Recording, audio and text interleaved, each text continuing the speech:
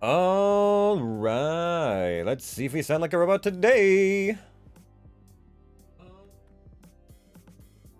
We do not sound like a robot today, so you know what that means.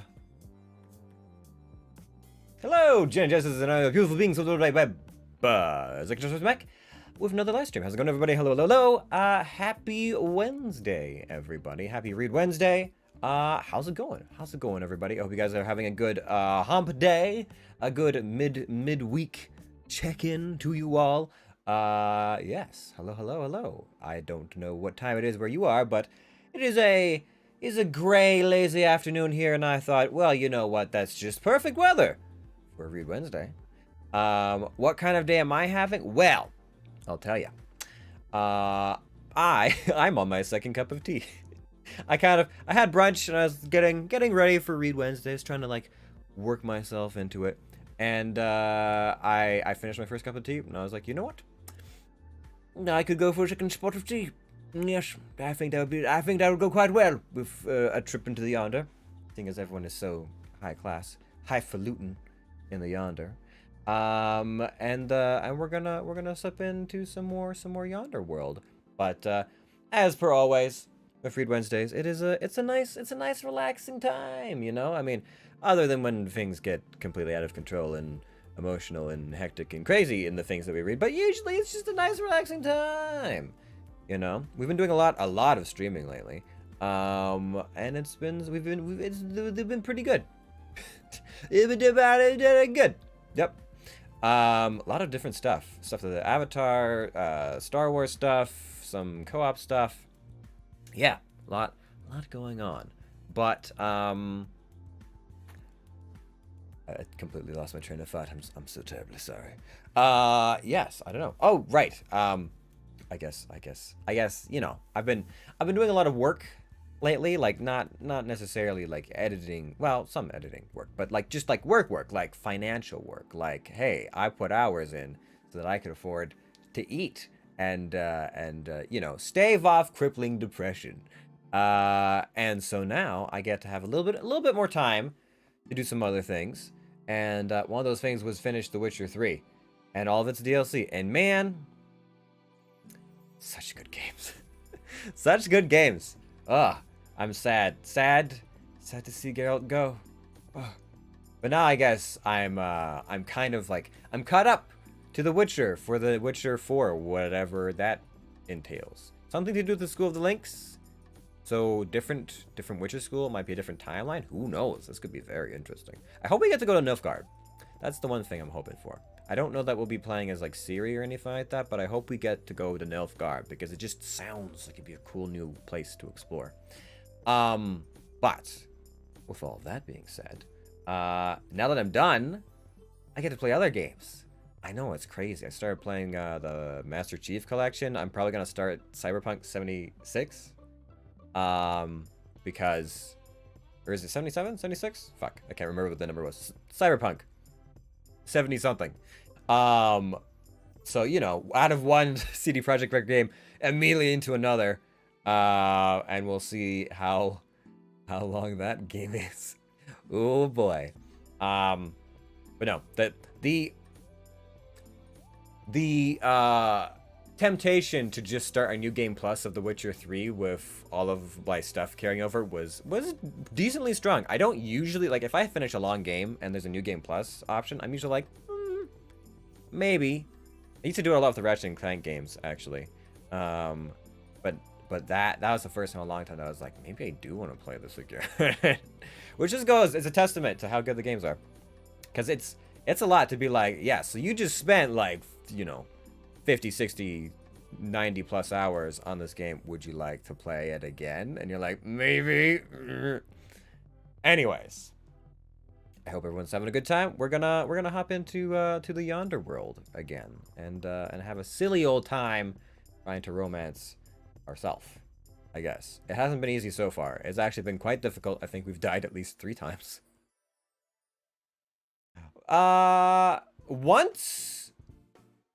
Once by ourselves. Yeah. I got killed by the person I was trying to romance once, so that's how well that's going. But let's see. Let's jump into the Yonder and see how we're doing. I don't know if we'll finish in a proper ending this time or not. I don't know. I don't know. Part of the fun of Read Wednesdays is that there are no expectations. Except for something probably silly. Okay. Let's get the game on stream. A lot of people liked Legend of Keepers on Monday, so we probably end up doing that again in the not so distant future, because everyone liked the Twitch integration, which I also thought was a lot of fun, with you guys being the names of the minions being able to vote on stuff. So we'll get to that again at some point. But for now, we're in. I think audio levels should be fine. Let me know if you want anything louder. Where was I? Where was I? I think I was here. I'm pretty sure I was there, right? Yes. All right. And what had just happened? I think we avoided dying, and Deathrow got mad at us. That's right. Yes. Yes. Oh, I'm blocking myself. Shit! I gotta move. Gotta move. I can't be here. Oh, God. This one. Shook him up there. Way. Huh. There we go.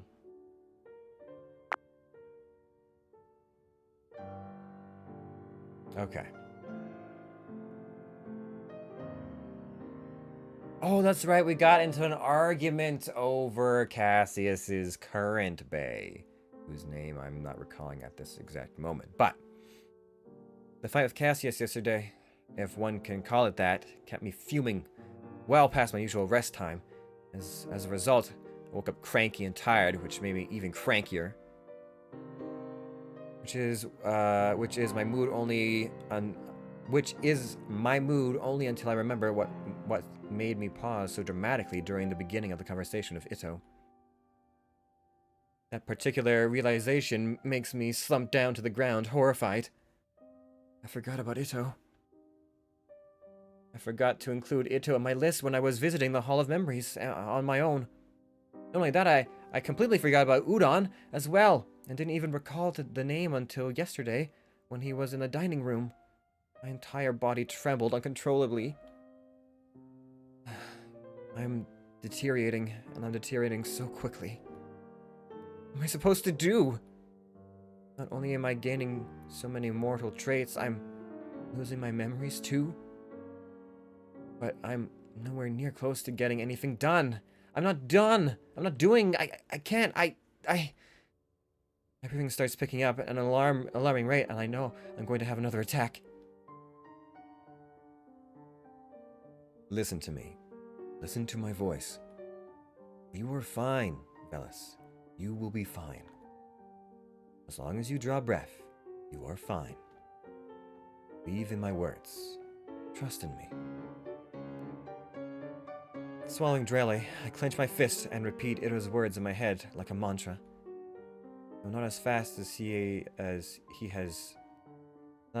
helped me, my building anxiety subsides, and I'm left sitting on the floor, shivering but not on the verge of a meltdown.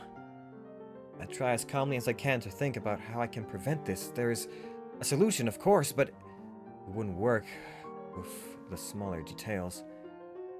Taking a deep breath, I scour my brain. Nafril told me to make use of the tools given to me.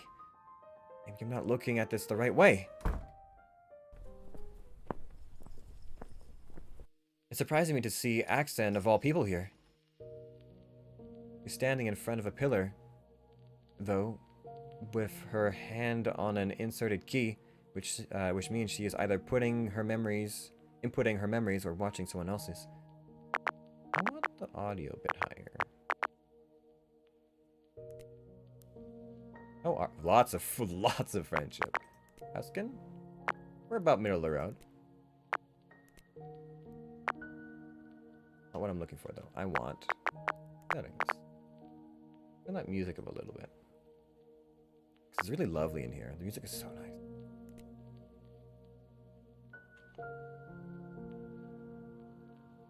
Ooh, I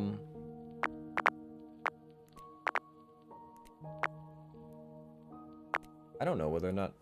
Leave her alone. Come closer.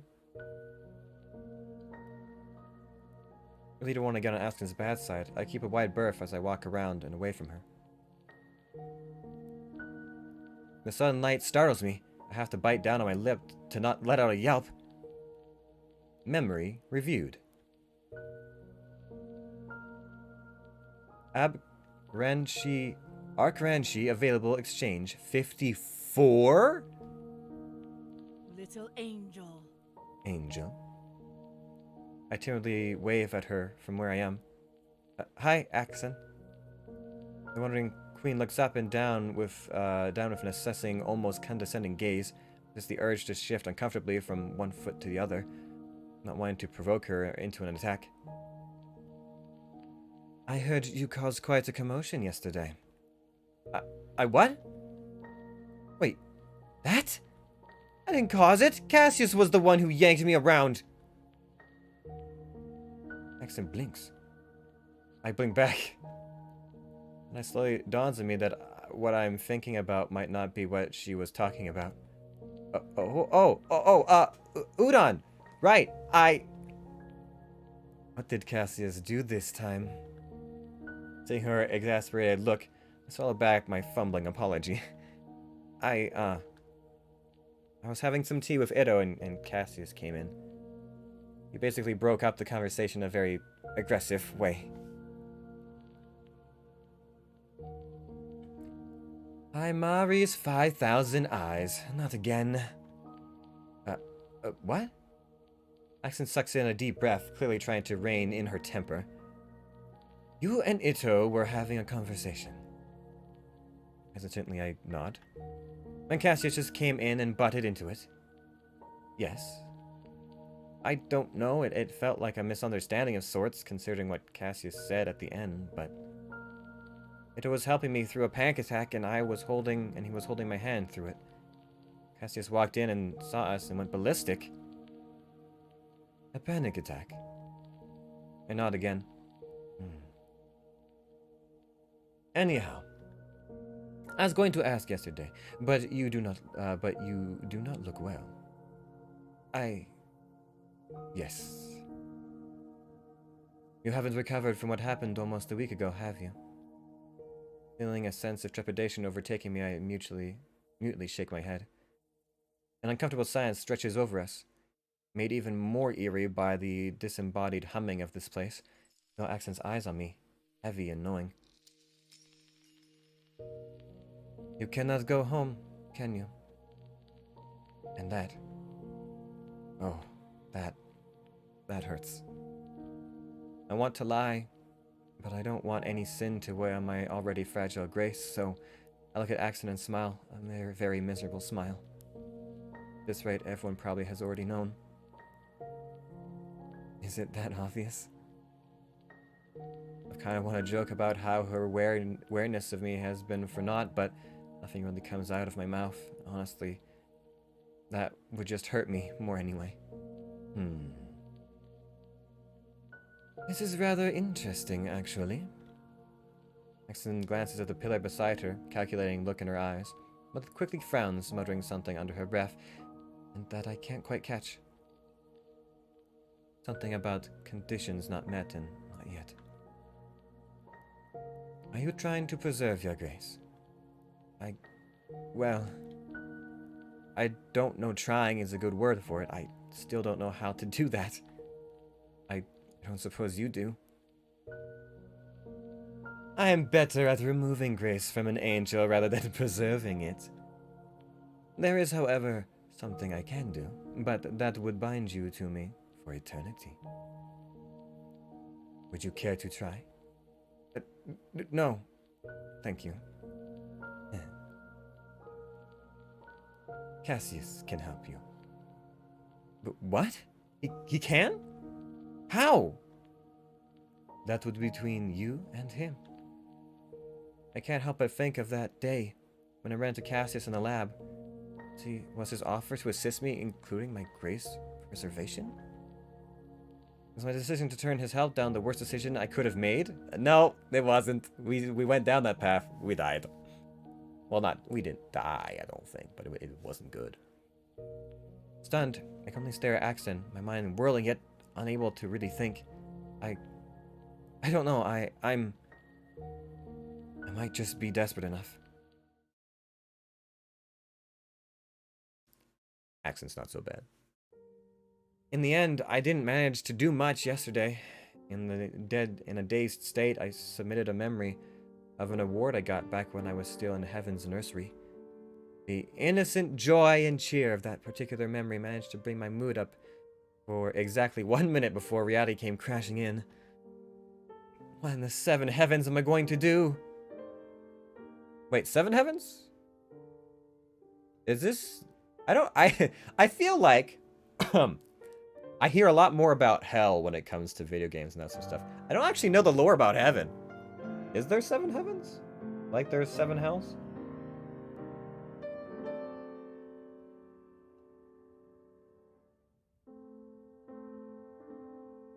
Would have thought that one creature that is in the polar opposite of me is the only one who can help me? Well, I did, but not to this degree. I pace around my room, feeling extra anxious, tired, and scared. My mindless pacing in an absolute sleep-deprived state, I stubbed my toe against the bed hard. Ow! Ow, ow, ow! Hobbling, I grab my foot and start tumbling, and stare numbly at the cut. It's not healing. Now that fear was just shoved away, every other feeling, I slipped on my sock and barely remembered my shoes before stumbling outside. If I stay here alone any longer, I'm going to lose my mind. Of course, everything has to go against me today. Before I can safely sling away, Finnan, sickly sweet voice calls out, "Oh, hello there, Velas." What am I supposed to do? Turn around and walk away like an ill-mannered walnut? In front of Deathfield? No thanks. I'm losing my grades quickly, but I don't want to die just yet. In fact, I want the opposite. So half mad with everything that's been going on, feeling absolutely trapped and about to have yet another meltdown, I smile at Finnan. Hi, Finnan. Hi, Deathrill. Hello, little angel.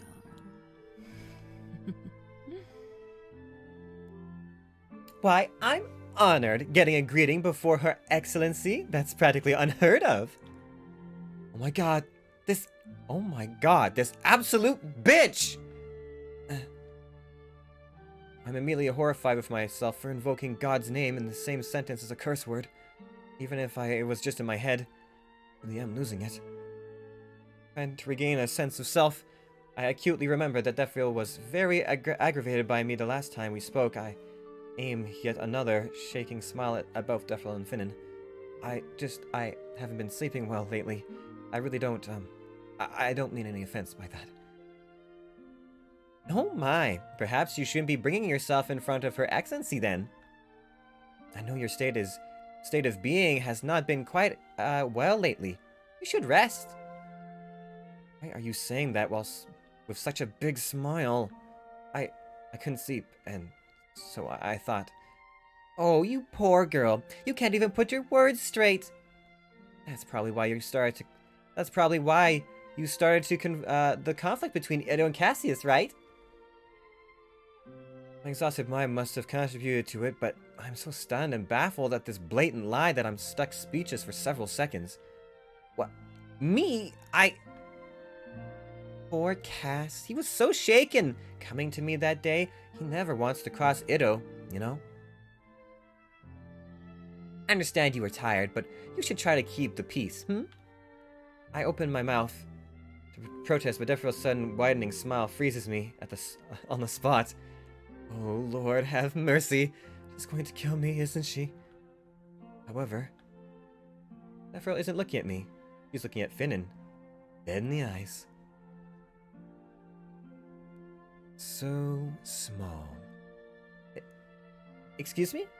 What are you talking about, Excellency? You. Oh!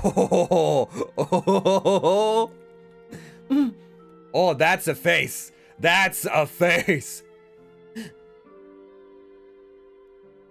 Once again, stunned, I barely managed to move out of the way as Finnan storms past me and through the door, slamming it loudly behind them. Slowly, very slowly, I turned to look at Dethriel. Oh my god. That was awesome! Scary, but awesome. Dethriel hums. I was waiting for you to blow your lid off, but alas, I was disappointed. Honestly, I was more scared of you, that you might just throw me out in the abyss if I started yelling at Finnan. That was great, though. Thanks for shutting them up. I would rather not hear blatant lies spewed about my little brother. Besides, watching clumsily treaded deceit, how to put this, is beneath me. This time her eyes land her eyes land meaningfully on me. I flinch, looking down at my feet, fear and guilt battling for dominance within me, rendering me speechless. What kind of idiocy am I playing here? Of course she knows. Even I know that she knows. Shouldn't have delayed this. This is just bad now. To be honest, Dethriel would probably make it quicker than this maddening descent. I'm sorry. I'm so sorry. I lied about the interviews, about being sent here. It was an accident. It was an accident. I promise. It just sent me here. I wasn't sure what was going to happen to me if I spoke the truth. I've taken advantage of your hospitality, yet I continue to ask for more. I'm so sorry. Dethriel doesn't say anything for a while. The stretching silence makes anxiety rear its ugly head, and I can feel the panic fast approaching. God, please don't let me crumble before her. You have a good heart. You really are soft-hearted. Her gentle, chiming voice cuts through the haze of my despair, much like Ido's did. I blink at her, frozen where I stand, tears still rolling down my cheeks. We both know full well that I was never deceived. I played along with your lie of my own accord. What kind of hypocrite would I be if I get angry at you now? But that... You're really not mad?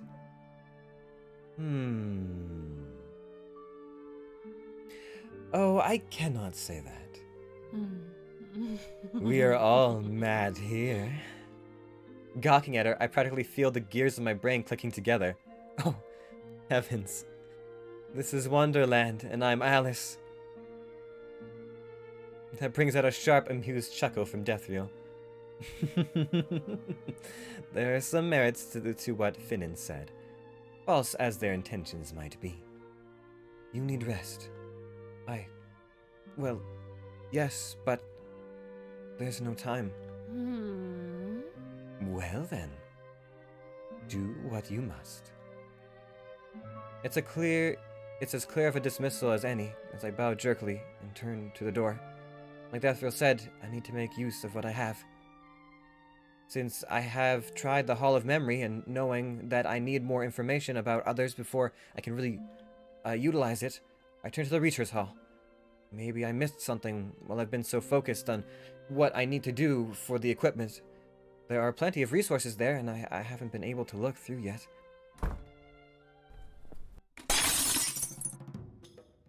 That was loud. What the hell? Oh. Oh no.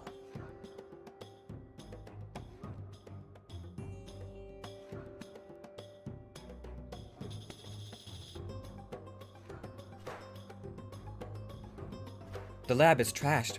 Well, more like Finn is trashing the lab, and it's doing its best to irritate them further. The delicate stand of test tubes they just hurled to the floor are very serenely floating back up while piecing themselves back together. Finn lets out a scream that is, frankly, an impressive mix of boiling kettle and a screeching harpy at Cassius. A manic thought skips through my head as I stare at the books rearranging themselves.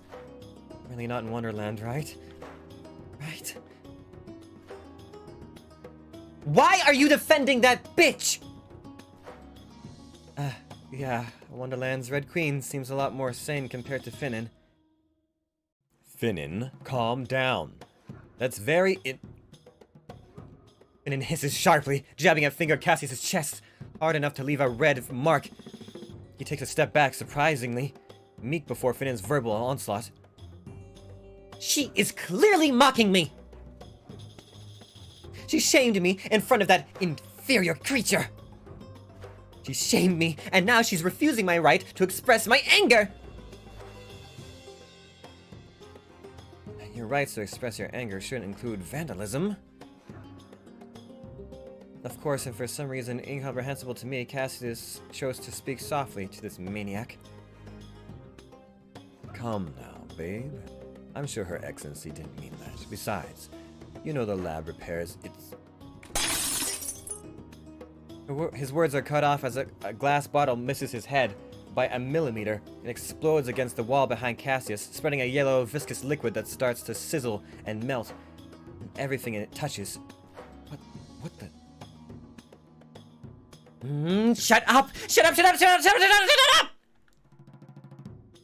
Suddenly, every container of liquid in the lab begins shaking.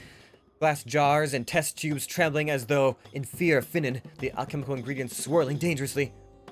Finnan is going to hurt Cassius for real like this. Oh, we're gonna die. We're gonna die, but we're gonna do it. Step in!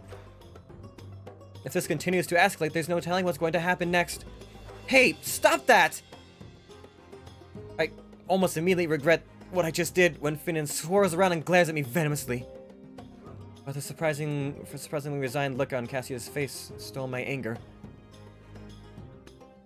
Heart's demon, my ass! There's something that shifts all over Finnan like a cold wave that has washed over them. The glow that their entire being is always emitting dulls. Oh. I think our romance went up, but I'm not sure. Or our friendship, I'm not sure. It's almost as though there's a sheen of ice casting over them, yet does nothing to cover the rage currently underneath. Oh, look! Oh, look, it's Velas! You cute little nugget.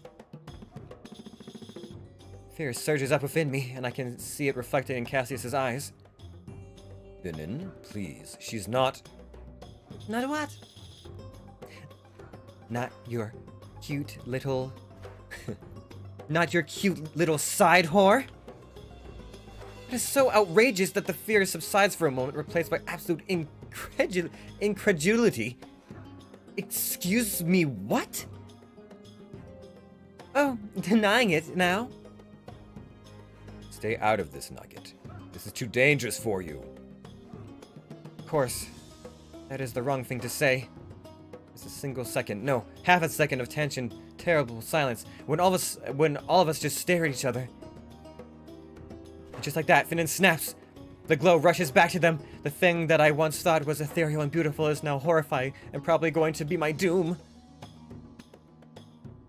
Stop defending her! With a loud ominous and simultaneous chime, every bottle containing liquid in the room comes hurling towards me. I can't even dodge. I can't even cry out. Cassius, you absolute moron of a demon! Then everything stops. Well, at least the bottles do. I see Cassius made an aborted movement forward, though I'm not exactly sure if he was reaching for me or for Finnan. That's... A hand falls from my shoulder, making me yelp.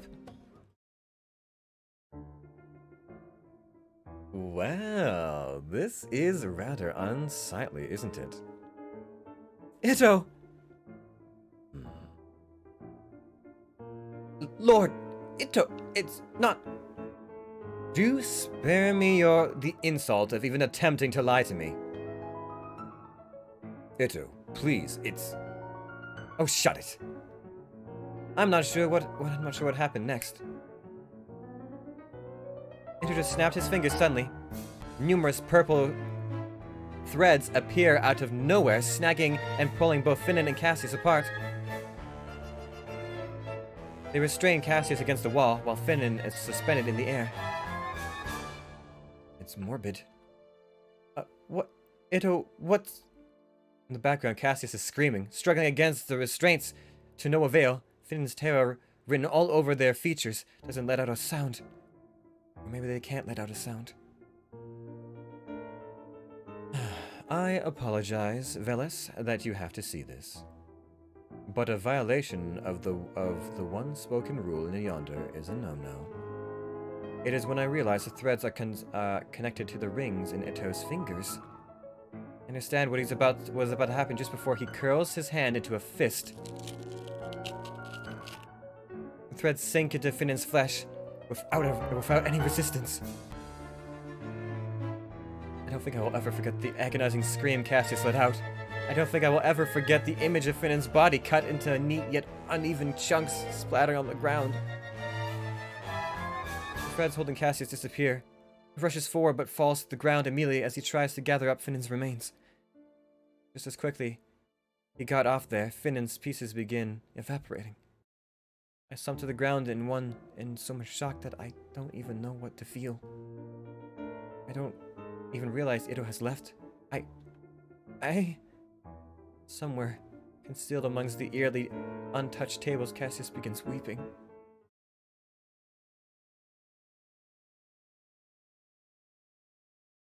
Oh. Oh no. I don't know if that was a good thing or a bad thing. Etap? Thank you.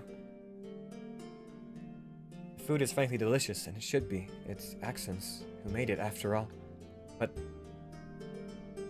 the sauce kind of reminds me of blood somehow. I haven't been able to sleep well since that day. I tried to at least catch Axon once a day during lunch to eat, stuffing food down my throat like a machine, not really tasting anything. Still go to the Hall of Memories once every day, since then creating a pattern for myself and inputting all of my happiest memories in the nursery into the pillar. I run into those memories feeling always cheer me up a little. Life goes on, and I can barely hang on to what's happening around me. Everything is blurry, everything passes like water through my fingers.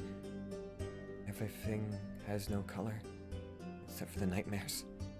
Really shove that thought away. I haven't seen Cassius since that day. I don't know if I want to. Every nightmare I have had since that day ends with screaming. Wouldn't blame him if he left Yonder. It's a difficult situation. I can't claim to know anything about his relationship with Finnan to say anything. I know it's bad though, but I know he always had feelings for them. Misguided those might have been. Hey, Angel? Sorry. What is it? You are doing no favor to yourself like this. You are not going to survive like this. Of course, Axon would be the one swinging that cold hand, hard truth in my face. It's not like I can do anything about it. I wasn't able to talk to Cassius before the whole fiasco. And you're just going to accept that? I've been storing my memories in the hall, but I don't know who I should go to for information. I've spoken to Ito about it, but he can't restore my grace. At least that bit is true. Pardon? Don't mind it. Regardless, you should speak to Cassius as soon as possible. But he's still in mourning. And you are okay with dying? Closing my eyes, Axon looks like she is about to bash something in. I clamp my mouth shut, unable to say anything. A fragment of my feelings, the sharp edge of anxiety and fear that I have been pushing down and down these last couple of days, are stabbing through my fragile wall I have hastily built. entire body shudders and I feel a spike of oncoming panic attack. Hey! Suddenly, she clasps a hand over my shoulder. I scream. I jump back, sending the chair clattering, while I slam myself painfully against the kitchen counter. The pain sends my fear and anxiety back beyond its peak. My carefully packed away emotions since that day explode out mercilessly, consuming my paper-thin facade. Don't come! Please don't! Don't hurt me, please! Please don't! Distantly, I realize that I'm slipping, and I'm slipping fast. I'm sliding straight down into the abyss, and I can't stop it. I try thinking about what Inner said to me, but instead of soothing words, it was the merciless grin on his lips as he tore Finn apart. I vaguely hear Accent trying to say something to me, but I don't understand what she's saying. And seeing her advancing towards me, I can only scream. Hey! Holy shit! Cassius approaches. Only makes me jump onto the kitchen counter. Only I don't even make it there. My ankles twist at an angle it shouldn't, and I plummet straight forward towards the floor face first. The world mercifully goes black. Oh, what? I wake up to honeyed golden light. It's so green. Huh? A sob rips out of my throat as I feel the warmth on my skin. I died. I definitely died. Definitely dead. But I can't bring myself to care. I've missed this. I've missed this so much. The warmth against my skin is undeniable, and the verdant green at the edge of my vision is so vivid. Did I get sent back to heaven? My heavens? Please, Lord, let it be so. Of course it is. Then something that should never exist in my heavens enters the edge of my vision. Blinking, I slowly sit up. A soft blanket slides off me, pulling in my lap as I take in my surroundings. Nugget. Alive?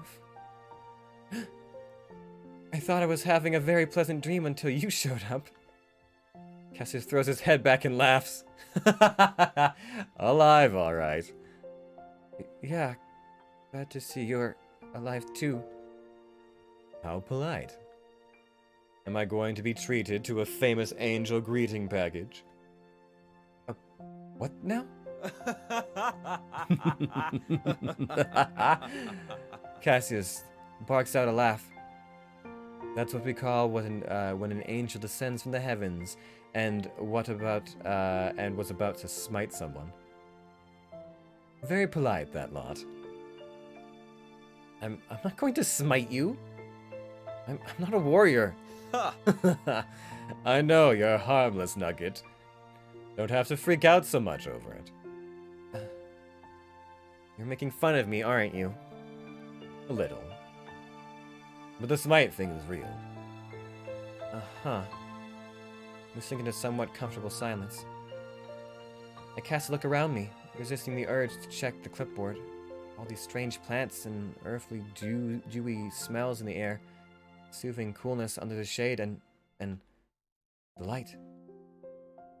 It's such a gentle, verdant place. I don't think we're still in the Yonder, after all. The Yonder doesn't have sunlight, right?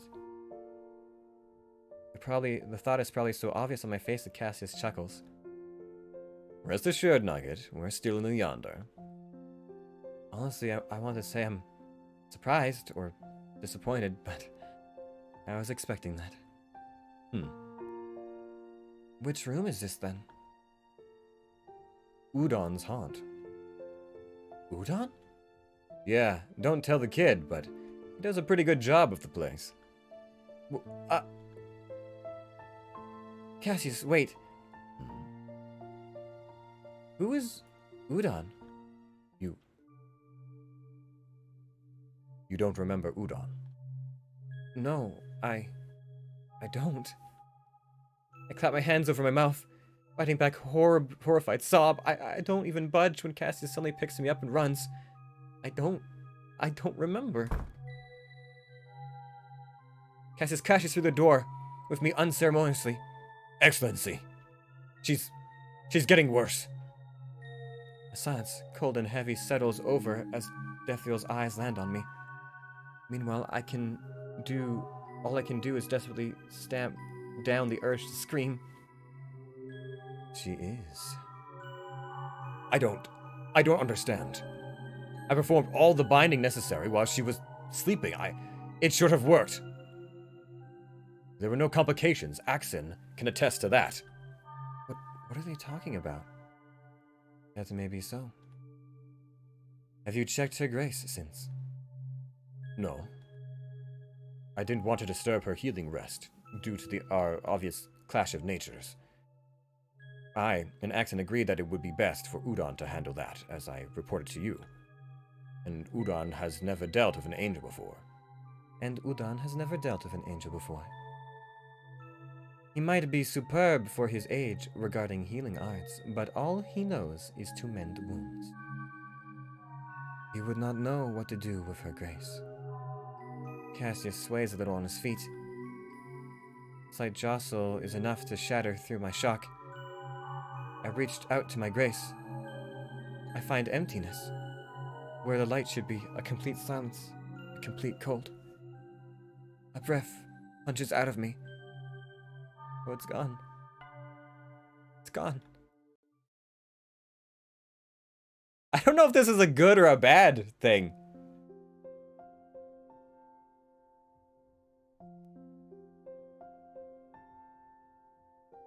Udon, the Naga I forgot, told me that according to the last time he looked at my equipment, this should be my 48th day in the Yonder. I thanked him. Not like I can check anyway. Cassius told me that he could restore the item for me. I shrugged. It's not like I can use them anymore. I still have my wings, still have my halo. The former has never worked, the latter won't shatter. I don't think, for I never technically fell, but I'll never glow again. Eventually, it will just fall off. They will come to visit me often, mostly Udon and Cassius.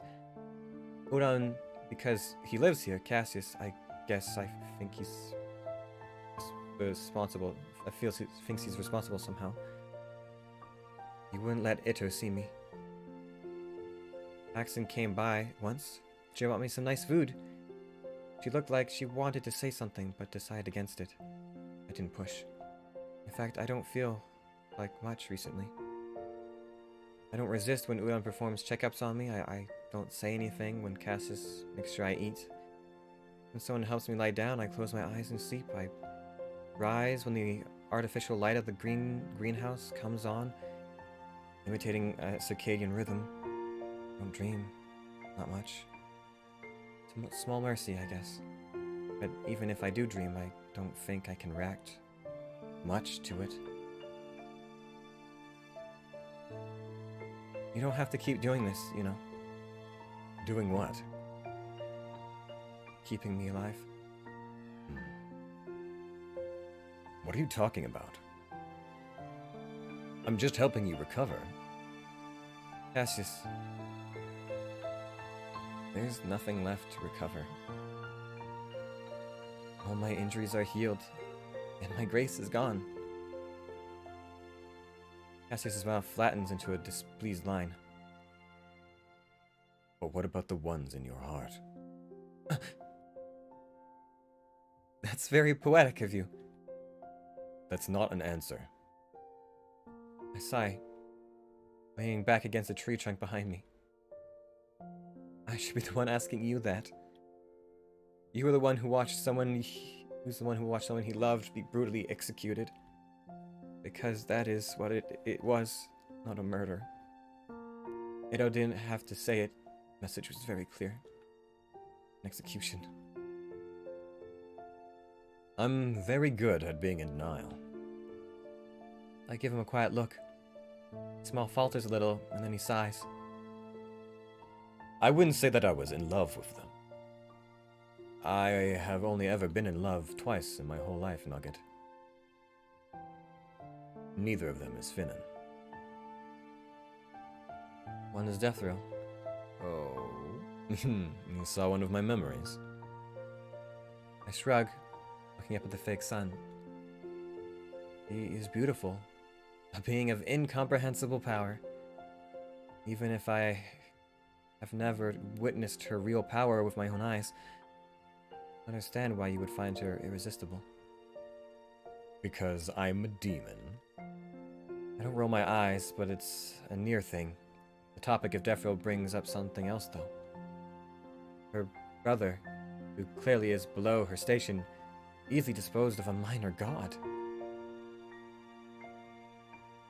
Yes, Finan was being distracted by you. But those threads, they disintegrated Finan's soul. The silence that follows is so heavy, I find myself having trouble breathing. You understand it now. Why I warned you that he is dangerous. I do. But regardless of how he executed them, he still saved us, and he was always nice to me before. How many of my memories have you seen? Which ones? I blink, not expecting this question. Just one, when you first came to the Yonder. During the few days after what happened in the lab when I went to put my memories, I did consider looking through Cassius's memories, but it felt disrespectful, so I didn't. Ah, the initial reaction. That was quite the first impression, you know. The most beautiful and powerful being I'd ever saw. Still the most powerful, after all these years. I had the urge to roll my eyes again. Look, if I want to throw up my dinner, I would go and watch the memory again. Cranky. Fine. I'll get to the point. I'll be honest. I was obsessed with her. I still am. But it was Ida who broke my heart. I blink at him. Did you try to get it on with both siblings? Cassius doubles over, laughing. If he wasn't already sitting, he would have fallen to the ground. Why do you look so disgusted? They aren't related, you know. And if they were down to it, I'd tap both.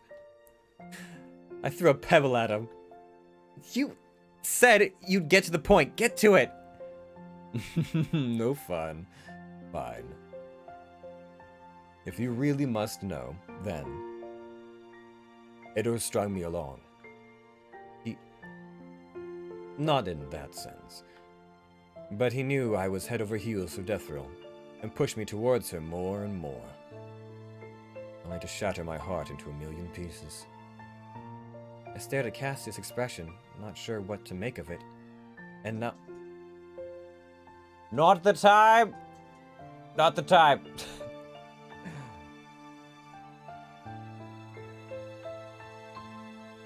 I stared at Cassius' expression, not sure what to make of it, and how to feel about what he just said. I didn't know a demon was capable of making such heartbroken expressions. The echoes of my instincts and what I was taught tell me not to trust what I'm seeing. Demons have long mastered the art of deceit. They know how to manipulate one's emotions, how to play the soft-hearted like a fiddle. But the way he looks down at his lap, the way his wings are twitching very, very faintly, as though he's fighting against the instinct to wrap them around himself for comfort. Yeah, I know those gestures. I'll come. Cassius lets out a quiet huff, very unlike his usual self. Do you know that Deathrill created the Yonder to reunite herself with her lost love? Oh? Oh. I won't go into full detail. The simple version is that her beloved was murdered by her pantheon.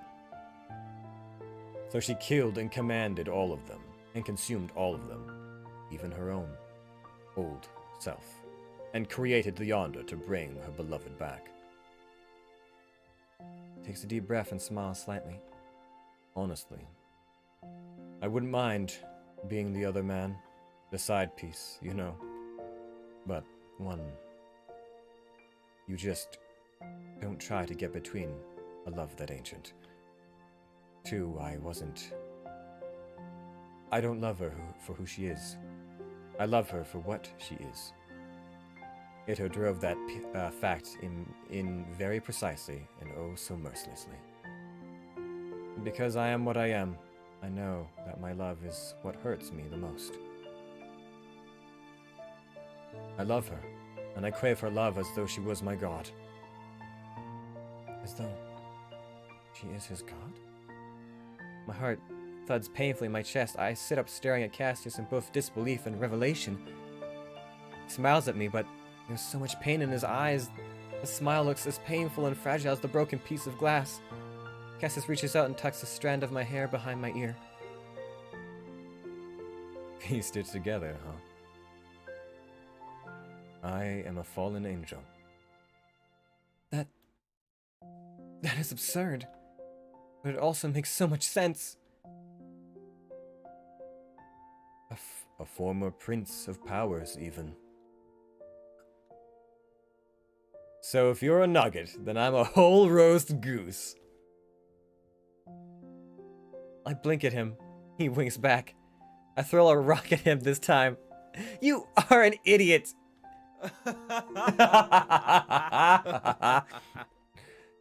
I shake my head and pinch the bridge of my nose. Stupid demon. During our conversation, it has grown dark in the greenhouse. I don't know what's happening here. It's getting late. Get some sleep, and I might tell you more riveting stories about myself. Haha. Cassius huffs and stands, brushing himself down before leaving.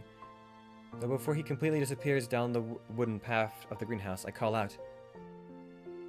Thanks, Cassius. See you tomorrow, Nugget. I don't know if this is good or bad. I dream. I dream of fragments of the past.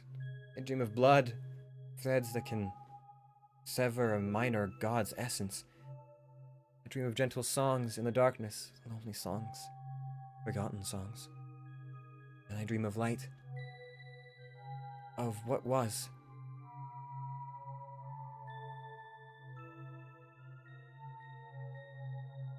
Do you really want to get into that? They don't treat you right, you know that. It's being a bit harsh. I make a lot of mistakes, even though I shouldn't. Still, there's no way to treat someone who looks up to you. That's no way to treat someone that looks up to you. Aren't those who are stronger supposed to give the weak guidance? With how many punishments they've been doling out to you, they are just short of abuse, you know. And aren't most of those just more tasks? They're using you while skirting the line of abuse to you. How is that right? Please, don't say that. You'll get into trouble too. Frowning, Lily's mouth opens, but the last of her words melt into darkness. Huh. Lilith had a point. Looking up at the morning light, I slowly sit up. I still haven't decided if I want to keep track of the days or not. Another beautiful day, huh? Turning to where Udon is standing, tending to his herbs, and probably trying his best not to be spied, I speak. Good morning, Udon. Turns around suddenly. Speaking to him is a bad idea. He's spooked. The poor Naga drops his watering can and dives straight into the bushes. Oh! Sorry, I didn't mean to startle you. The bush rustles a few times. I can barely make out his eyes peering out from under the leaves and his own wide-brimmed hat. I try to keep my posture still and my smile meek so as not to scare him again.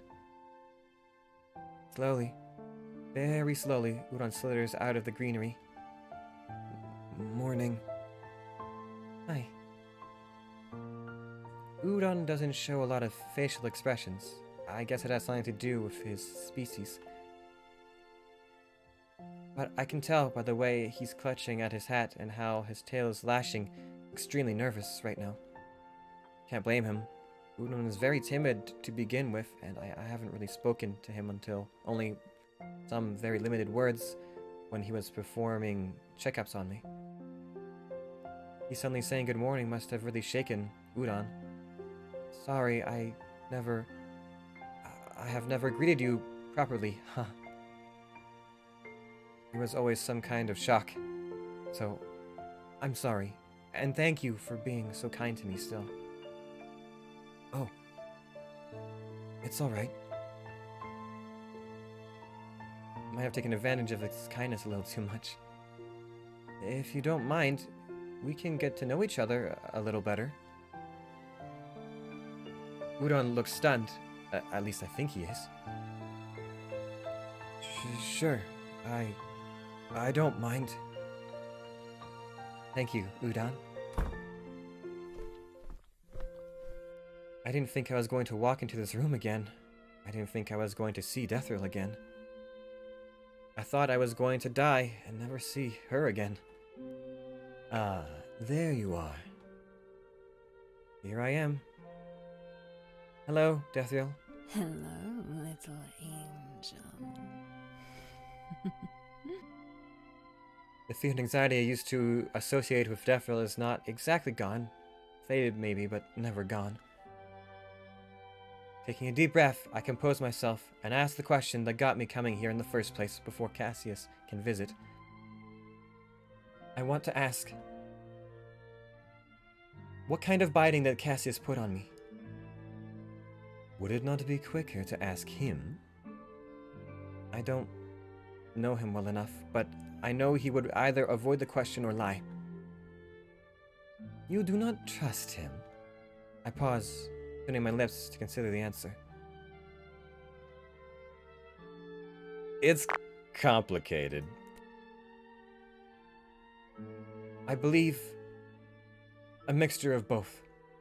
I trust that he cares, but I know it's out of guilt more than anything. Knowing what he once was, I think he's trying to balance out what he's lost with me. And I don't want that. Deathrill hums. I see. But do you know what, but you do not know what to do with him either. I don't. That's why I need to know what he did. Because, for his sake, we can't go on like this. Very well. As a fallen angel, he knows how to prevent one's grace from depleting.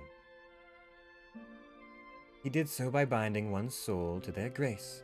But once the binding is completed, it would be difficult to tell either apart. Then he was late. Whatever happened in the lab, Your Grace, or what was left of it, automatically went into shock. And because you could not regenerate, when you injured yourself, it went into shock once more. What was left when Cassius tried to save it was but a grain of sand. It had been done gradually over time, and under a contract, it would have been a lot safer. But given the situation, it slipped Cassius's bindings. Once I catched up to what she was telling me, I feel my heart drop. So he made a mistake. Indeed. Indeed. He tried very hard, but the last of it was gone before he could save it. Brought my arms around my body once again, keenly aware of the empty chasm within me. Axon. She knows, doesn't she? Deathrill dips her head in confirmation. Cassius, does he know? To an extent. But you know how he is. Very good at being in denial. So even more guilt then. I don't know how to feel about this. I'm just so tired. I suppose I'm bitter too. Why does everything never turn out the way I want it to? Is it because I lack power? The thought makes me flinch, but then I realize that it doesn't matter anymore. It hasn't mattered in a long time. There's no punishment they can give me now, except death. There are no extra tasks to be assigned anymore. No more rules, copying, or going down to the nursery to take care of the newest unruly batch of newly formed angels. No more running around late into the night for deliveries, nor kneeling to reflect on my mistakes. No more praying for forgiveness and guidance. Hell, they can't even kick me out of heaven anymore. I'm already out. I can't even fall. If I leave the Yonder, how long would I have to live? Your body will not rapidly catch up to your age, if that is what you are asking. However, you will not last long either, alone in the world. I didn't recall asking for my survivability, but I can't say I'm surprised by the information. And I'll last even shorter in the Yonder? That would be correct. That makes me feel so exhausted and empty, I just want to lie down right there and let it be. But of course, at that very moment the door opens and Cassius strides in. Nugget? What are you doing here? Feeling better? I blink slowly and look at him, smile on his lips, already hovering. Just having a small chat with Defril. It's been a while. Well, it's nice to see you out and about anyway. I thought it would take a while longer. Udon's healing abilities are very impressive. I don't even have muscle atrophy, even though I've been lying around for so long.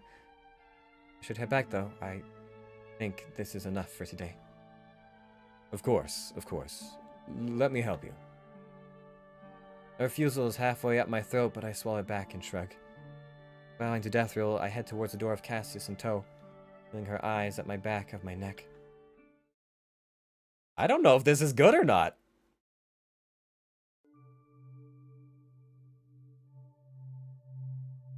I kind of want to see if there's what the other path with Finn and Not Dead would be like, though.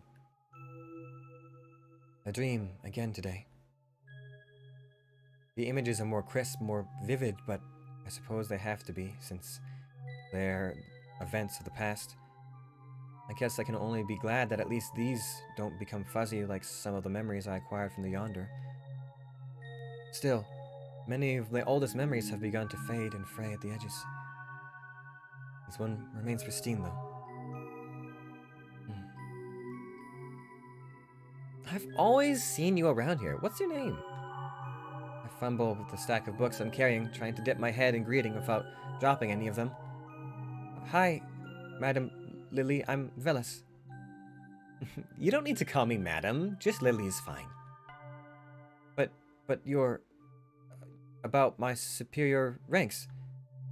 Judging by how brilliant her halo is and how large her wings are, Lily has to be around my current superior's rank at least.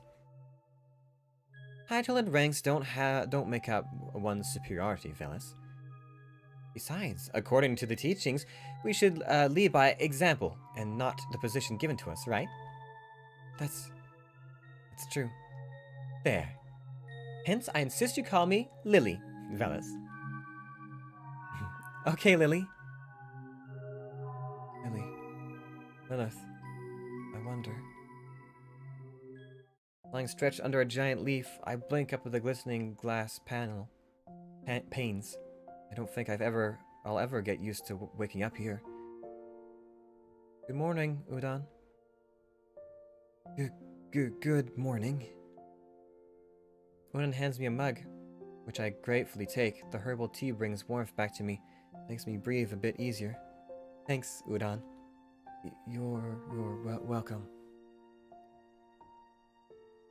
Udon scurries away to tend to his plants then. Is scurrying the right word for him?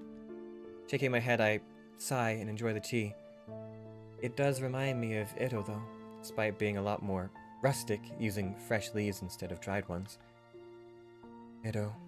I don't know if I'll ever get over the image of him so casually executing Finnan, but I still want to see him, regardless of what Cassius said. As for the matter of Cassius, As if summoned, I spot the demon walking towards me, a grin on his lips, and a rather large bag in his hand. Nugget. Yo, Nugget! Goose. He pauses, cocks at me, then bellows a laughter that would surely bring Udon a heart attack. That was pretty good.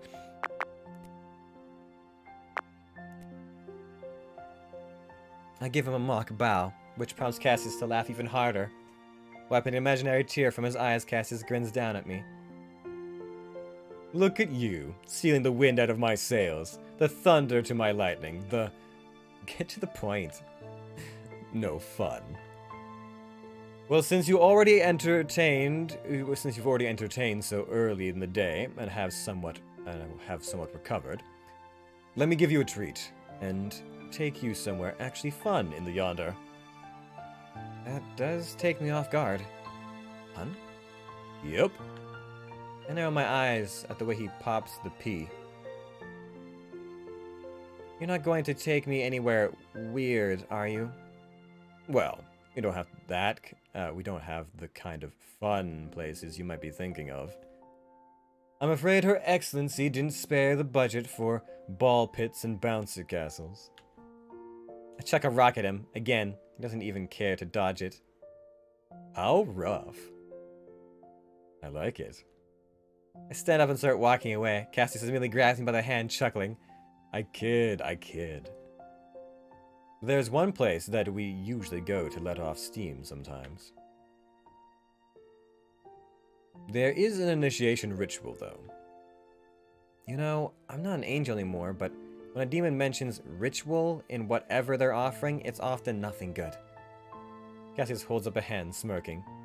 I swear on my eternal damnation that there is nothing demonic about this place. It makes it sound even shadier. Stupid imp has the gall to wink at me. He shoves the bag into my hands. Have a look. Cassius, I swear, if this is someone's head or body part, I will beat you to death with it. You really are getting more violent. I like it. Nugget. Chill, Nugget. This is clearly too soft and too light to be a body part. I suck in an exasperated breath. He's at least right in that regard, even though I've never had any experience of holding body parts. Shudder a little, thinking about Finnan, and peer inside the bag. Huh? You've got to be kidding me. I'm definitely not.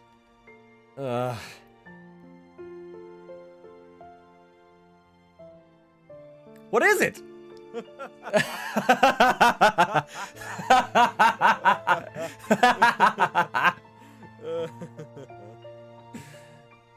Oh my god. A chicken suit? Really?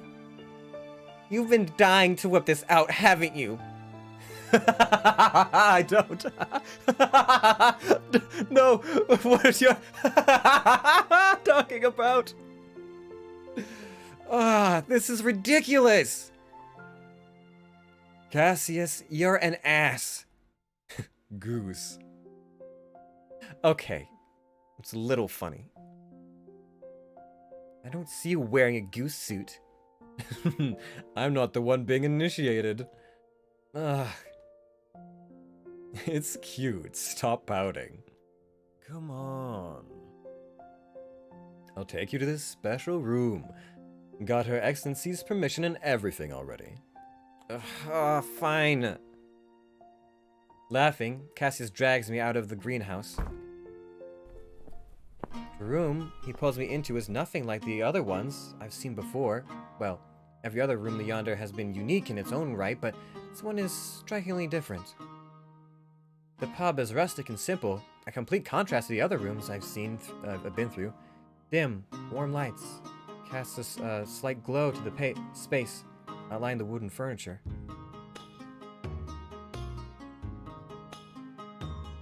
Shelves full of liquor, snacks, and strange trophies stand behind the bar, while several trophies hang on the wall. There's even something that looks like a bounty board in the corner. This is pretty cool. But I'd rather chew off my own foot than tell Cassius that. I sit down on the tables while Cassius vaults himself over the bar. He pulls out 2 glasses, slamming them on the counter. What's your poison, Nugget? Poison? You mean alcohol? No, I have never had any. Ha! What a little prude you are. I'll make you something good. Just you wait. No thanks. Aw, come on. I'm serious, Cassius. I don't know what that would do to this body. So don't. Alright, Nugget. Just water for you then. Cassius, as it turns out, is great with a cocktail shaker. At least it seems to be rather dexterous. He's doing several tricks and making exaggerated eyebrows at me. Irritating, but at least it's a good show. As promised, Cassius sits down with his own drink and a glass of water for me. We fall into a companionable silence, and I wouldn't mind staying like this. But there are things to address. Cassius, what was the relationship with Finnan? Oh, are we jealous? Just wanting to clarify some things. Perhaps it's the way I say it.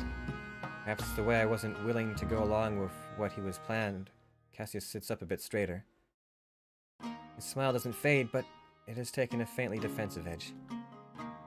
I'm glad that I'm able to pick up on those cues. That will make things a lot easier for me. Right. I told you, right? Love isn't what I'd call what I had with Finnan. He rolls his shoulders, looking uncomfortable. I frown despite not wanting to think back on that day.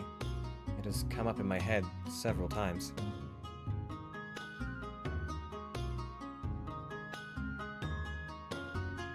If Finnan flipped out on Cassius over such a small thing that he was about to let them do whatever they wanted to him. Can't imagine how many times something like that had happened before. But I think Ito only interfered that day because Finnan really intended to kill Cassius then. Seeing that Cassius isn't elaborating, I sigh. Were you projecting on Finnan because it didn't work out with Deathroom? Cassius' bodily flinches. I got it right on the head then. A kind of obsession. Cassius was trying to use Deathrow to replace a figure, his god, in his life. He probably still is, but he foolishly wanted more than that. And Finnan became something like a supplement. It's just so fucked up. I think back to the earlier days in the Yonder. Most of them have somewhat faded from my head, but I still remember the day I stumbled into Deathrill assigning Cassius to kill someone. Are you taking the mission assigned to you by Deathrill as tasks? Asking that, you already know the answer, don't you? He avoided answering it. Of course he did. Cassius, I'm not here to torture you, and I hate that I have to ask these questions. But my time is incredibly limited. I can't go along with something that will bring me pain and discomfort in what little time I have left. I understand. You understand that, or you're going along with it anyway. I can't be what Finnan was to you. I won't let you delude me into thinking that you actually care for me either. Nugget. Thank you for trying to save me and taking care of me all these times. Cassius, whatever issues you had, have that led you to treating me like this. You can't pile it on me. I'm not going to last long enough for you to process everything, and I certainly don't want to be used like that. I take a deep breath and look down at my lap. Everything I've done up until now has either been a mistake or a failure. The things I tried to make right never got righted. Lilith was right. The supposed guidance I got was shit. But the people who acted nice around me, those who seemed like they would care for me, never stuck around for the right reasons either. I don't want to add Cassius to that list. I don't want the last person who sticks around me to be like that. I've had enough. Bellis, I'm sorry. But don't you dare run away from this either. Whatever you held to me, whether you helped me or not, whether or not your intentions were genuine, my current state is largely due to a backlash of your toxic relationship. No matter if it's your fault or Finn's. Do you want me to take responsibility? I do. But it has to be for the right reasons. Otherwise, I will go to Deathfield and ask her to end me right now. Cassius's shoulders stiffen, his wings flex. Briefly, I wonder if he would just end me himself. And if I say I don't care about that, Then I guess neither of us would lose anything. Except that you won't have a place to funnel your guilt. you want me to atone. I incline my head. He barks out a laugh, bitter and brittle. Who is playing God now? Think what you want. As for me, a lowly human, I think that this is a very reasonable demand. I stand, walking out the door. Cassius doesn't stop me. What are we doing? Now that I am mortal, this place makes me feel even smaller.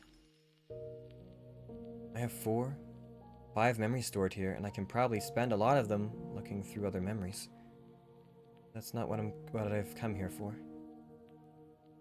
I hesitate a little when I walk past Cassius's pillar. I have to admit, I am curious about the circumstances of his falling. I'm also curious about his other love. Can't fault him too much for trying to replace his god with the image of Deathfield. In a different situation, perhaps I would have too. If I could go back in time, even if it was just to the beginning of my arrival here in the Yonder, I would have gone down a different road.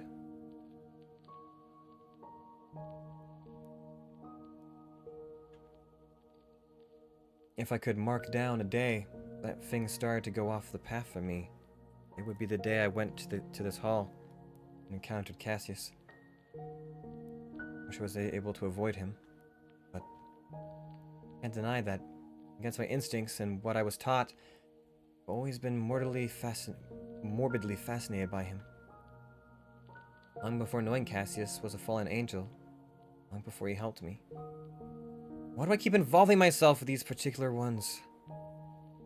Like the pillar bearing my name and sigh. I don't know why I'm doing this. Probably because I dreamed about her last night and couldn't make out the shape of her smile or the words she told me anymore. Close my eyes and insert the key and turn, focusing on the fiery hair, emerald green eyes, and smile so pretty it blinded me from what was to come. Velis, over here! Lily! Quickly make my way over, careful not to run and giggle when Lily drapes her wings over me in a hug. Her wings are always so soft and warm, smelling of sunshine and something very, very sweet that I can't quite place my finger on. I saw you in the library earlier, but I was on duty, so I couldn't come over to say hi. It's fine, I was pretty engrossed in the book anyways, so I didn't even notice you were there. We began walking down towards our favorite hangout spot, overlooking just the edge of heavens. Lily never flies when she is with me, mindful about how I'm unable to fly yet. Listen, about your graduation. I try not to flinch. I think she's noticed it anyway. I told you, don't worry about it. You have your duties. Besides, nobody really goes to watch those ceremonies other than caretakers and superiors anyway. Still, it's something important to you, and I can't be there. Just her remorse alone makes me warm from the inside. Knowing that she cares enough to say those words is enough. I tell her as much, but somehow Lily's expression turns sadder. Velis, you're allowed to be a little more selfish, you know? What do you mean? Not wrong of you to want a little love for yourself. Yeah, no, I can't deal with this. Take me back to the Hall of Memory. Memory registration incomplete.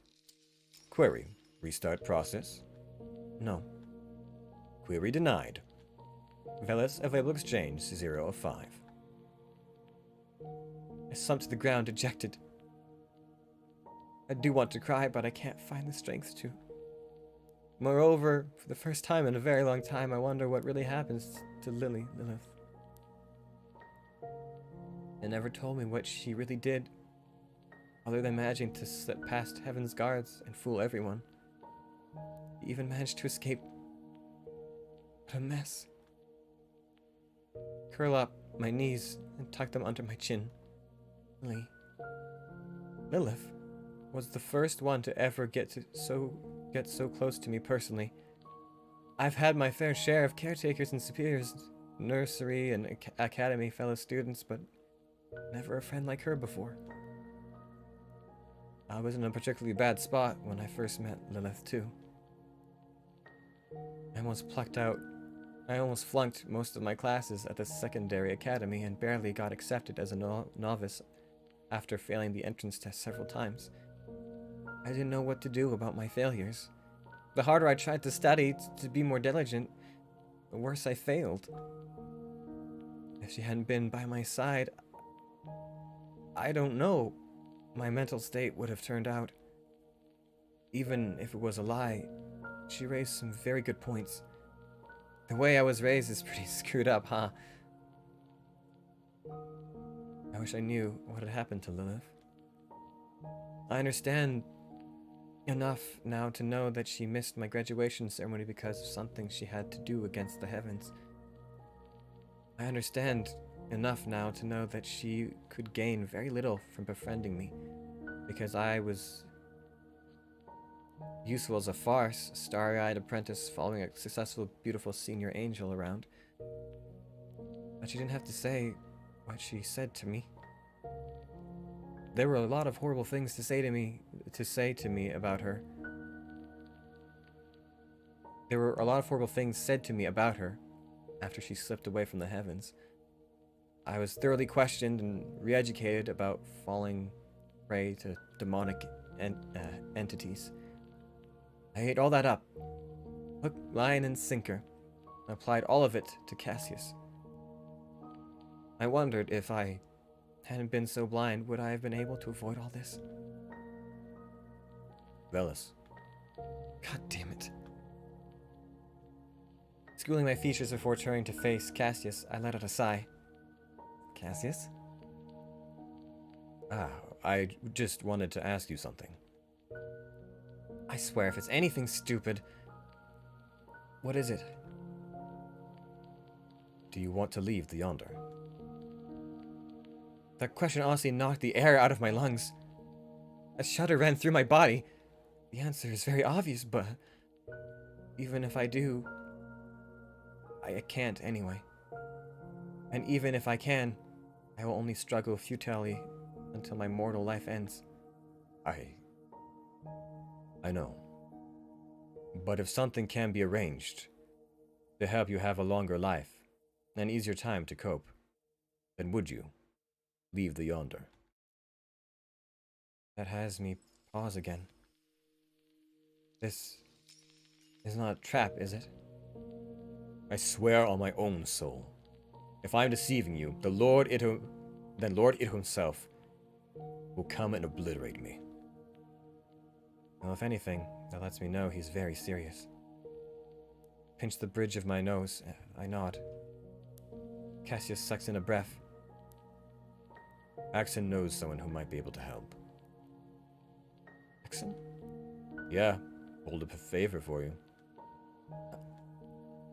But you must understand, there's no turning back.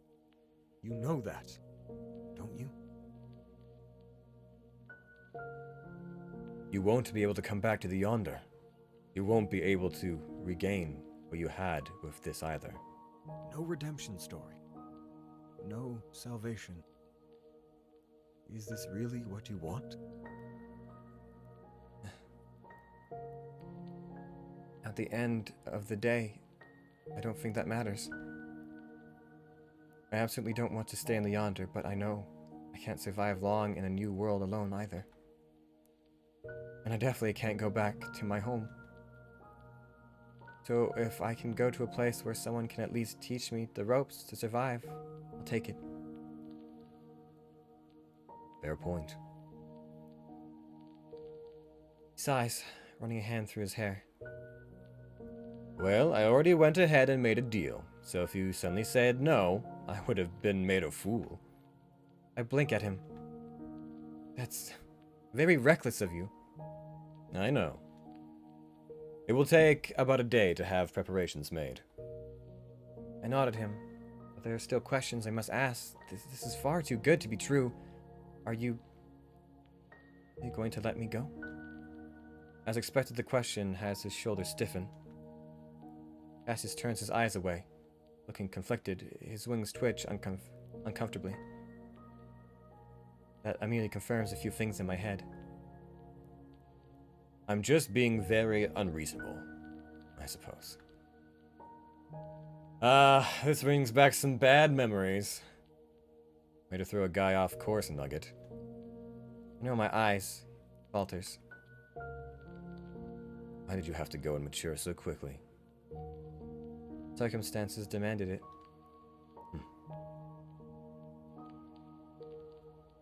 He glances somewhere behind him. It would have been easier to just have a watch, you know. I prefer to hear directly from you. His eyes narrow for a moment. I thought he was going to walk away, but Cassius doesn't. Shoulders slump. I was struck from my heavens because I could not let my first love go.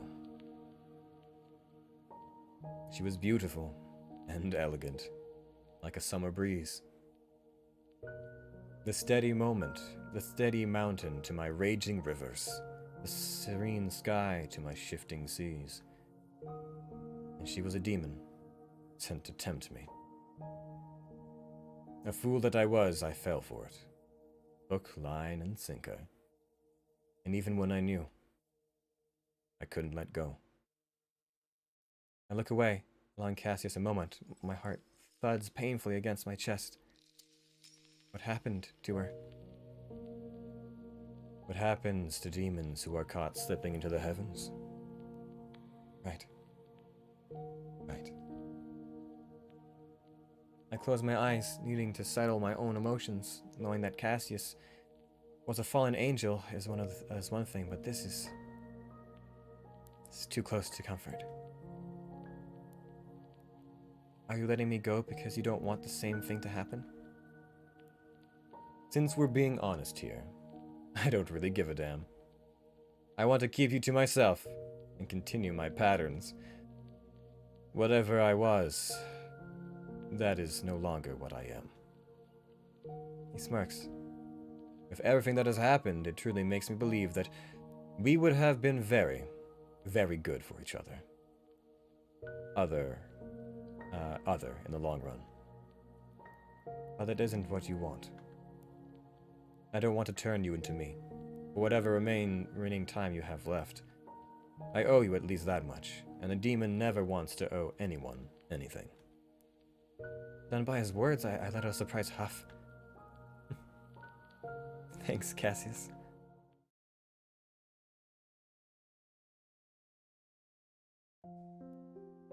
I spend the last morning of my stay in the Yonder, helping Udon with his plants.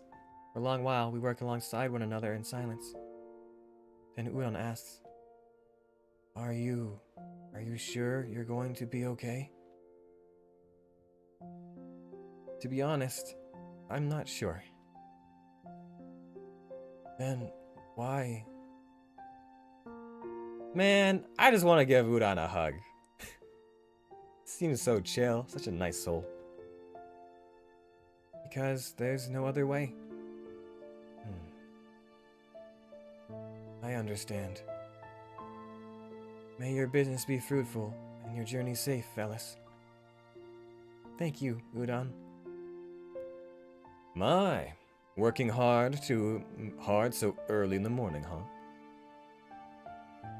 Udon squeaks, keeping his head low and slinking away. I swallow dryly, my hands shaking a little, but I compose myself and turn to greet Ito anyway. Morning. You scared off poor Udon. Yeah, the poor lad has been jumping since he was hatched. How are you doing, Velis? I shrug, putting down my watering can. As well as I can be, I guess. I can feel myself getting a bit more unfocused every day, day after day. My memories are getting spotty as well. If you didn't show up, I probably would have forgotten you. A chuckle rolls off his tongue smoothly. Oh, don't lie. Not to me especially. But let us entertain that scenario. Would that not be a good thing to do? I shrug again, feeling a bit uncomfortable deciding to take a page out of Cassius's book. I divert the topic. Are you here to say goodbye? In a sense, but not yet. Huh? Ito does a sweeping theatrical bow. I shall be your ride to this new world. You are? Ito rights himself and chuckles. Indeed, I am. Is there a problem? Not exactly. I'm surprised that Cassius agreed for you to do that. And I'm surprised that you would want to do this in the first place. Then allow me to surprise you even further. Cassius was the one who suggested I do this in the first place. In fact, he tried to guilt-trip me into it. He's right. That freezes my brain a little, but Ito being Ito doesn't really allow me to have that time to process. As I am much more powerful, I can guarantee a safe trip for you. Besides, the one Cassius has arranged for you to meet will be a lot more negotiable in my presence anyway. And I have taken a liking to you. I do not mind the extra trip too much. I can only let out a meek, nice to all that, but I'm not sure Ito heard it since Cassius' booming voice is approaching swiftly. Hey! Oi, oi! Get your own nugget! Excuse me? Yo! Yo, got everything prepared. Other than my very fleshy body and my now useless equipment? Cassius has the decency to look mildly embarrassed at that. Shaking my head, I turn to Ito. Should I go say goodbye to Deathrail? That would not be wise. Being in her direct presence would corrode you faster. Right. Don't worry. She knows and sends her best regards. That is as close to a blessing as you can get, Nugget. It does floor me a little, but I try not to let it affect me too much. Clearing my throat, I ask, what about Exen? She left the Yonder yesterday for her own project. It is very fortunate that I managed to convince her so close to this particular date. Right.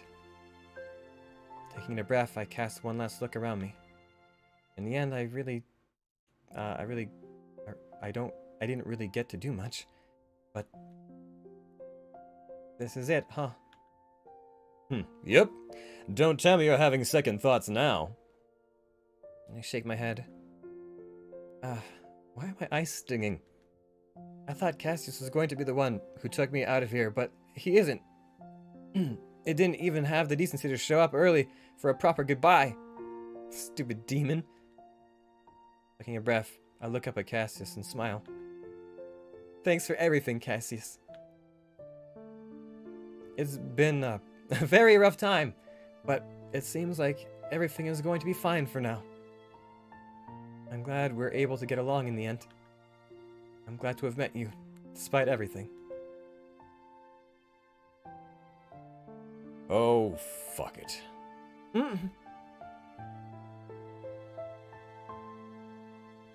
This is... What? Cassius, what are you? So stunned, I stand frozen at the spot, even after Cassius let me go. You... I told you, don't thank me with such sincere expression. You stupid demon! Alright, let's get this show on the road before I must kill another one of you. I flinch at the threat, and try to stand still as possible when Ito puts a hand on my shoulder, till my cheeks burn as I glare at Cassius. As the world begins to fade around me, Cassius finally shows me a genuine smile. Well, Nugget, this has been fun. Maybe when you finally grow up, you can come back and visit us sometime. Yeah. See you, Cassius.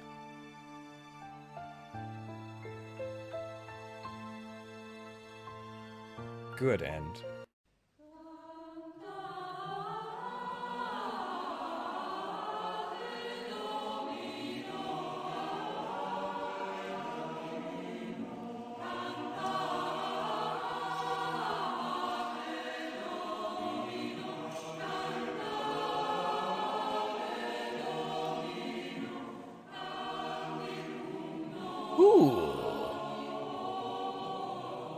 Well, well, well. Our first good ending. I don't know if I'd... It's kind of a good ending. I don't know. I feel like there's better good endings. You know? We did kind of manage to romance Cassius a little bit in the end. But I doubt we're ever going to come back here. Still. What have we learned? Cassius is very similar to our own story. I like that there was an intertwining of themes between like the fallen angel and demons and things like that. Axen, despite us spending almost no time with them, is a really good person. They kept feeding us and giving us advice. It was terrifying, but I think overall they're still pretty good. And Udon. Oh, Udon. Udon. What a little noodle. Right? Get it? Because Udon? No. He's great. I love Udon.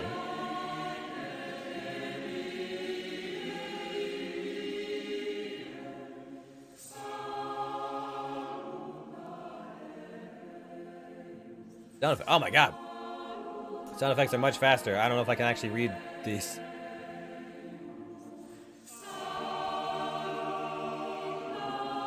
Rollover smash, impact slap, metal something or other.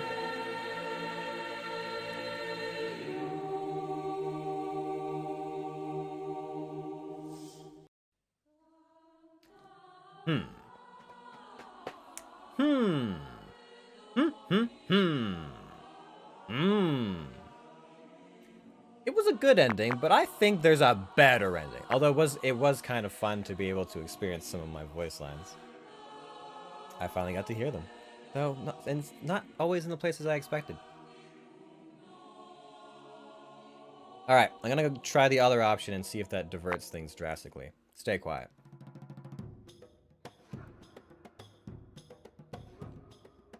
Though unnerved by Finnan's behavior, and quite insulted by their screaming, I don't know, I don't want to get into this. Oh, there's numbers now? Since when have there been numbers? Hold on a second. Wait a minute. Wait.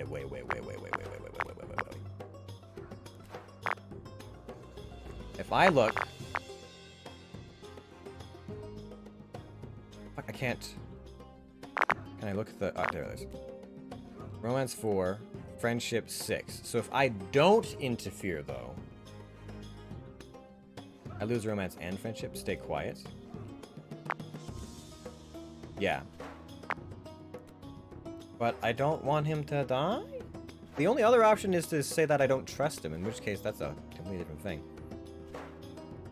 Though unnerved by Finn's behavior and quite insulted by her screaming, I don't want to get into this. I can't believe our friendship is so high, but our romance is so low. Yikes. I don't want their unreasonable wrath turned on me. Besides, I'm sure Cassius is perfectly capable of defending himself. He's an archdemon, right? Finan, please calm down. Calm down! Another enraged hiss. Finn lunges forward, gripping Cassius by the collar, teeth bared. You are still infatuated with her! You claim that you love me, but you still love her more, don't you? The slight hesitation in his voice is enough for Finan, though easily half his size, to slam him into the wall. You lying, cheating piece of shit! Scummy demon! You are mine, mine! With a glowing clawed hand, Finan raises it above their head, aiming it straight for Cassius's heart. With a roar, Cassius catches Finan by the wrist, but is barely able to stop them. There's blood everywhere. You don't own me! Oh, this is where it comes! You're a small, pathetic parasite that's leeched off of me for far too long. I'm done playing along with your games and inflating that oversized glass ego. That is, well, valiant is clearly the wrong thing to say. If Finan was mad and with rage before, then there is no word to describe what they are now. The pressure in the room makes it almost impossible to breathe, and I crumble to the floor. Well, shit. Okay. Though Cassius is holding his ground, pouring all of his strength and powers into preventing Finan from gouging his heart out, his hand is shaking with exertion. Bit by bit, Finan's fingers are sinking deeper into Cassius' chest. Archdemon Cassius might be, Finan is still a minor god. Can't stand by anymore. If I don't do anything, Cassius is going to die. Charging forward, I yell, "Hey, stop that!" Velis, no! Die! Cassius! With Cassius' distraction, Finan sinks their hand into his chest.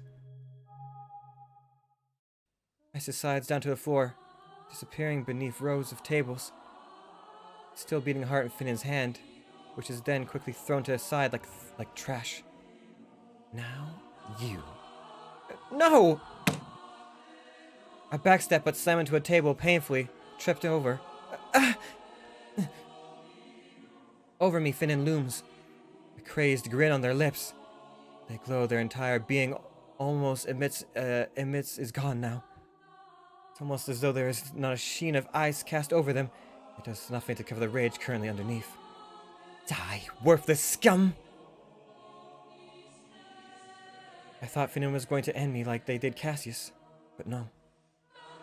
I watch, almost fascinated in my terror, as blood begins to flow up and gather around Finan. My blood. I open my mouth to scream.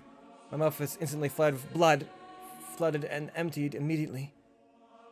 I feel myself shrink, literally. Not just pain, it's the terrible dizziness that overcomes me. It's the rapid drain of energy.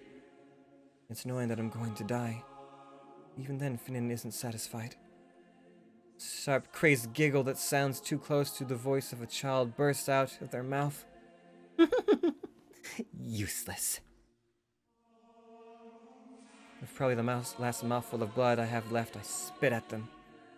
Just like that, Finan snaps, the glow rushing back to them. The thing that I once thought was ethereal and beautiful is now horrifying and disgusting. Finan snaps their fingers. The blood rushes back into me. Every vein in my body ruptures. This bitch.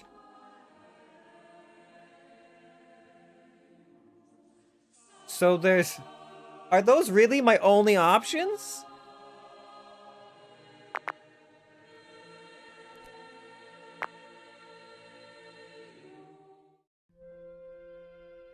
I don't.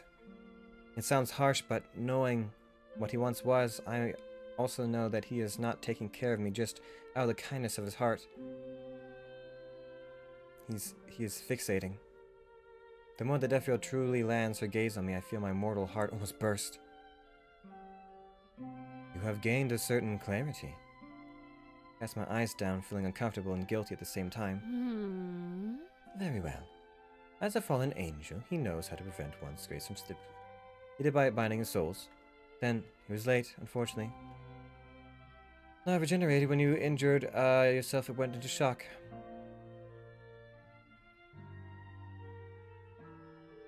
That's when you made a mistake, indeed.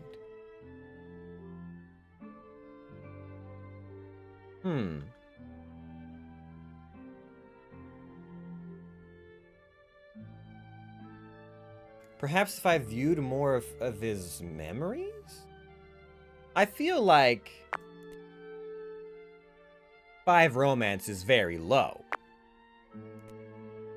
for what should be an overall, thing. I want to hold my head and scream, but I'm just emotionally exhausted.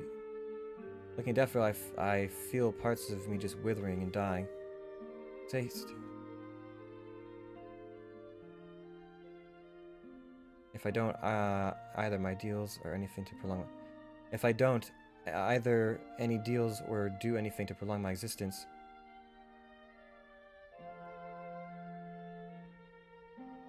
you will last until your soul breaks. This is a different dialogue, and given how corroded your soul already is, it would not be a full week.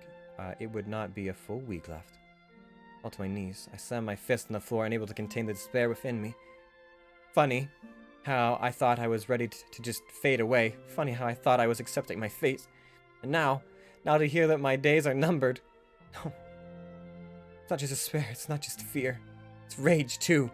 I can feel it. I can feel my rage scorching away at my own soul. I'm not going to stick around and be Cassius's coping mechanism. I'm not going to go out like that. Cutting down my days knowing that ultimately I'm just a temporal stop, something for him to redirect his mourning for that bitch. Fuck Cassius. I look up at Deathfield knowing my rage is burning in my eyes. Oh my. What is it that you desire, little one? As if on cue, the door opens. Nugget? What are you doing here? Feeling somewhat better? I gnash my teeth together. I stand very slowly, my back to him, and look Deathfield straight in her eyes. End me. Nugget, what are you?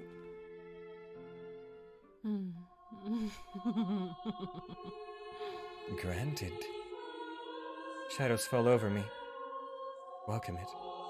Before my last moment comes, I turn and stare directly at Cassius. Stare at his broken countenance, knowing that he is breaking, knowing that I am the last straw. Fuck you, Cassius.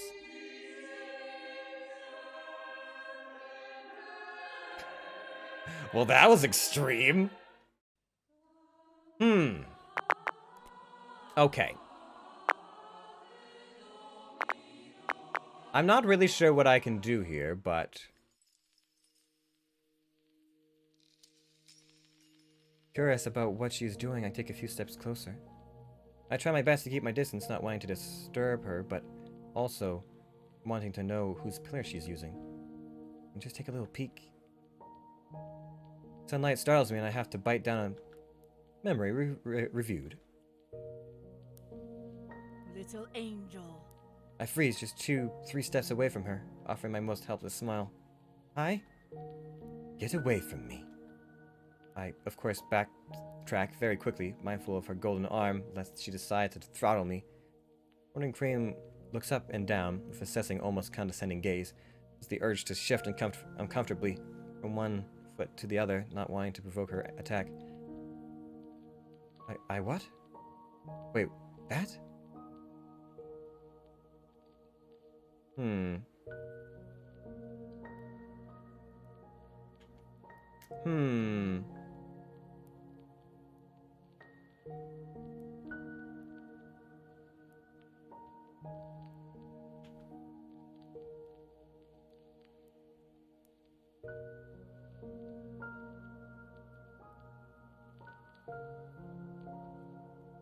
are you getting at here?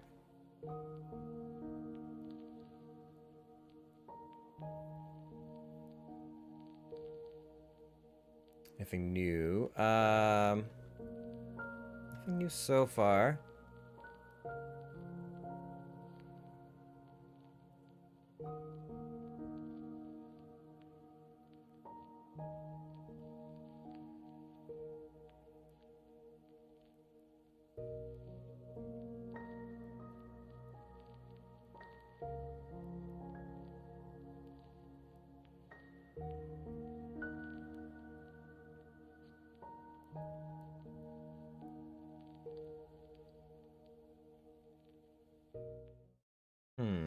Okay, okay. So, I was kind of hoping that there would be a moment where Cassius stands up to Fanon, and... Yeah, no. I don't know. I feel like there's gotta be a better ending, right? Or is that the ending for Cassius? I don't know. They're like together, but forever apart, which is a little sad.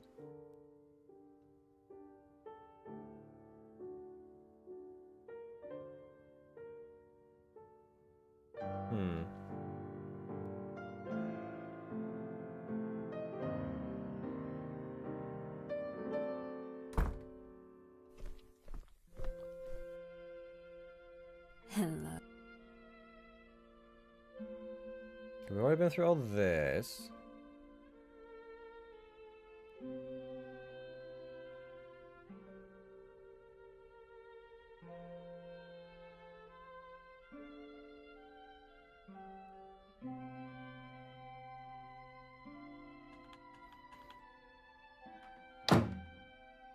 And then that just leads us back into the other one, right?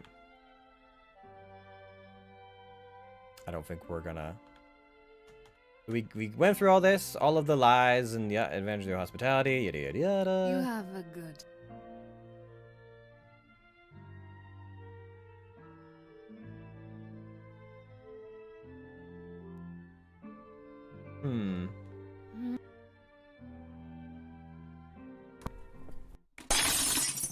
Yeah, okay. Interesting. Okay. So what can I do? What can I do to try and improve this? I've not the foggiest idea. I don't know what I can do to improve this. Except I could have accepted his help. I got to a good ending. But now I'm just kind of like, we could try doing some skippies. Some little skippies. See if we can't do anything interesting. Alright. Skippies it is. We'll see what we can come up with. And now that there's numbers, that must have been an update. I swear there weren't numbers before. I will attempt my darndest to uncover, I don't know, a different ending, I guess. So let's go...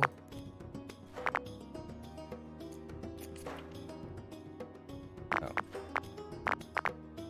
Here, I guess.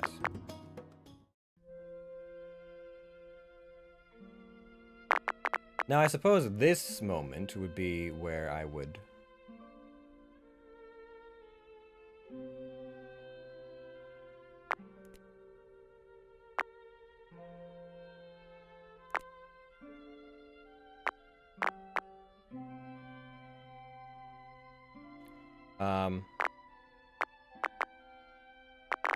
Something in settings here, right? We're like skipping, display window long, skip. Unseen text. After choices? Hey, Shenanigans. Word up, Spooter. How's it going? I've been mucking around with, well, with myself, I guess? Trying to get the endings involving my character here. I'm not sure. After choices? Unseen text. I don't skip at transitions? I'm not sure where I want to skip to. With music though? Ah, I see, I see. How's that coming along?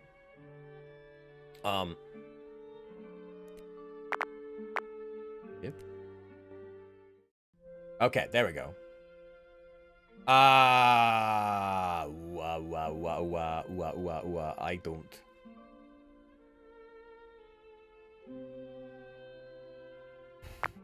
This is going very fast. Shit, dude. Shit, dude.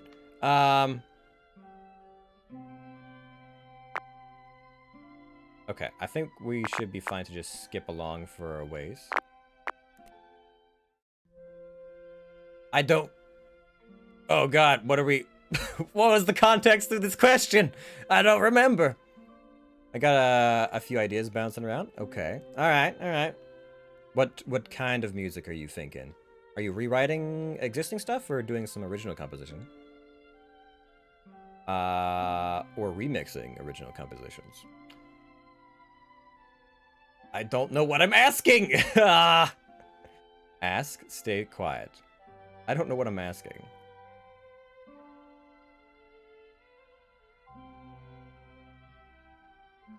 I don't know what's happening. This is a little bit too fast of a skipperoonies. Holy shit! Okay, our romance is really going out fast here. Original El Clippy in your DM. Ah, I see. Oh, well, thank you. I'll check that out when I'm done the streamabales. Can I slow down the skip or, like... the skip to an extent?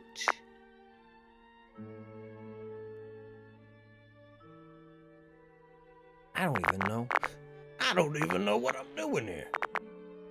Let's just save, I don't know. Here, I guess.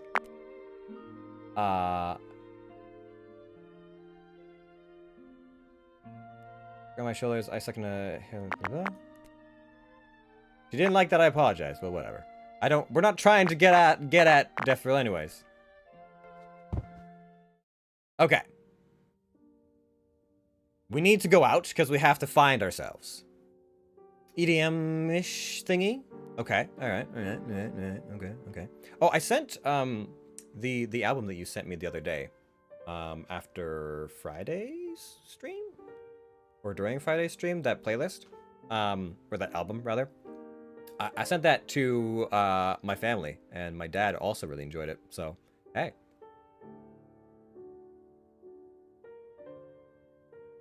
Okay. Go out. I have to go out.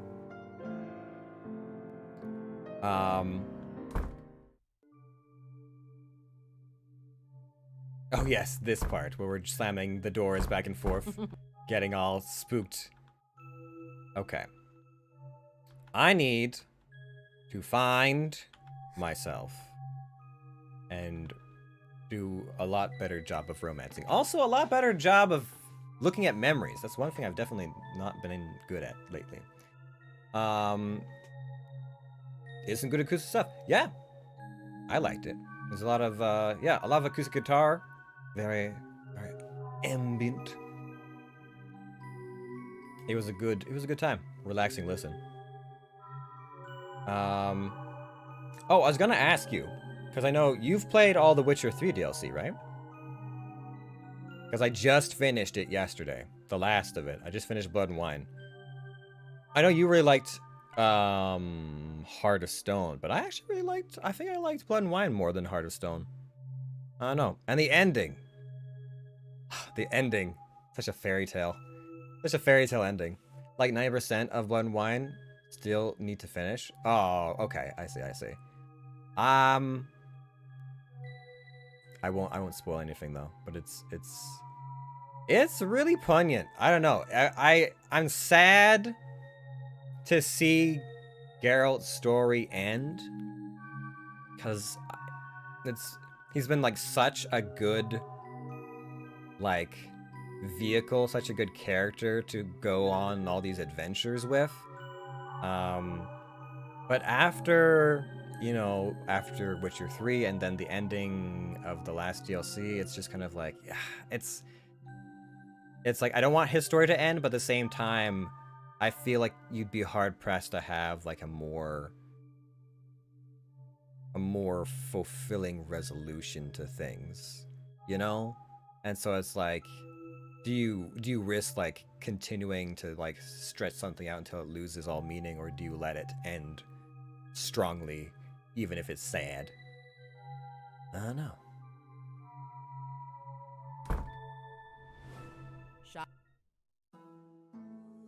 I felt the same way when Ezio Auditore came to an end of his story. Yeah, I guess so. There was a lot of Assassin's Creed-y stuff there. I haven't touched a lot of the newer Assassin's Creeds. I've played... I lose track. I'm like, alright, so there was that game, and then this game, and then that game, and that game, and that game, and then I think I finished all the stuff with Desmond in it, and I played some stuff that didn't have Desmond in it, and then, I think I've played at least 6 or 7 of the games, maybe? The man, the myth, the legend! Which one is it? Who's the legend? Volimoro. Also, hello! How's it going? I played 3, wasn't impressed, bypassed everything till Odyssey. That's honestly fair. Black Flag is kind of fun. There's, you know, there's all the shippy combat, but like, once you get past Ezio, it's a lot of the same.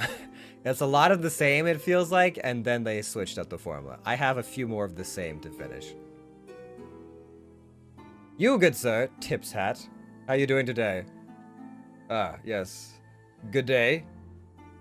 I'm doing all right, you know? It's one of those, I managed to find the, good ending with my character.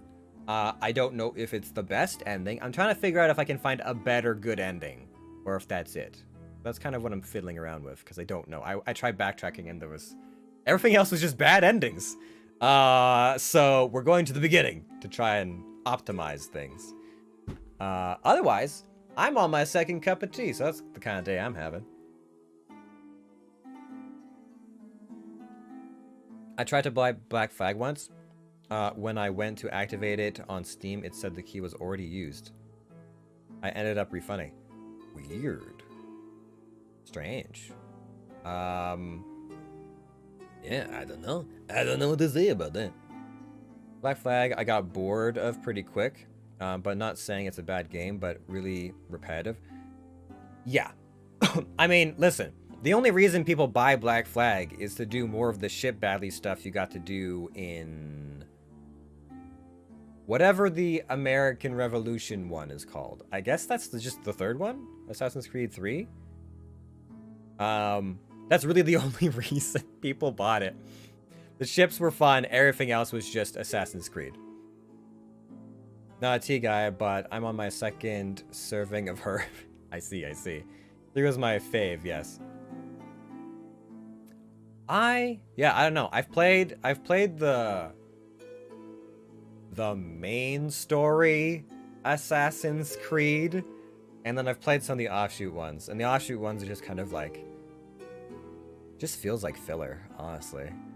Which is probably why I don't buy any Assassin's Creed games for full price. I'm never like, oh yeah, I'm gonna buy this for 80 bucks. I'm like, I'll pay like $27 for it. I haven't given any of the new ones once they revamped their playstyle and stuff, so I can't say if Origins and Odyssey and the new Viking one are good, but they look interesting. I really liked Odyssey. I want to go back and try the Egyptian one.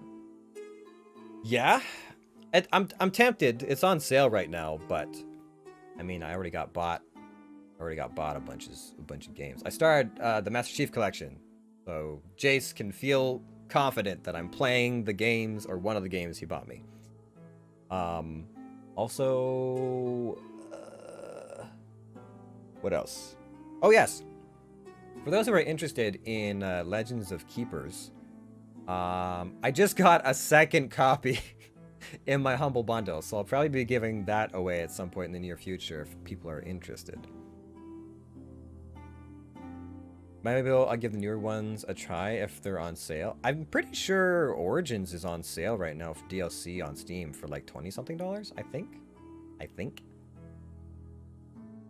need to bitch at Gabe to do the co-op for the Master Chief Collection again. Yeah, you were mentioning that last time in the group chat earlier. I just know. I know. I contemplated it because I'm sure there's people who would play the co-op with me, but I was like, yeah, co-oping. It's always awkward. The schedule and everything. I got other co-op games I still need to finish with Patrick that aren't like stream games, and I was like, I don't know what I'm doing in Halo. I never really got to play it growing up because I wasn't an Xbox kid. Like I got to play it at friends' houses, so I don't know the lore. I don't know a lot of the things, so I'm just kind of like, I'm just kind of like, you know what? I'm gonna bumble around and I won't drag somebody down with my like meandering through a map. We did the first one on Legendary. We started the second one, and we started getting our asses handed to us. Okay. Legendary is hard or like the hard? Legendary is like the hardcore version of it, right? Because I went one above normal, and I'm doing okay. This emote is me daily. Thank you. I put a lot of thought and effort into the emotes on this channel. A lot of thought and effort. There's a lot of Konosuba emotes. But it's just such a good face. Artist? Okay, yeah. That's probably when you get just like 2 or 3 shot by enemies. Yeah. I'm like, I don't really play Halo, so we'll just start on hard. We won't go straight to Legendary. Legendary on the second game is like either you miss 0 shots or you die. I feel like I've seen people try and play that on Legendary and get smashed. Okay, let me skim through this. I need to not get pinned to the wall by the sexy queen and figure out what the fuck it is I'm doing.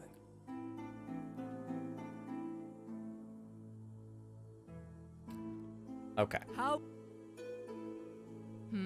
Now, I need to know. I must know. I need to somehow get through this. Okay.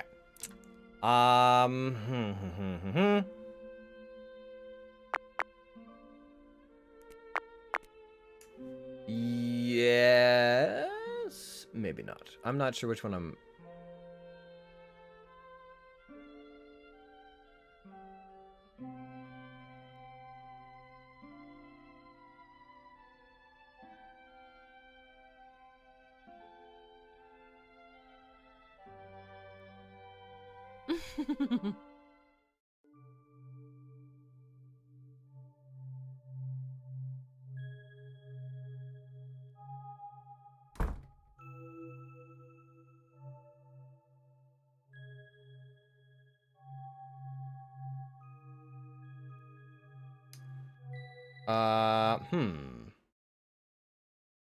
Do I want that? Should I have read that? I feel like perhaps I should have read some of what just happened there. Yes, heading home from work. I'll be back. All right. See you soon, Voldemortal. Glad to see people using the emotes. That's what they're there for. Haha.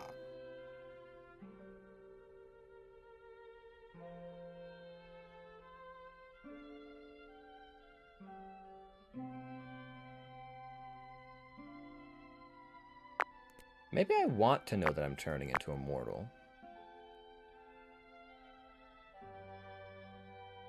Let's try that route. Let's try knowing we're turning mortal right away. Maybe that'll help us. Maybe that'll give us better insight as to what the hell we're doing later. I don't want to be in your presence any longer than I have to be. I certainly don't want to go back to my room and find Askin. We gained friendship, lost romance on that question. Interesting. I have to be. I certainly don't want to go back to my room. Askin resting there. Best to shut that down before it gets out of hand. However, I still don't. I still don't feel quite right yet. Getting used to the changes. I guess, I'm still not sure what these changes are about. Ah, yes. We did not manage to address that. No, we haven't. Well, young angel, there is no delicate way to say this. You're turning mortal. Not able to utter a single word, I fall to the ground. What? Despite her ever-present smile, Deathrow gaze is as cold as ice. I believe you should sleep on this. Quickly scrambling backwards, I fling myself towards the door, slamming it closed behind me. I can't even pick myself up from where I am sprawling on the floor. My eyes are unseeing as my body begins shaking. Mortal? I'm turning mortal? No. It can't be. Reaching back, I clutch my trembling wings. A sob punching out of my throat, followed by many others.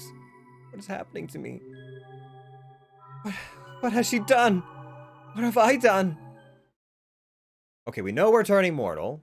Let's see if that changes things for us. Sit slumped in my room. My room, deep in thought. I end up cooped up for on my 4th day here in the Yonder. What in the heavens is the Yonder anyway? I didn't dare to come out staring at the door while bundling myself up in the comfort like a scared child. I don't want to be mortal. It has been difficult coming to terms with my circumstance, difficult to maintain a bare-faced lie, asking a being like Deathrow's caliber meandering questions. Difficult to wrap my head around the fact that I have to sleep nowadays. Angels, we're not mortals. We do not require substance to function. We do not require rest. We're beings of light. We exist, grow, and shine under his love. We do not tire. We do not falter. Our deepest shame would be to fall. But here I am. Okay, we've been through this.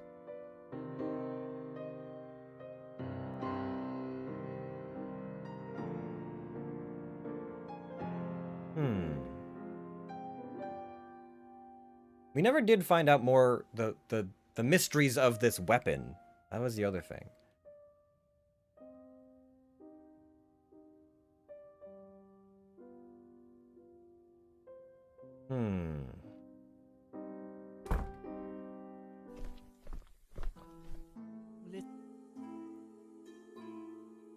So. Normally I would have been most curious about what she was looking for, but... Interesting. Shan. Okay. Let's see.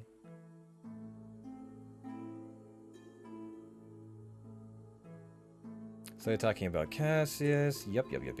Okay. I have no idea what I'm... God, skipping all the stuff, all the prompts really leaves me in the dark. I wish I had a preview of what the last thing said was so I had an idea of what was going on. A little awkward if I had it, you know. Okay,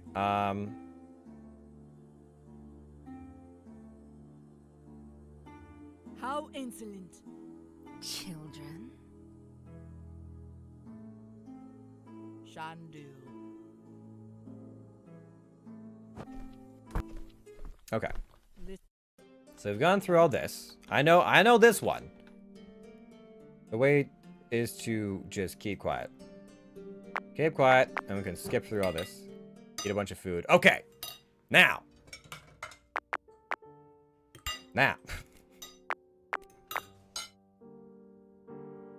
Throne room. Dining room. Dining room might involve cooking. I think dining room this time would probably lead us to...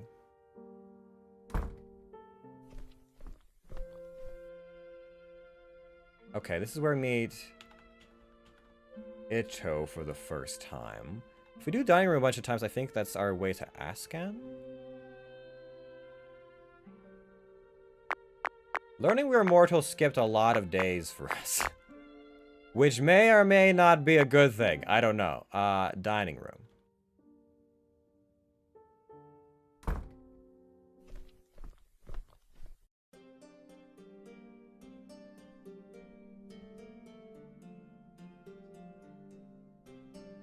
Okay, this is where we find food for the first time. Pepper and stuff like that.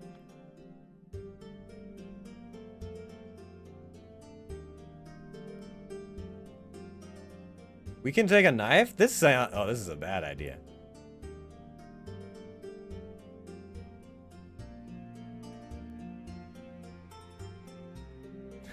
It's not like I'm gonna stab anyone, right? The knife was not answer for me. There's no answer for me. Particularly, I turned the knife into my pocket, hoping that it wouldn't have to use it against anyone. Not that it would give me an edge over anyone else here, anyway. So, the other option I think was cooking recipes, right? Which we could probably use for Askin when we go down that playthrough. Askin must have her own room just like me then. Though I realized that despite our less than ideal encounters, I'm serious about many things surrounding her. Including things she said. I must have had a bad experience with angels. Doesn't know us. I almost didn't notice the door open. Hello, Axon. Oh, you. The devil and she shall appear. I don't know what I'm doing. I don't know what I'm doing.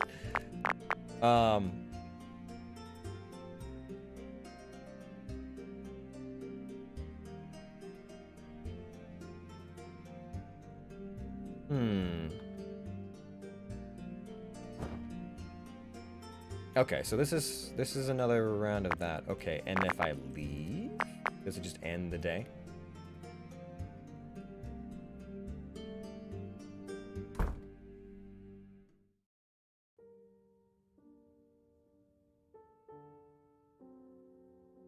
Okay.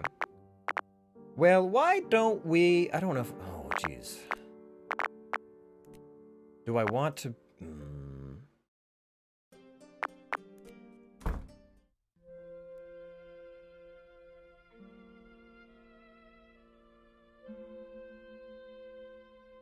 Something happened here. Something happened here. What did I miss? What did I miss? What did I miss? Okay, hold on. We'll skip ahead a little bit. We'll skip past all this nonsense. What did I miss with Deathriel?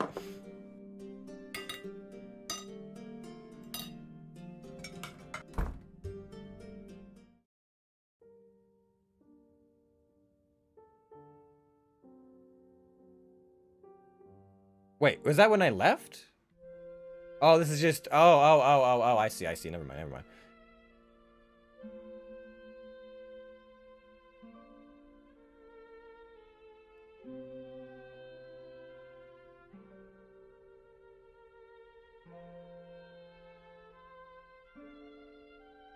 Didn't need anyone or anything to stay in it.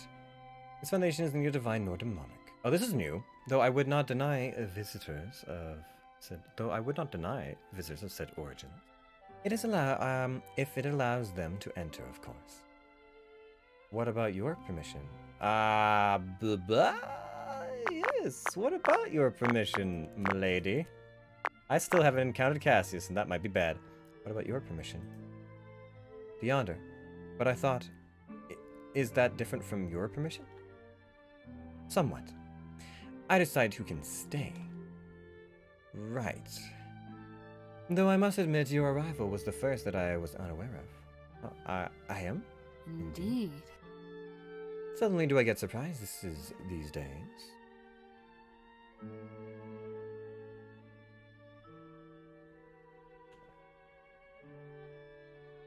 A price? Due to the nature of your arrival, a price has yet been named. We've been through this before.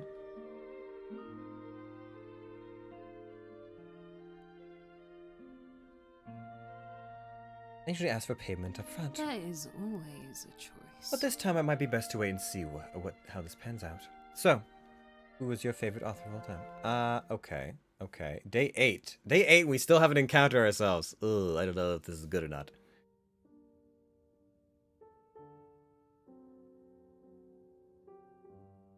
Hunger, okay.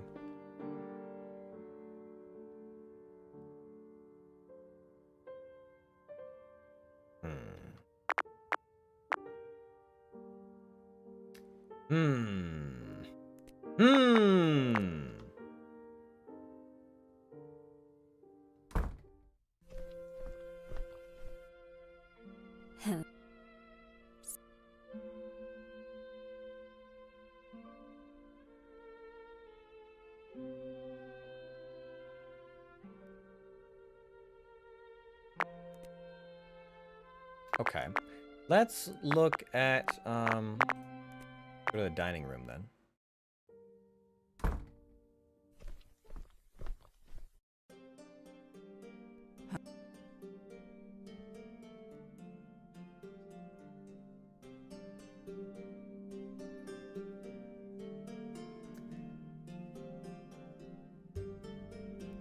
Okay, okay.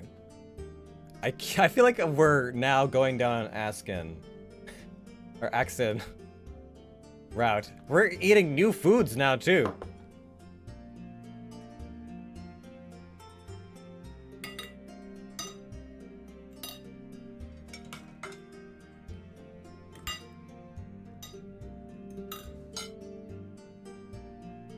This is just wholeheartedly okay.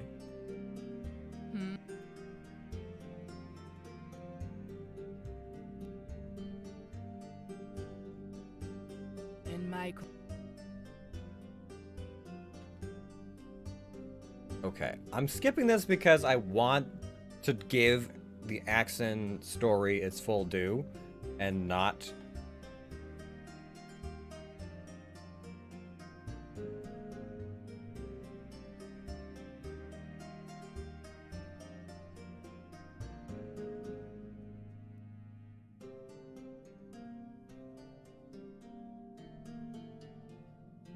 Where are we at with? Apparently we're doing pretty well. I'm not even trying to get this ending. Son of a bitch. I just know.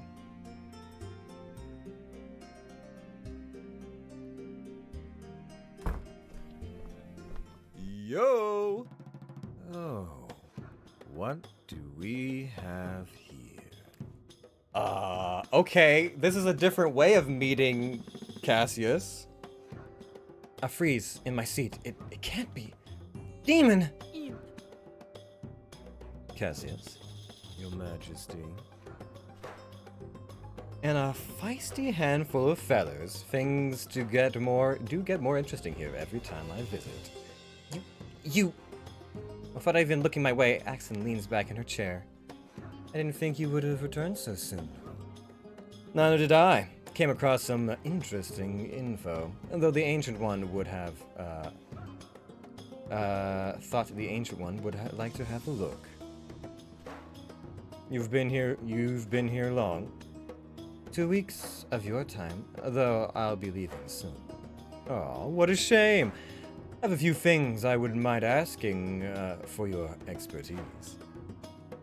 As they converse, I have edged away from my seat, pressing my back against the wall, my wings puffed up defensively, and my head is swirling. A demon? Here? Are more of his kind going to come? What are they going to do to me? I nervously glance at the door, which stupidly large demon is still blocking with his stupidly large wings. Anyhow, Nugget. What is a Nugget doing here? What are you calling me, imp? This is Veles. Here to interview Defril, apparently. Oh, is that so? That's right, you... Before I can finish my sentence, a demon, Cassius, has crossed the distance between us, gripping my chin in his rough hand. Nugget. Spicy Nugget. Unhand me! Ha! Or what, going to cry to good old daddy to come help ya? Against better judgment, I smack him in the chest with my clipboard. You can see the moment when the two opposing energies, crackle and fizzle in contact, sending an unpleasant jolt through my arms. Demon doesn't even flinch. That's less spicy than I thought. Let me go, spawn of Satan! Well, that confirms where you came from. Cassius, let her go. But I haven't eaten for a while. Whether anyone here likes it or not, she is still Deathmiral's guest. Now let her go. Ugh. Fine. I let out an involuntary shudder as he finally backs off. Both confused and relieved by Axon's intervention, I clutched the clipboard tightly to my chest, like a shield, and duck out of the room before anyone could stop me. This just keeps getting worse and worse. Okay, so we met herself. I don't know if this is a faster meeting or a slower meeting. Where are we at? Where are we at with things? Okay. Alright, okay. We've officially hit a point. I don't know what I expected waking up today. For a while I just laid in bed, daydreaming, my thoughts neither here nor there. Whatever destination I have in mind is evaporated the moment I enter through the door. Oh, we actually met him a day early! Oh, okay, this could change things. Maybe. I don't know, maybe. Will not intervene. That is against our agreement. As far as I can concerned, there is no deal, and I agree to nothing. Hey, you. You have no authority over me. You have overstepped your bounds, Cassius. You do not know this realm, and you do not own this realm, and you have no authority over what I do. What's going on? I'm struck. I can only stare at Axon and Cassius' voices growing louder and louder, whilst Deathriel seems to be watching on in amusement. I'm not sure what I want to do here. I don't know what I want to do here. We're gonna keep saving and hope that good thing. What? Let's just leave. I'm not getting caught in the middle of this quarrel. Cutting room. What's all that about? Of course, there's no answer to me. Right. Let's see what. Hey. Somehow forward, almost falling on my face when Axon suddenly enters behind me. You scared the feathers out of me. Interesting way to put it. He rushes past me and into the kitchenette. Stiletto heels muted on the soft carpet, but wanting to get not wanting to sit down on the table. Interesting. Okay, so that's interesting. Okay, that's potentially man. We are so. I can't believe I'm stumbling through every Axon possible thing there is, but that's not what we're here for right now. God damn it! I will watch then.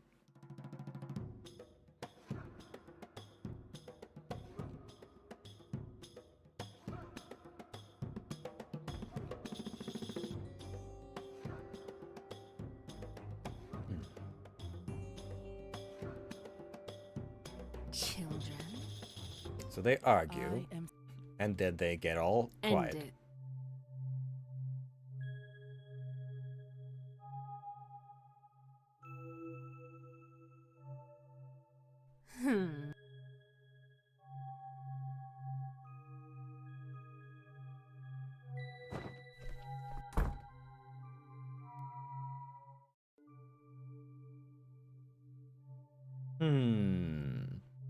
Don't know this story.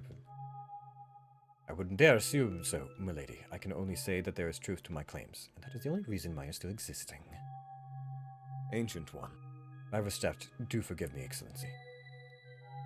It is on me you must be even with. You may go. Without even sparing a glance, he sweeps out of the rooms, strides stiff and jaws locked. Hello, little. I came in a bad time, huh? Surely you Nonsense. just. You are here for business, just like the others too, are you not? Yes. Are they all right? All right as rain, or as mortals would say. Just a simple academic disagreement between colleagues. Yes, those who have little bit of power often fuss. Given time, they will be back in church soon. Right. Are they often at odds? They are amiable enough last time I saw them together. Then again, it's only been 2 days, and this is only the second time I saw them together. They tolerate each other, well, until they don't. Oh. Then again, I remember Axon was complaining about Cassius on the first day we met. You remembered correctly. So Axon doesn't just hate angels, she probably hates demons too, or maybe just Cassius. Probably just Cassius.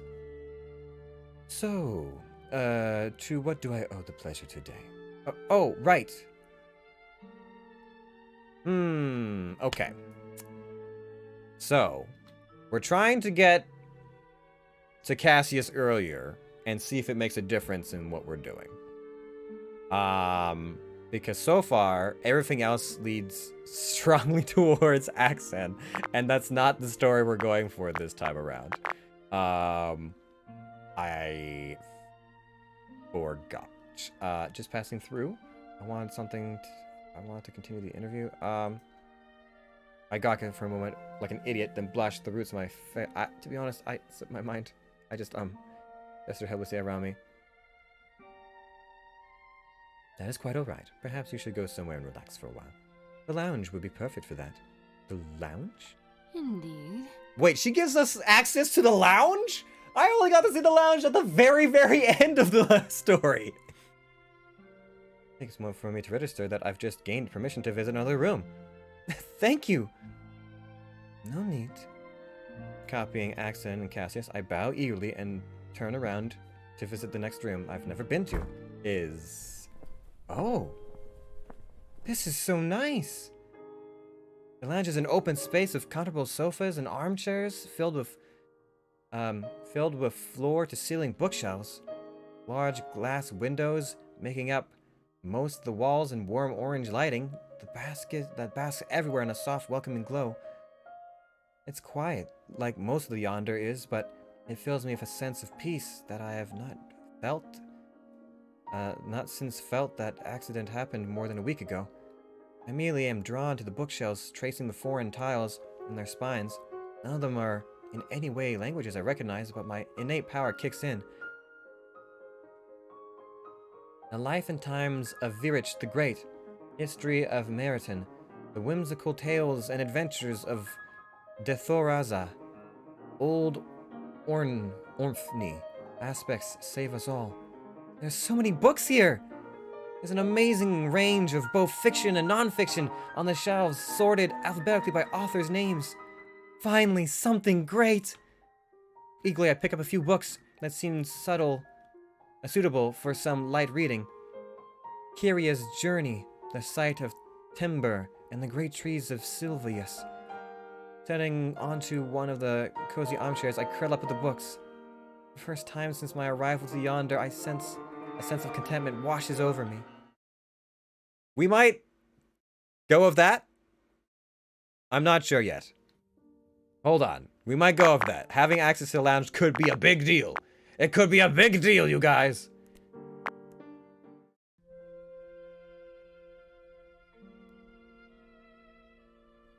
I see.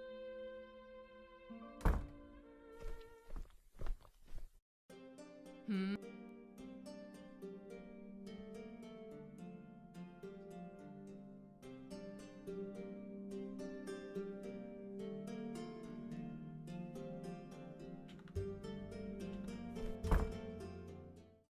Okay, so that's one option. But we don't need that. And then we can ask to continue our interview. But I doubt that will be of much interest for us. Okay, so let's go with access to the lounge, because I think that will be the best for us. Karusuni, hello, welcome. How are you doing? Hello, hello.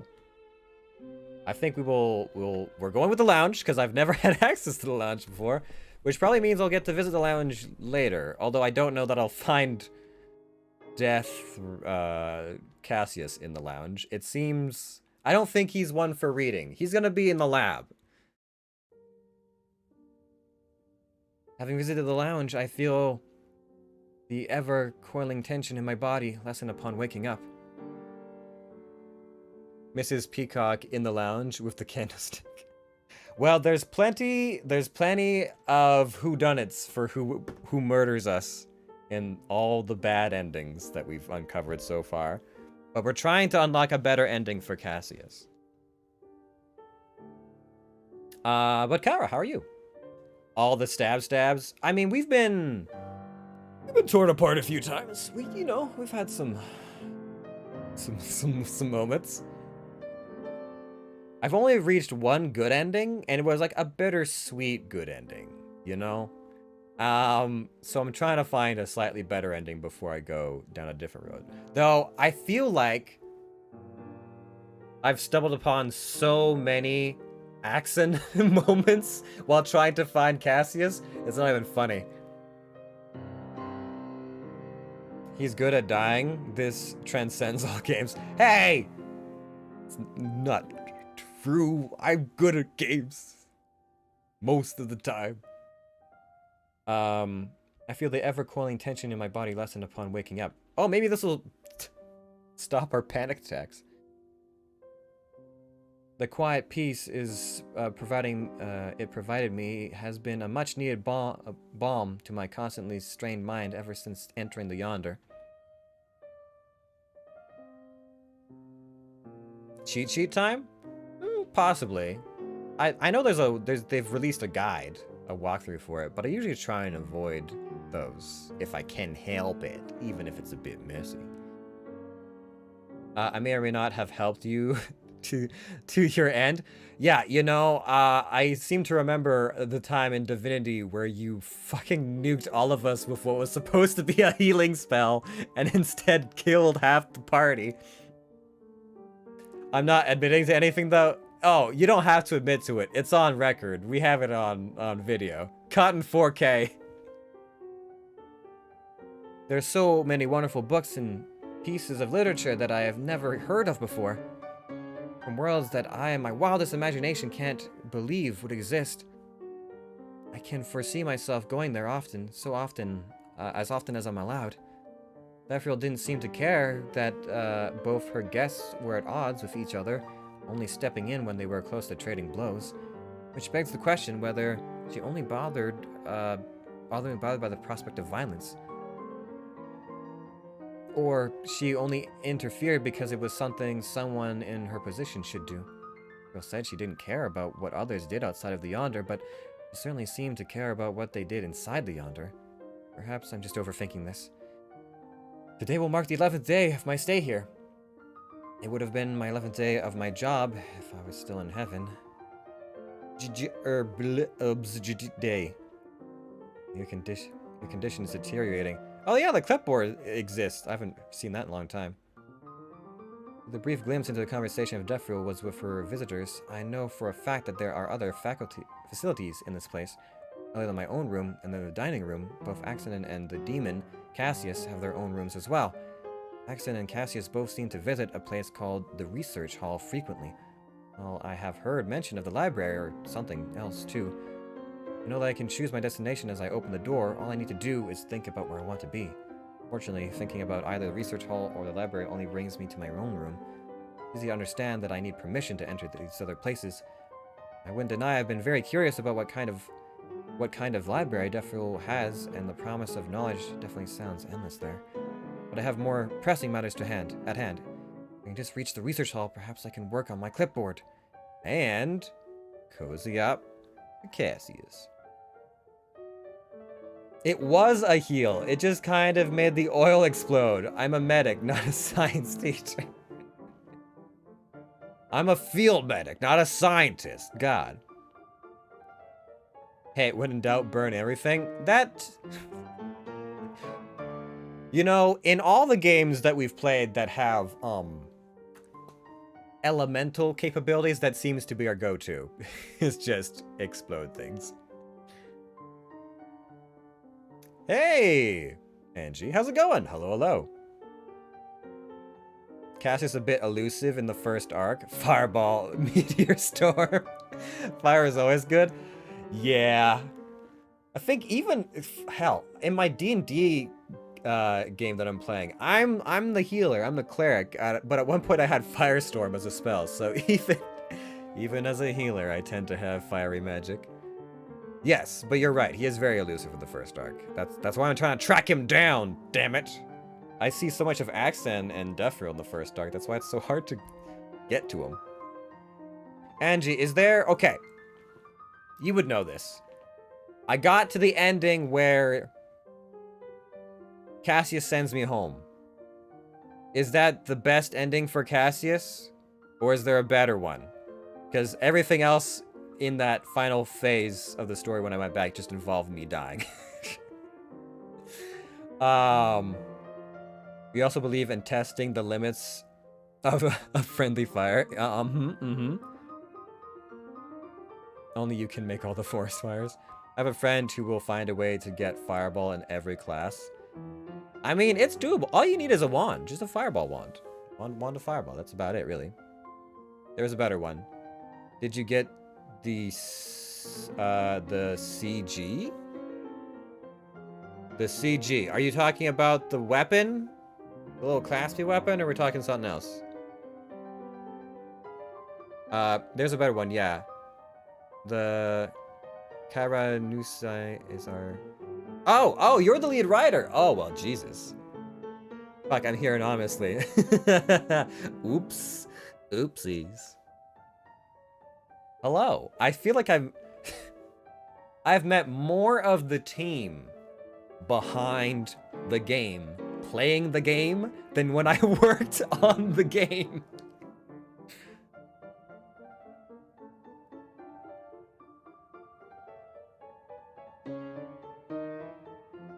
Your character is dying this session? Huh? What do you mean? How do you know? I've barely done anything. The cat is getting yeeted off this island. Okay, alright. Oh, you guys are talking D&D stuff. I see. Never mind. I understand now. This isn't me. Or eaten by another dragon. Oh, the D&D dramas. Okay. I guess we'll just see what we can do here. Although I have not the foggiest idea what that might be. Actually, I can save it for this one, I think. Check inventory. Oh, that's right. I have a knife now. I've got a knife.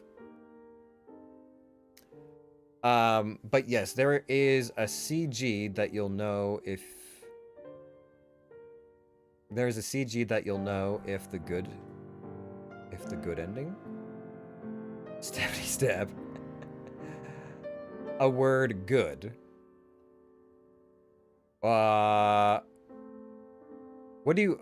Maybe I'm just done. What does CG stand for? I feel like as the weakest character in this game, I feel like I could just imagine like Cassius or someone being like, what have you got there? And I'm like, a knife! Now!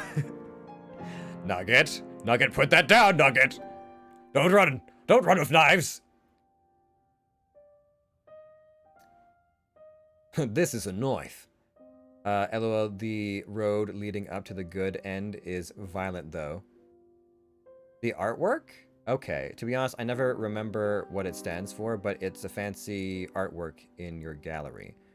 I mean, I got the ending where Cassius kisses us before we leave the Yonder forever, never to see anyone again.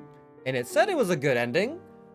But I was like, it feels also like a sad ending. It's like, you get to live a normal life by yourself. Bye. I don't know. Oh, that's the good ending? So the one where Finnan dies. And we spend a lot of time with Udon, and then we just get to go home. That's the best ending for Cassius.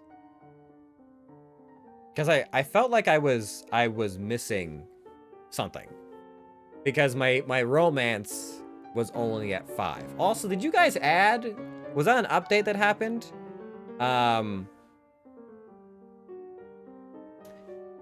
Did you guys add numbers for friendship and romance? Because I don't remember those being there before, and it surprised me. I was like, wait, how long has this been before? I've been eyeballing it this whole time.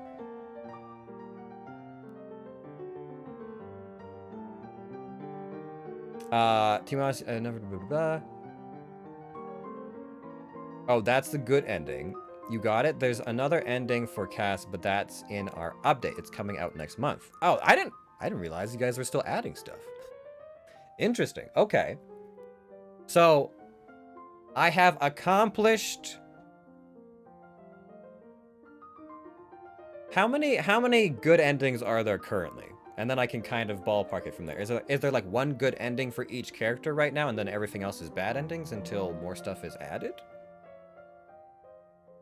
Because if that's the case, I might backtrack a little bit and actually go after accent, since we were stumbling on so many of our dialogue choices.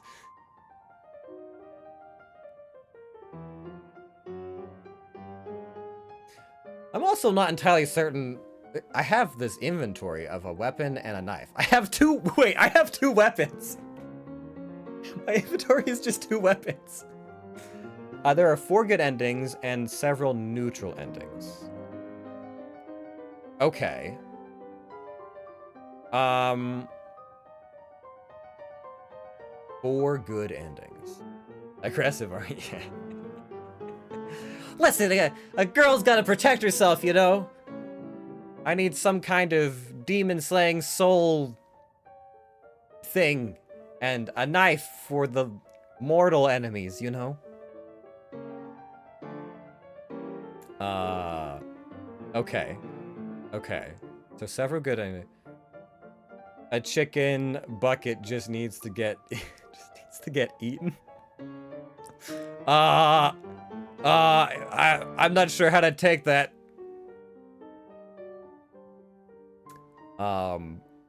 Okay. So I'm guessing there's a. So what's the 4th ending? The 4th good ending then? I don't know if it'll be too much of a spoiler. I just want to know like who's it with? Because like, so we got the good ending for Cassius. I know there's got to be one for Axan and Deathrow, but then there's a 4th one which now has me curious. Is it like you're friends with everybody? Friendship wins, yeah.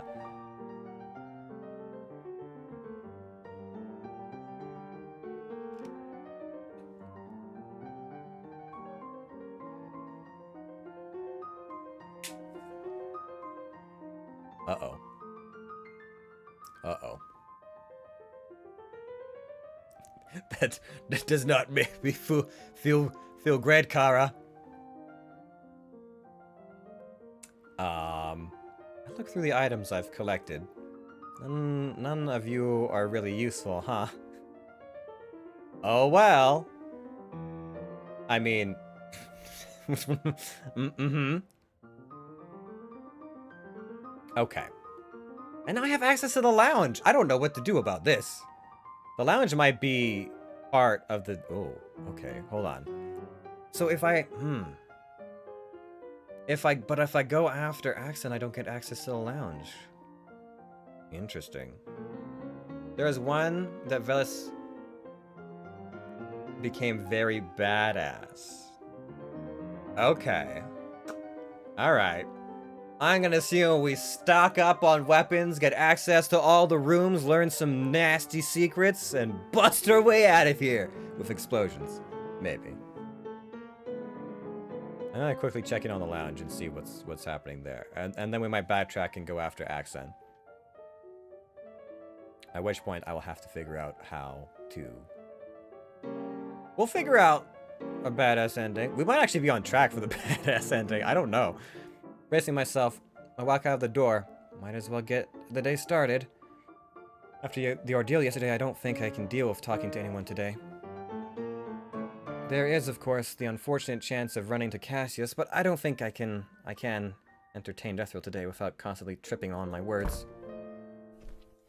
As I step into the throne room, a soft humming freezes me to my spot. Ah, yes, she is. Humming her song. I don't know.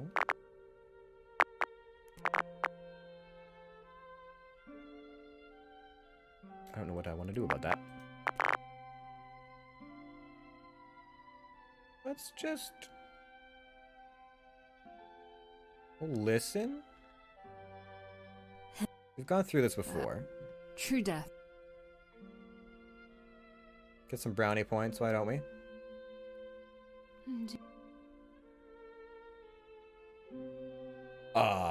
Wait, what are we agreeing to?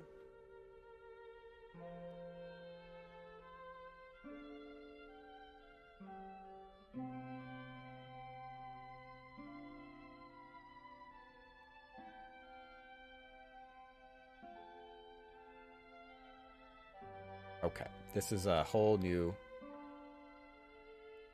thing. Okay, we're gonna have to dedicate a whole playthrough to Deathfield for sure. But I just want to see what happens at the lounge. What have I gotten myself into? We got ourselves into not going to the lounge is what we got ourselves into. So we're just gonna have to go to the lounge. Ignore it. I'm going to the lounge. I've been told that that Yonder world is very difficult. Honestly, I go through. It's been. I think the first time I tried to play to my self-preservation, I kept myself alive, but I didn't win any points with people, which was a little shitty. It was a little difficult. I died. I want to say 3 times. I got 3 bad endings before I got a good ending. But I don't know. I guess sometimes it's hard to know where to find people, I guess, or what decisions will get you access to other rooms. So you kind of have to take some risks.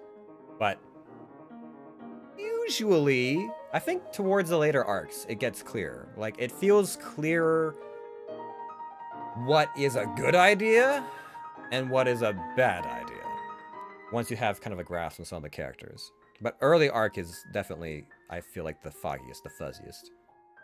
I close the door behind me and relish in the blessed peace that greets me. Thank you, Deathfield, for allowing me to enter this room. Take a moment to bask at the tranquility of this place before setting out for the books. Aside for completely foreign titles I could have never dreamt of getting my hands onto back home. I can spend all my time here. Laying up on the sofa, I open up Kiria's journey to get lost in the unfolding story. Nothing. We just wasted our time. Cool. It's taking longer every day to get out of bed. This fact isn't eluding me at all. I deny my fears. What if one day I just cease to wake up? So, the lounge might help us not have panic attacks if we have it unlocked in the late game. That being said, I haven't met anyone at the lounge yet. Hey, can I ask you guys a question? I don't know if this is, spoilers or not, but, any chance one of these updates involves some udon? Bit more udon, perchance? He's just such an adorable noodle. I just want to boop that snoot, if you know what I mean. Anyways. I am nowhere further on my quest to go home. There has been too many distractions. Udon is a good boy, indeed. I'm allowed to many distractions to interrupt my goal. I am determined to do something to see some form of progress in the next few days, one way or another. Okay, so, I say we leave this, we leave these saves behind, and we go back. We go back in time. We go back in time. We're gonna go after Axon. And I think I know how to do it. Through the stomach. I think I have to learn how to cook, and then I have to cook for Axon, and then it'll be great.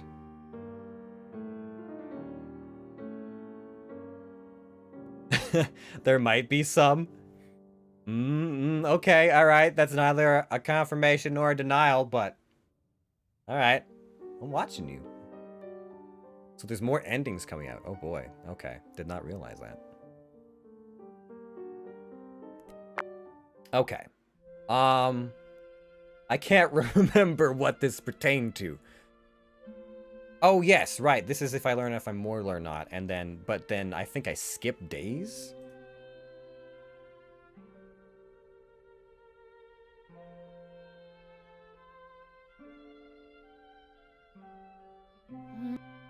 Okay, let me just see here. How many days go by?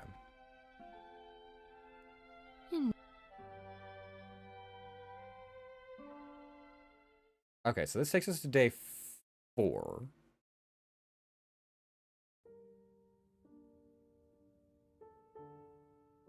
Okay, and then if we go the other direction, what does that take us to? Because I feel like it'd be good for us to know that we're turning mortal, you know? I feel like that'd be a good idea. Udon is best boy.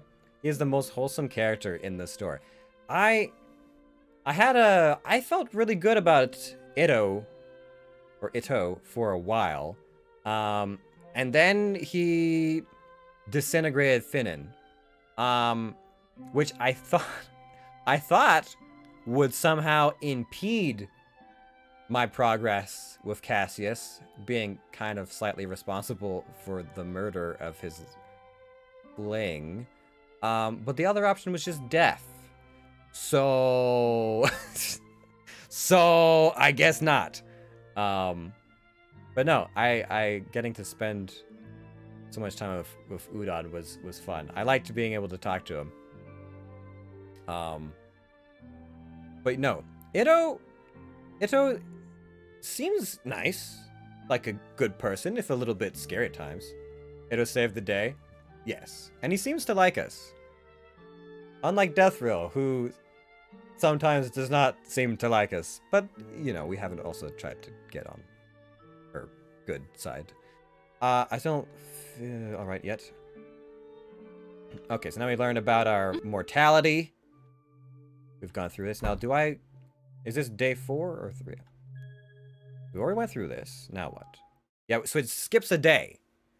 Now, is that good or bad? I don't know if that's good or bad. Okay. We don't want to skip days, I don't think. I think it would be best if we do not skip days. I'm sorry. That was a lot. A lot happened there. And we met Udon, didn't we? I think we did, actually. I definitely saw our best boy. I saw him.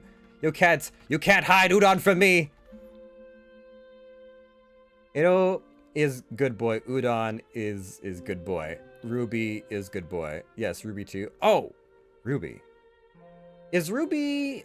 I feel like I've... Is Ruby the person who lives in the lab? I feel like I met one character. I've met 2 characters who I hardly recall. One of them... Rubius? I might not have met Ruby yet, though. I'm not sure. I don't know. Okay, alright. Maybe I haven't met Ruby yet.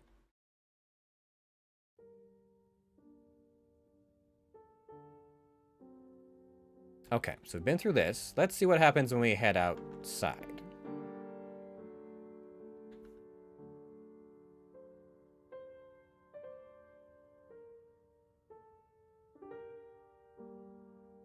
Okay, let's not fall into temptation, Velis. Portals, yes. Okay. Question is, how do I get it to work? In my panic, the day before, I didn't manage to explore the room. It's dark, but the light switch is easy to find. You know what? Hey, I get the feeling that the badass ending with Velis. Do we explore more memories? Because as hard as I was trying to encounter things in the Hall of Memories, I've only seen one memory. I saw one Cassius memory, and I never saw any other memories in the whole playthrough. Much better. Now let's see. Once again, there isn't much to it, but my draw's attention just across the bed. Right, we get to see what we have. Simple, well stocked. Mirrors, handbooks.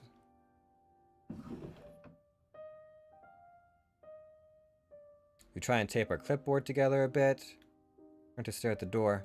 There's one source that I know for sure will have the answers.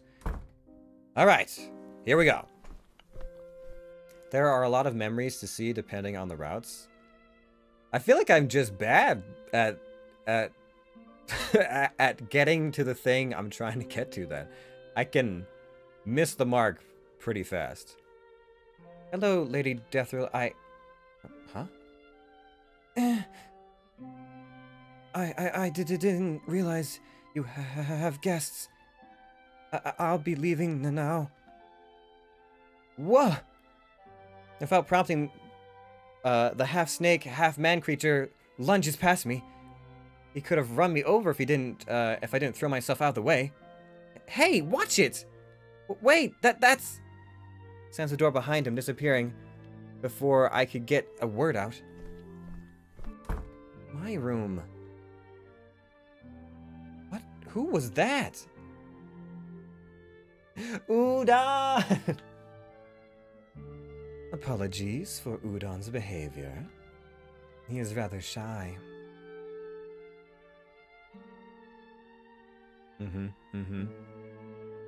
Udon? Isn't that a type of noodle? The one that named him has a rather crude sense of humor. Oh, right. Something in my stomach moves strangely enough. It doesn't feel similar to when I'm anxious, still uncomfortable, but not sickening. Strange, but then there are stranger things here. Is he another guest? Not exactly. Are you here today to conduct an interview? Yes, that would be it. Then I must apologize again. My schedule is rather packed today. Of course. That should be expected. Someone so powerful must be rather busy. My arrival was abrupt, to say the least, and I can't expect Deathrill to spend day after day talking to me. Though, I turn to go back to my room, I can't help but feel disappointed. Perhaps part of me was expecting a pleasant talk, like yesterday. Huh? Where did Udon go? I think we'll stick with this one, because I think meeting Udon will help us get to Axan, as opposed to us realizing we're turning mortal, potentially. Cass bullying Udon from the very beginning. Wait, what? Fun facts. Cassius named Udon? Oh, what? Oh, okay. Interesting. That makes sense. Interesting. I never got to learn that. In his defense, Udon was Udon-sized by the time he was named. Oh, so he was just a little hatchling? Interesting. Okay. This feels like this is hot topics. This is okay. Well, now I gotta get to the bottom of that Udon story. Where did Udon go? Anyways, day 5.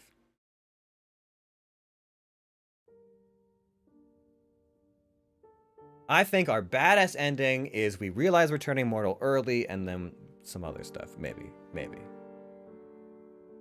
I sit slumped in my room deep in thought. It's been difficult coming to terms with my circumstance, difficult to maintain a barefaced lie, asking a being of Deathrill's caliber meandering questions. Difficult to wrap my head around the fact that I have to sleep nowadays. Angels, we are not mortals. We do not require sustenance to function. We do not require rest. We are beings of light. We exist and grow, shine under his love. We do not tire. We do not falter. Our deepest shame would be to fall, to fail, task given to us by him. And yet here I am. This room has been more than generous, as it's much larger than the space assigned to me back in heaven.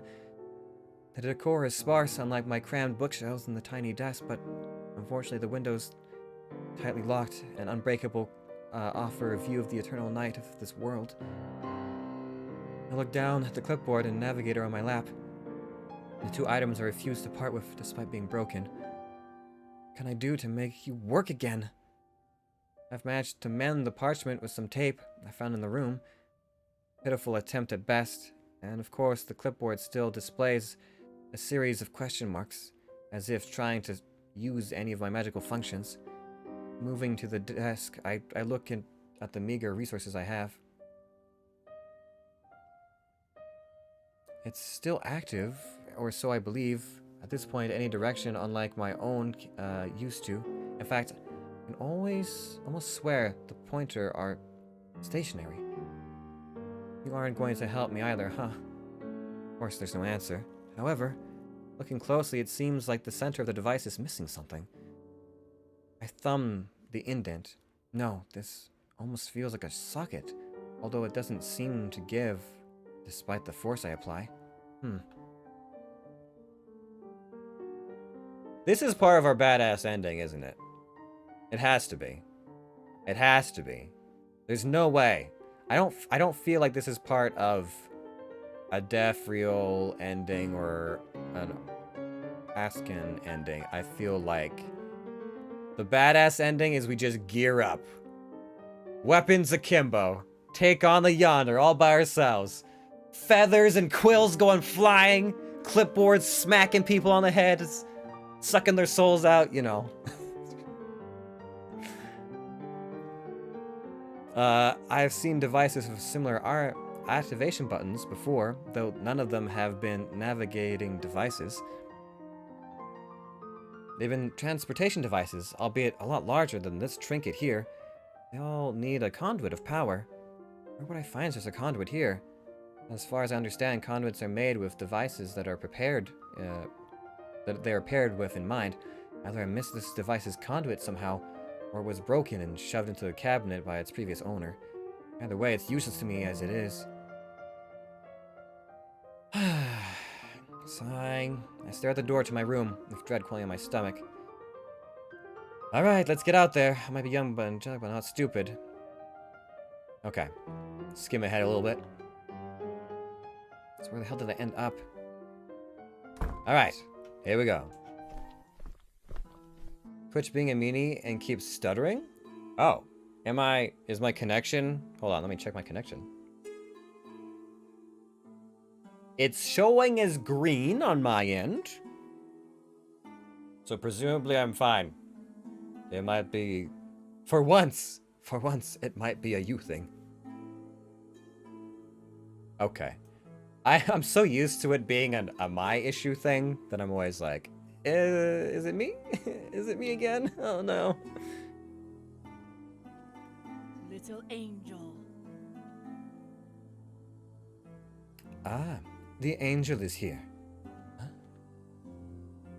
Hello, Axon. I haven't seen Axon since my third night here. He's a frequent visitor. Wait, we already skipped an interaction with Axon? Wait. Shit, did I already miss something? Did I already miss something? Shit. I haven't seen Axon. Oh, wait. No, I think this is our first time that we actually get to interact with her. I haven't seen Axon since my third night here with a frequent visitor, according to Defriel, who appears to be supplying mistress with books. Drosserilla fit. I feel like we're fine. Normally I would have... Yeah, I think this is the part where we go, Yes, okay, I know what we're doing. She's asking for permission to stay.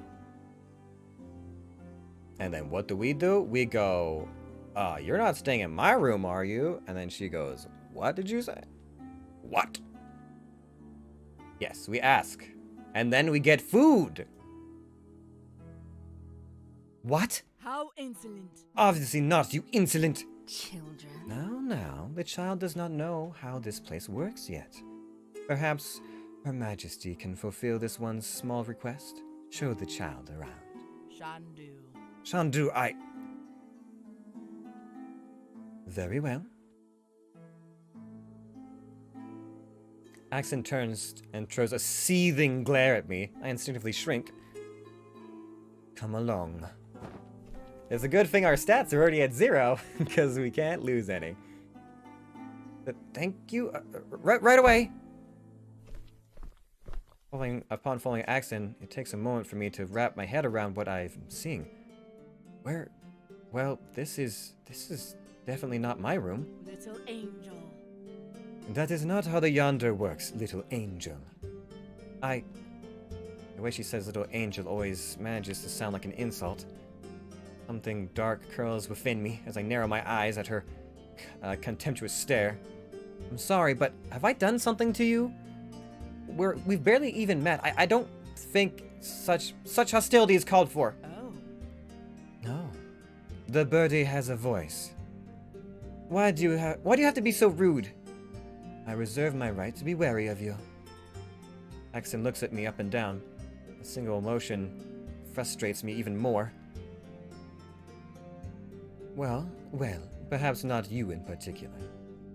Angel kind, as a unit, is the same everywhere. What? Without elaborating, Axon goes to the kitchen unit and begins pulling out ingredients from the cupboards. Everyone bullies the small. Oh man, yo, no, seriously though. I get picked on all the time. Udon gets picked on. The only person who doesn't get picked on is Finnan, but then Finnan dies. So, you know.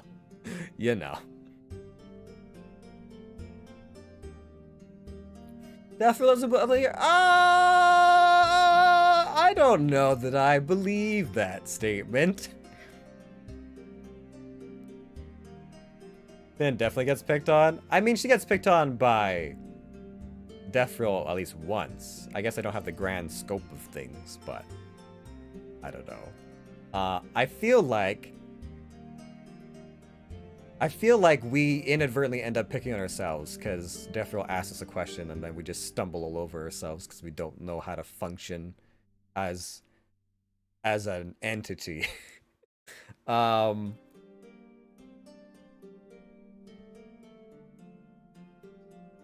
Each route you take completes the big picture a little more. I would assume so, yes. It's a shame that you'll never know. Your character will never know the full picture. They'll always only know pieces, but you will know more. Keep quiet. We know this one. Keep quiet. Despite feeling a wave of anger at her dismissive jab, I clench my jaw shut.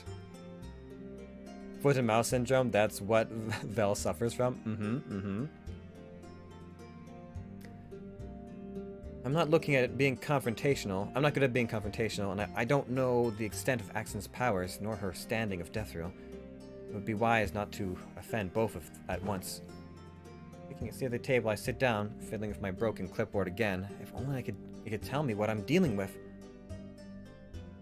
Accent 8564. Error 44. Device not found. Aged 1429. Huh? It's working? Did it just...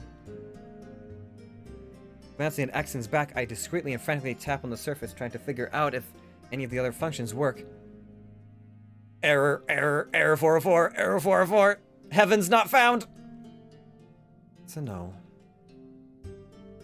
But the appraisal enchantment seems to work somehow, even if damaged. Though, I can't help the cold sweat that gathers on my back. Axon is over 8,000 years old? That's older than my superiors, my parents, and my graduation class combined.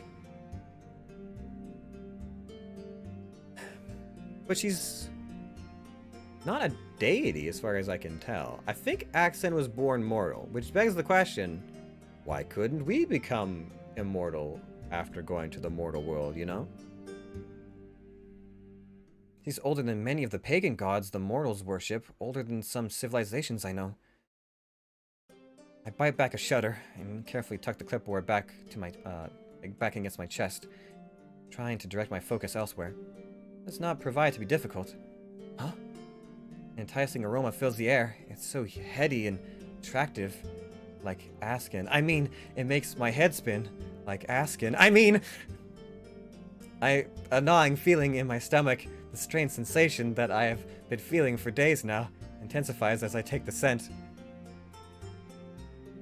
What are you doing to me? And here I thought you were done spewing nonsense.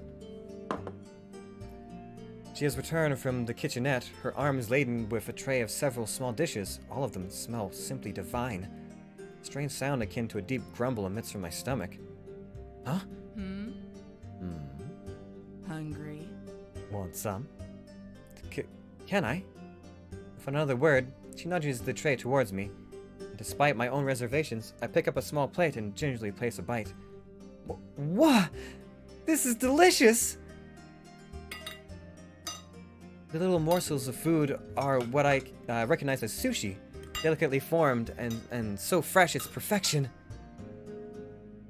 The burst of flavors fills me with satisfaction and awe I've never experienced in my existence. I reach out for some more, and another.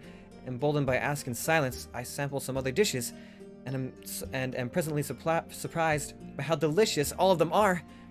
My favorite is a pastry filled with cream and adorned with fragrant fruits. I am engrossed with my first meal ever. I didn't realize Askin had stopped eating and had been watching me. I thought angels don't eat. Huh? Food, truly the best. Listen, the best part of becoming mortal is food. All these races that don't indulge? Ugh, shame. I don't, but here... Nothing is right here. I have to sleep? I tire after just a few dozen hours? Now I seem to be hungry? I don't understand. Everything here is fine. You just don't belong. I shrink in my seat, appetite gone. I know I don't. With a sigh, Axon puts down her utensils. I don't trust you. Therefore, I won't disclose any information to you. But I don't mean any harm, I swear! Perhaps you are harmless, but your people are not. You talk like we're monsters. There's a look on Askin's deep emerald eyes, one that makes my wings tremble. Suddenly, I'm reminded of what the clipboard was showing me, how ancient this woman before me is. Your kind are monsters. You take and take, then burn anything you cannot into obscurity.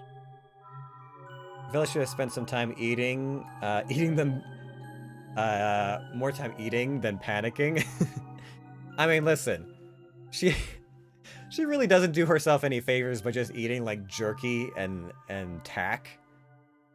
You know, the only time we eat a good meal is when Axen feeds us or Ito serves us tea. Oh, I bet we could run into Ito in the lounge. Tea with Ito in the lounge? Ooh, that'd be nice. Such a good time. Okay, let me look at this. Our relationship has gone up. Also, what does this do? Wait, what? Hold on, wait. What does that do? Let's save here. This is gonna be our restart point, probably? Maybe. What does this do? Oh, that's the menu button. Oh, I see. Okay, anyways. What? Where there is one, more is sure to follow. There's a chicken wing recipe in the kitchen. I found it. I did find that before. And I'm tempted because I feel like if I find that recipe, I need to find that recipe.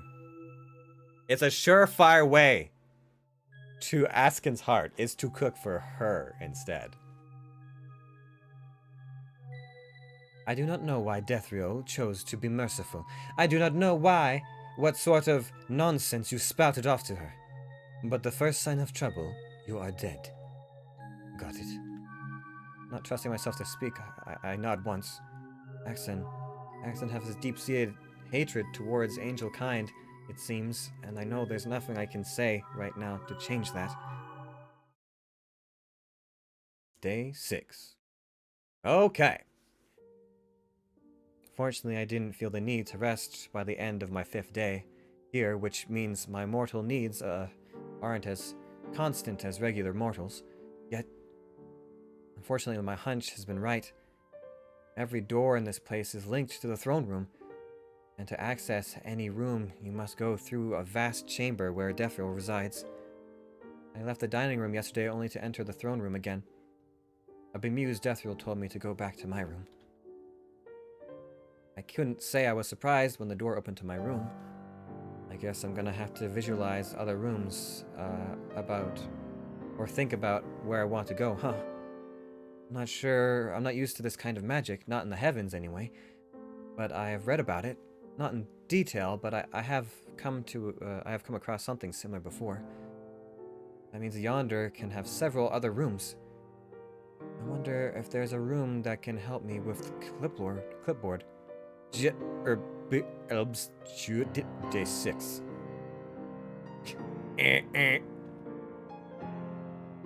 Nothing has changed aside from the date. Well, aside from showing me Axon's age.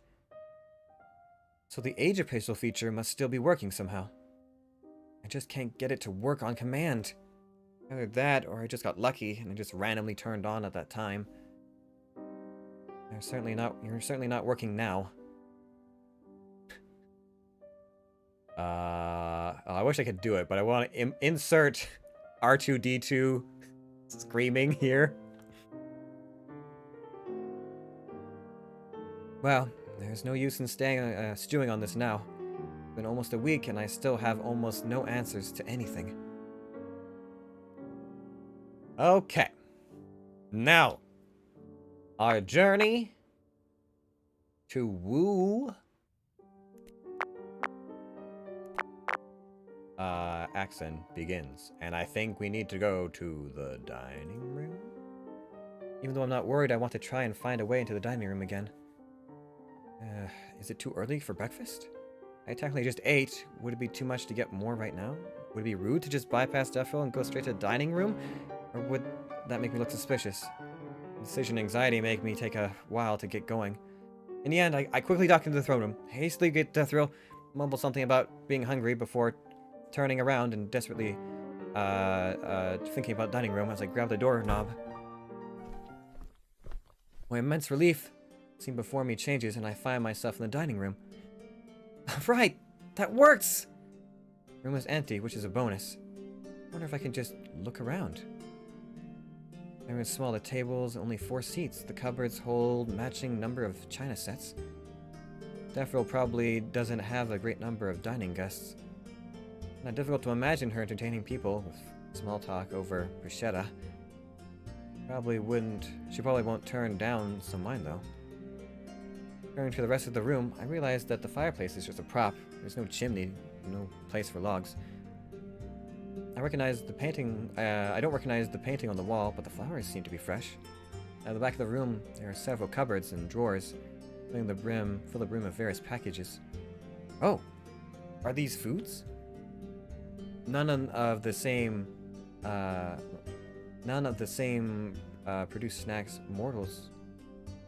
mass-produced snacks mortals of my world are so fond of, but what I can only describe as rations, wrapped in wax paper and hempen string. That's like rations from the olden days.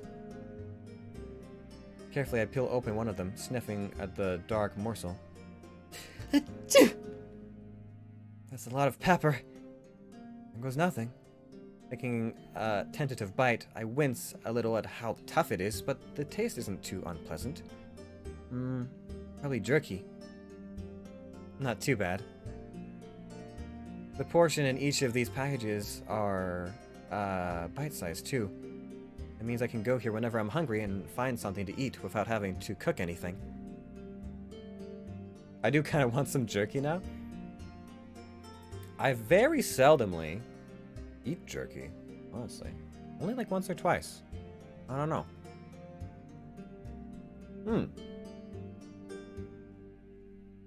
I think the last time I had jerky was homemade moose jerky from my uncle.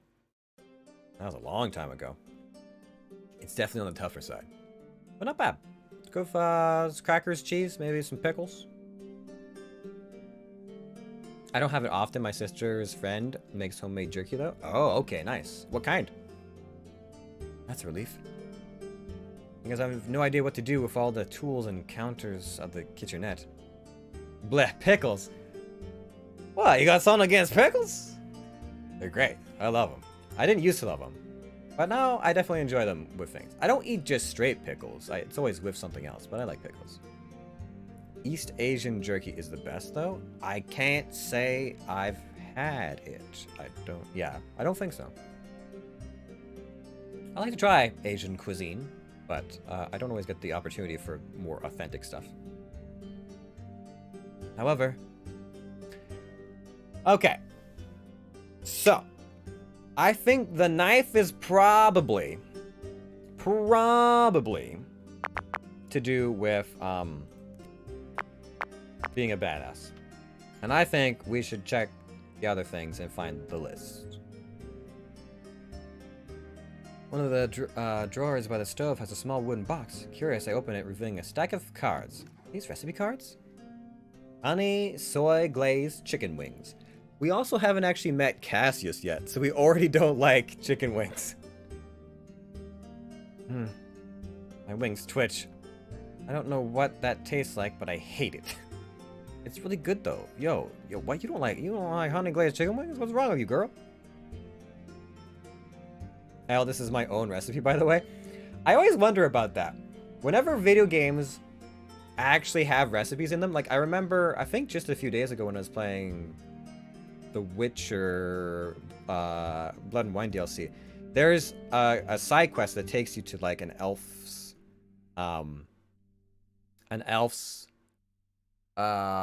like kitchen, like an ancient elf chef's hidden kitchen, and there's actual recipes in there. They're like fantasy recipes.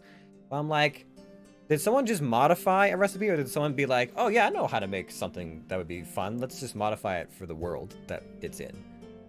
I always like those like YouTube channels that actually take recipes from video games and make them to see if they're good. They're almost always really good though. Video game food, best food. Usually. Unless we're talking like suspicious, you know, Breath of the Wild cooking.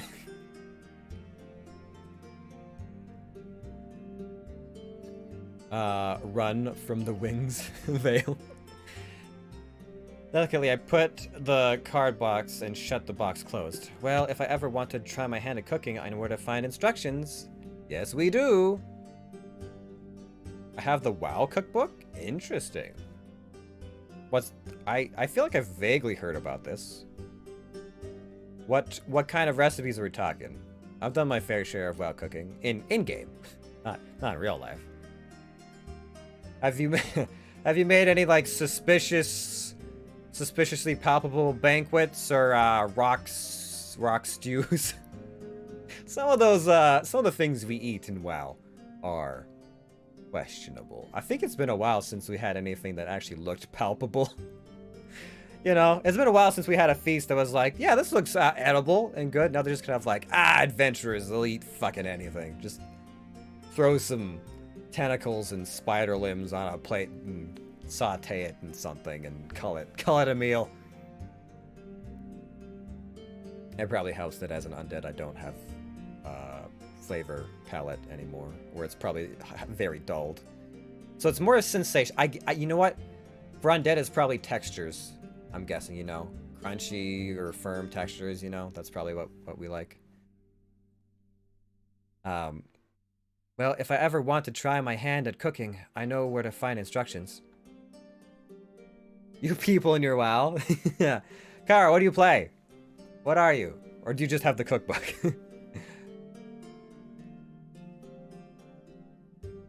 Axa must have her own room just like me then. It's not like I was expecting her to be here, though I realized that despite our less than ideal encounter, I'm curious about many things surrounding her, including the things she said. She must have had a bad experience of angels. Still, what do I know? Still, that is no way to talk about people she doesn't know. Doesn't know us. Caught in my spiel, I almost didn't notice the door open. Hello, Axon? Oh, you. Is this why she says, speak of the devil? Is it why they say, speak of the devil and they shall appear? No, don't leave! Girl, don't you know we're trying to get some romance in the air?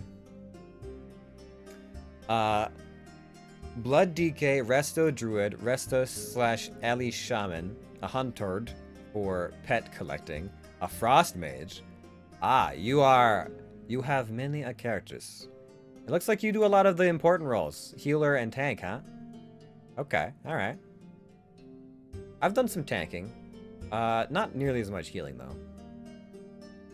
Not so much that I'm opposed to healing? I guess I don't know. I'm kind of needed for other things in my guild. You know, healers are not as needed as tanks and DPS. Start a conversation. I'm just looking for something to eat. It's not technically a lie. I was top 30 tanks on my server at my peak. Hey, nice. I was. Oh, you know what? I was.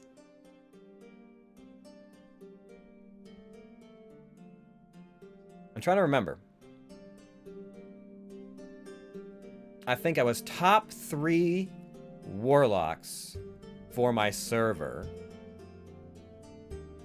Top 2 or top... I think I was... I feel like I was the top horde warlock for my server at one point at my peak. That was like my claim to fame. I never got into warlock.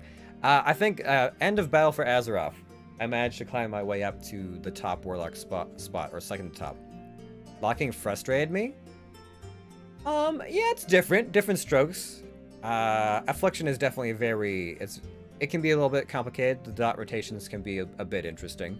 Destra is pretty basic, pretty straightforward for the most part. I missed the route, the route for PvP. Ugh. Because all people wanted gates and rocks. Oh yeah, no. That well, we're really good for AoE these days. People always take us if it's an AoE dungeon, but yeah. They're like, give us candy and do you know the lock skips and stuff like that. Yeah. It can be rough. If you're solo queuing and you don't have the rating, people are like, it's a battle res, I guess, but like there's no lust. They're not a lust class, so like we don't take freaking locks when you can take like a hunter or a shaman or a mage. It's just is rough. But I will say I haven't honestly done demonology in a long time. I want Blizzard to make demonology a tank class or a tank spec. Back in Cata, they gave us that the demonic transformation and it gave us a whole bunch of armor stuff. And I got to tank. I was one of the DPS caster tanks in Wrath for the Blood Elf Vampire Council thing, the princes. And ever since then, I'm like, Blizzard, give me a tank spec as a warlock. I want that. I want that so bad. I want to be a caster tank so bad. I'm like, listen, if I could main spec DPS and then have my off spec be a fucking warlock tank, that would just be amazing. I want it. Never did it though. Never made us tanks. And I was like, but we're supposed to be the tanky casters. But tanking is annoying too, especially with blood DK at times. You just essentially carry the whole raid. Yeah, we have a blood DK as one of our tanks, and they out DPS some of our DPS, and they're unkillable, and they're better than our pally tank right now. Like blood DKs are crazy right now.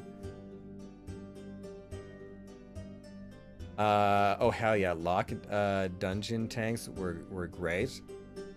Also, that's a druid. I mean, I guess, but you're a bear, though. Like you're doing some spells, but you're mainly a bear. I'm mainly like you are a ranged tank, and you could probably get some like demonic cleaves and stuff like that. Like if they could morph some of what demon hunters do with some of what warlocks do, because like the demonic form, honestly, the metamorphosis was probably the precursor to demon hunters. Before demon hunters were a thing. But yeah, I don't know. I would like to have a warlock tank spec. Because then I guess it could be like you could have the DPS version of it be like feral cat form, right? And then the tank form be like bear. I guess. I don't know. I don't know. When the whole AOTC nonsense got introduced, my blood DK topped healing charts and DPS charts in pug raids all the time. Yeah. I haven't really played my DK seriously for a long time, but I will say one of my absolute favorite memories of playing DKs was back when they first came out, and we were I play Blood. Solo tanking, yeah. I played Blood back when it was a DPS spec. Because was it Frost was the tank spec initially, right? And then Blood was a DPS spec. But you were so unkillable as Blood. It didn't fucking matter. Blood was so broken. And I remember going into PvP. And me and my friend, we would go to Drekthar's room. Just the two of us. Just two DKs. And, you know, Alterac Valley was always just a cheese. Everyone just cheese. Like, the Alliance would just bum rush with tanks and healers that were, like, stupidly geared, and then they just be able to survive Drekthar, when then the DPS would just do stuff.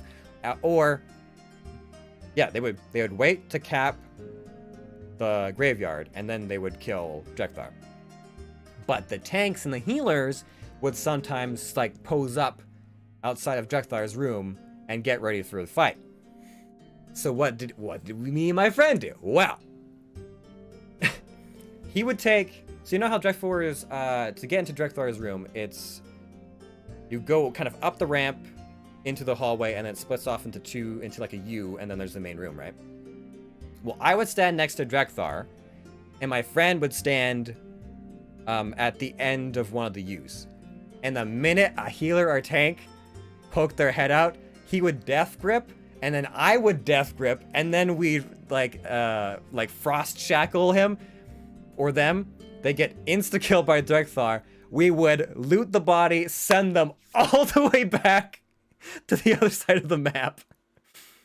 And we would do this like for so many games. And the two of us would single-handedly like kill main tanks, kill healers, and like buy the entire match like an extra 20 minutes, just the two of us running interference. Like before they had the res at spawn, we would stop the entire Alliance team by just picking people off.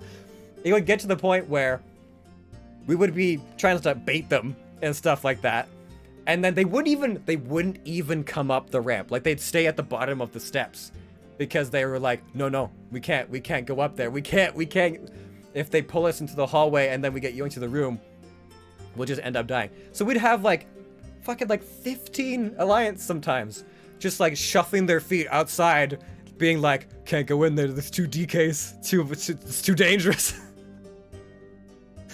Those are good times. Those are some funny ass times. I remember running PvP with my friends, Prot Pally and my Blood DK, and I'm pretty sure we made more people rage quit than that one time I wiped a whole raid on purpose. Oh man, yeah. Anytime you can just pull off crazy odds and just wreak havoc is a good time. Man, silly. Anyways, romance, right? What were we here for again? I've just been staring at Axen this whole time talking about World of Warcraft.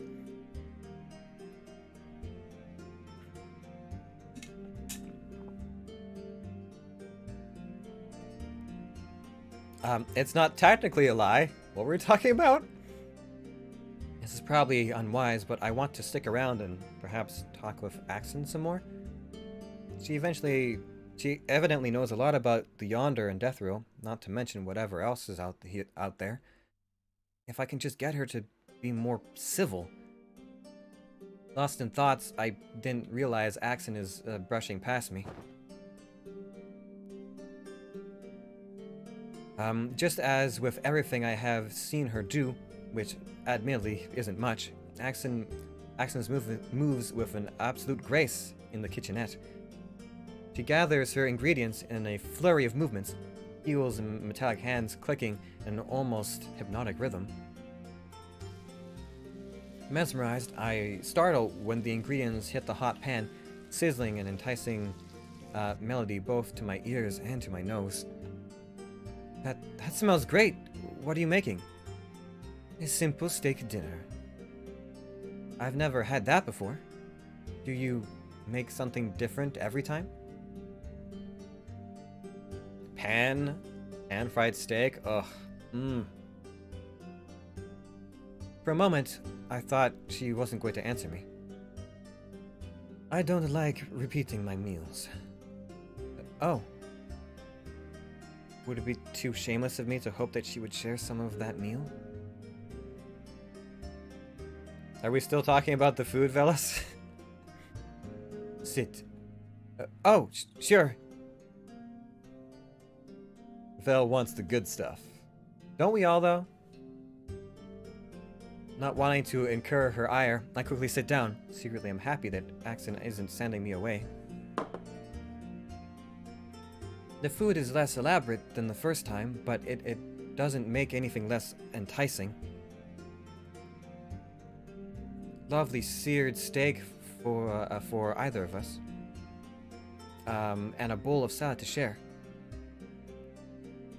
Ease up. Thank you.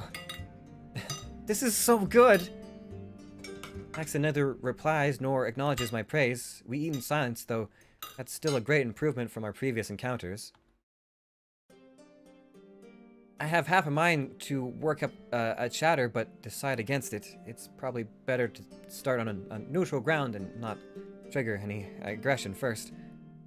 I have no illusion to be able to gain Axon's trust. I simply have a few questions, and if I have to bide my time, then so be it. I'm glad I ate recently, or this would make me so hungry. Yeah, I actually ate before stream, which was only 4 hours ago, but you know, I'm not hungry enough yet that I'm suffering. After finishing the meal, I say my thanks and goodbyes, and then retreat to my room with a full stomach and somewhat more settled mind. Where are we at? Lots of friendship, and then romance. Okay, tell me, what is the difference between friendship and romance? How does that work for us? Because presumably the endings that we want are romantic, but then we have friendship. Is friendship tied to the fourth ending? I made Thai barbecue pork belly today. Ooh. Yeah, pork belly is popular in Asia, isn't it? It's not so much of a thing here. Friendship is magic. What, are we gonna Care Bear stare our way out of the Yonder? Just float out of here on a bridge of rainbows?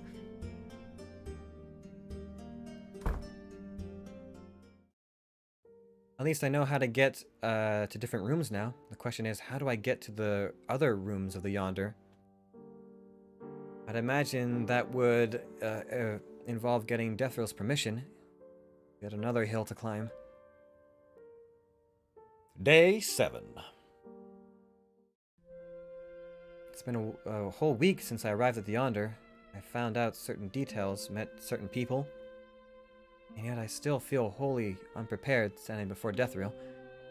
It's definitely something I want to ask, though I don't think it would be overstepping my bounds, considering, well, am I supposed to be a reporter? I am supposed to be a reporter, right? Then would it be okay if I asked you to, speak more about the Yonder? About the Yonder? Yes. I suppose it is rather difficult to grasp. It is, yes. Very well. The Yonder is a realm, and yet it is not. It is neither here nor there, and not all who seek to visit may enter. Not all who seek to visit may enter. I didn't seek to visit the Yonder. Is that why I was deposited here? Then how would one visit? Yonder accepts those who need it most, whether they know it or not. Perhaps seeing my confusion on my face, Deathrill chuckles. Having arrived here, you must be in need of the Yonder in some way. I don't understand. Most do not. But being able to enter the Yonder means that one is in need of something that cannot be found anywhere else. Anywhere available to them, that is. But I didn't come here because I need anything. Under Deathriel's meaningful gaze, I deflate. Whether I know it or not, huh? I am sure you will figure it out. Figure it out eventually. Though I must admit your arrival was the first that I was unaware of. I am? Indeed. Seldom do I get surprises these days. Is that a good or a bad thing? That depends on what your stay will yield. Of course, to stay here, a price is required.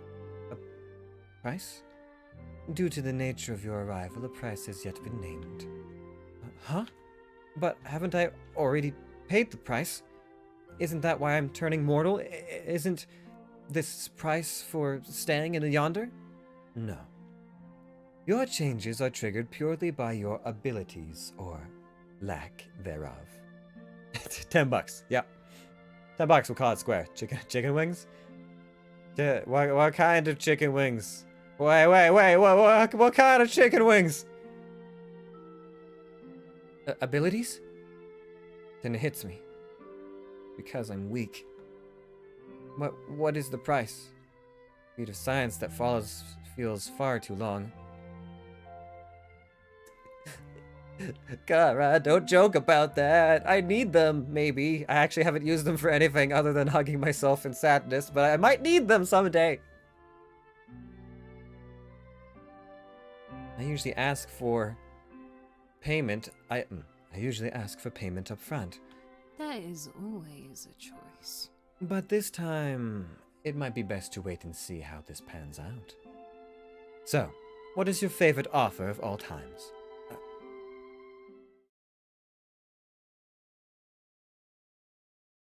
For a family meal? Oh no.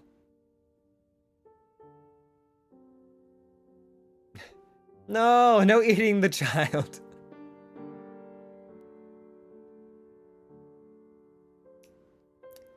You know, Kara, if you wanted that to be an ending, you could just write one in. I'm pretty sure you have the power to do that. One of the bad endings is you just get cooked. They turn you into chicken nuggets.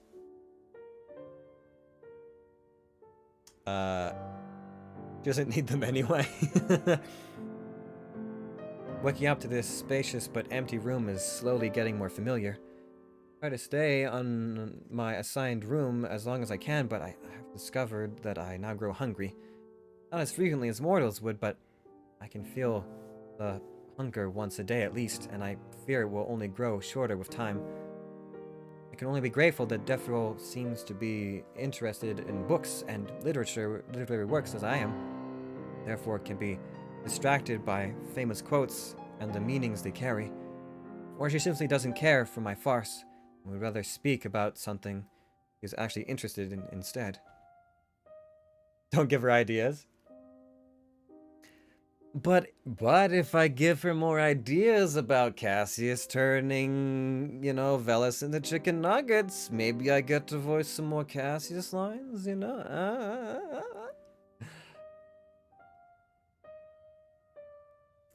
I can turn her into spicy chicken nuggets. My baby!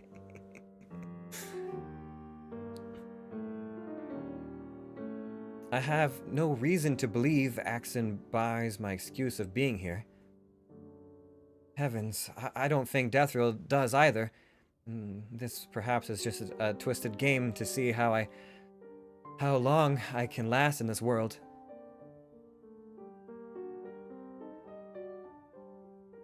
Chicken tendies.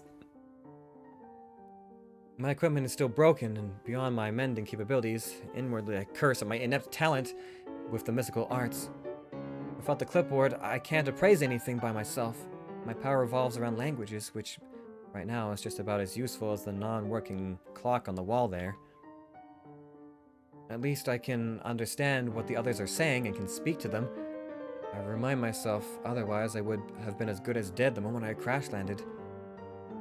Giving the door a baleful stare, I stand reluctantly. Time to begin my day. Also, I like the aura icon. Aura icon? What? Hmm? Alright. Here we go. This is it. We're going someplace. We're doing something.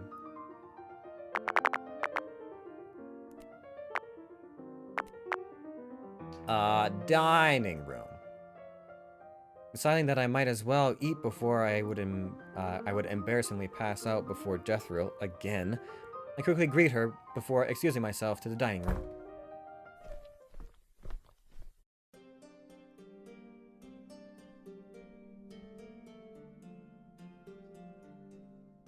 The aura icon on your avatar thingy?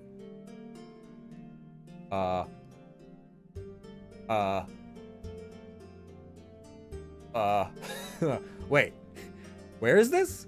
Who, what? On what now? My avatar?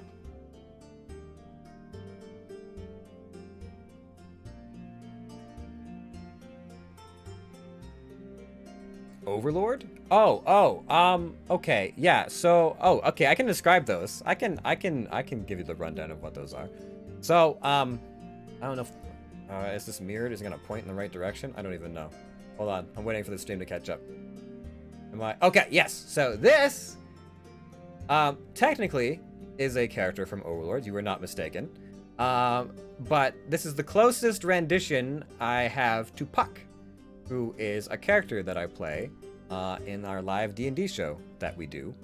And I have some redeems on the channel that also involve Puck.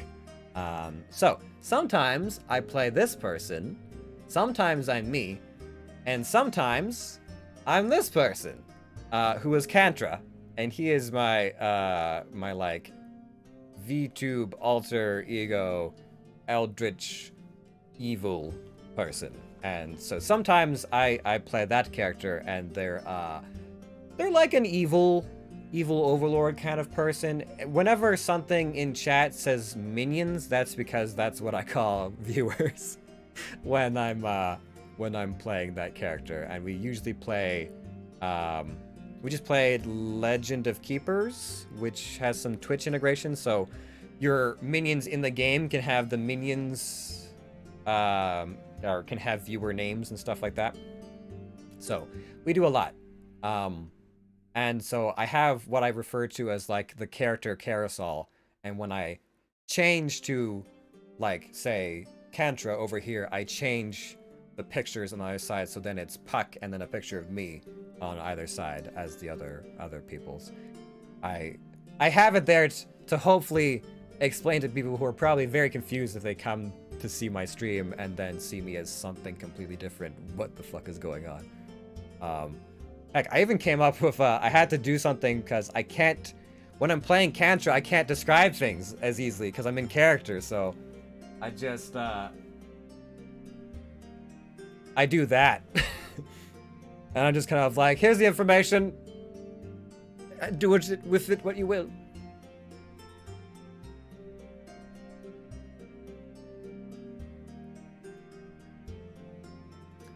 Is her name Aura?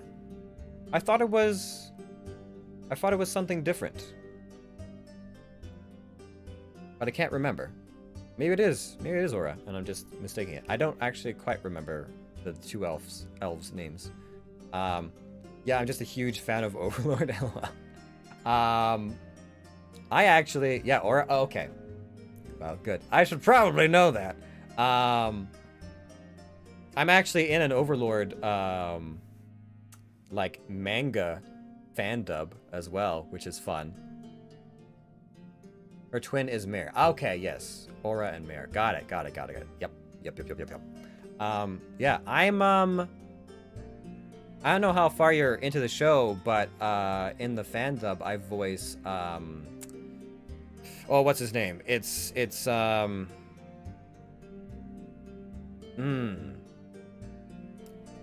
the main character is named as... Oh, fuck. I'm forgetting. Help me out. Kara, you know the names. As... Oh, God. Shoot. Versus, I'm failing. I should know these things. I should know these things.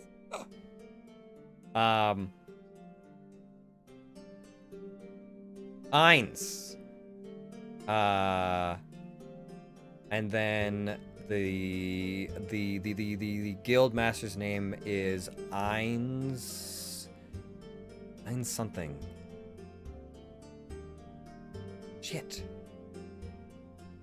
It's been a little while since I recorded. I've watched everything and I own all the books. Okay, well, I've done some cameo appearances as some of the elders. One of the elders. Eins Ulgon is the main character, and Einzak is the guild master. So I'm Einzak, and one of the like religious kingdoms, like council, I think. So yeah, I get to bum around in the in the Overlord world a little bit as cameo characters, which is fun. Anyways, sorry, a lot of tangents. I hope people aren't bored by random ass tangents. Askin is there, both of my is there, both to my relief and uneasiness. Her eyebrows draw immediately upon my arrival, and I shrink a little under her sharp emerald gaze. Hi. I'm just chilling. Cool. That is more or less the purpose of Read Wednesdays, is to not be overly stressed about things. The Wednesday stream is a very chill stream. There's no, it could be an hour stream, it could be a 3-hour stream, it could be a whatever stream, but it's just chill times, reading stuff, maybe doing some voiceover things, you know. Hungry? Hungry again? A little, yes. She hums non-committally, and I carefully take a seat at the table. Axon gives me one last look before turning back to cooking whatever she's been making. It's a bit strange, the dynamic between us. Axon clearly doesn't like me, and yet she isn't opposed to feeding me. The Wandering Queen, as she has proclaimed herself in our first encounter, is not under any obligation to feed me. I'm not overly stressed because I know exactly which ending you're heading for based on choices. Ah, yes, it must be nice to sit at the center of the spider web and be like, oh, you're going there. Oh, oh, poor choice. You'll see how that ends. I don't think Deathrill would have gone out of her way to request Accent to do that.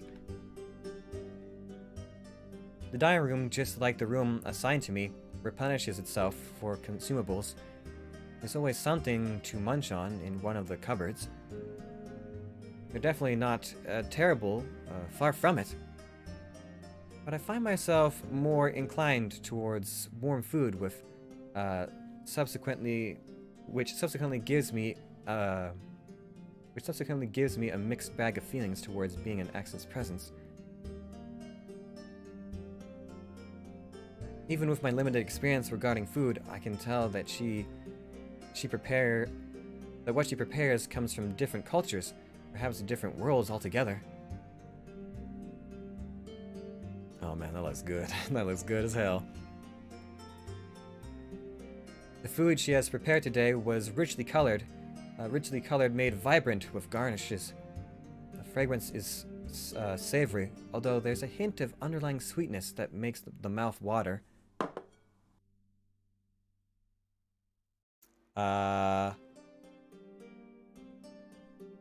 Paella? Is that how it's pronounced? Thank you. Accent only hums in response, and I find and fills her plate with a portion of each dish. I quickly copy her, eager to taste the new delicacies. This is delicious as well. You say that every time. I'm not lying. Nobody said you are. Huffing, I turn my attention back to the food. Okay, This is new territory. I don't know what I'm doing here. So we're gonna find out what the hell it is we're doing here. Okay, okay, also, we gotta look at them charts. Where are we at? 2 and 5. Okay, we got a lot of friendship, not a lot of romance. Oh, it works! Alright, there we go. It works.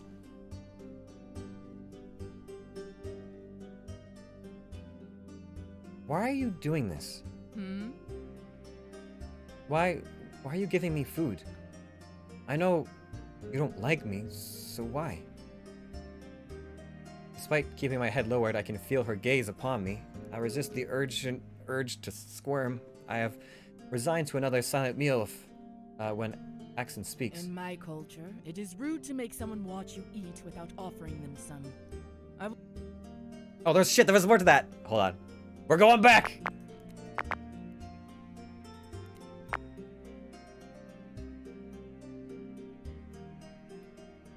In my culture, it is rude to make someone watch you eat without offering them some. I will not go against our values just because of my distrust towards you. Oh, that wasn't paired with the next line.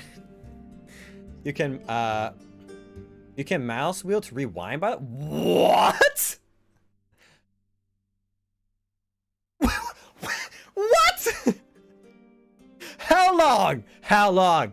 How long? How long has this been a... Guys. Guys. Guys. This game needs a tutorial on its functions. I have to go digging into the menus half the time to learn new things. Always been the thing. Oh my god. What does it ever say anything? Like in settings or something? This whole so I could fast forward and then rewind a bit so I can get where I'm at, the context of the topics? Oh my god.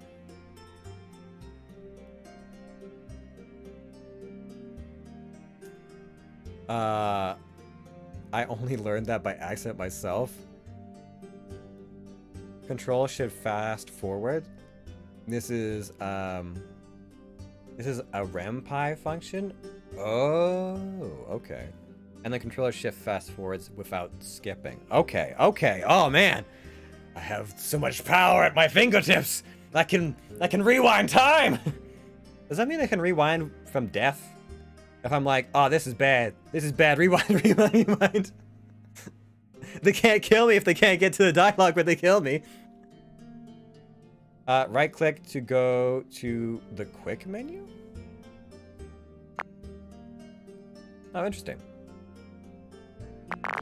Maybe under help. Interesting. As long as you aren't booted back to the main menu. Uh-huh. It's just like, hit that fucking scroll wheel so fast you rewind all the way back into heaven. They're like, ah, did it! I'm safe now, back in heaven. Won't make that mistake again.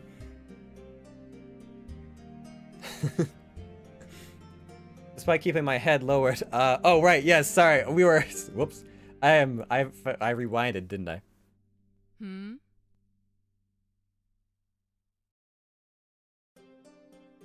Wait, so I can rewind pass through decisions. That's insane!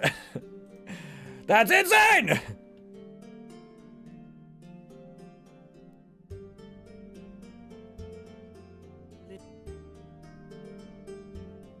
Little angel. Oh, but I can't, once I fast forward, I can't rewind. Interesting. So I can only rewind. Okay, so, but if you fast forward, okay, so if you fast forward, you can't rewind. Okay, okay, okay, okay, got it. Let me go back to where we were. Okay. In my culture. Oh. Thank you. You are welcome. For a while, there is only the clink of utensils between us. Silence isn't entirely unwelcome, as silence is what I'm used to with my daily routine back home. I received the job that I have by receiving the job that I have, it's only reasonable to expect some silence. But at least I would have been working in a position I have dreamed of since I was young. Wouldn't I? My fingers clench about the fork, thinking about how easily I was dismissed, how quickly I was discarded to a forgotten basement. Anyone even looking for me? Am I that undesirable? Unwanted? Even by my own? Little angel. Why are you here?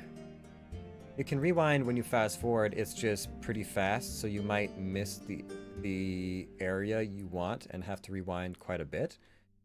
Well, I was scrolling the rewind, but it didn't scroll back past where I'd stopped from the fast forward.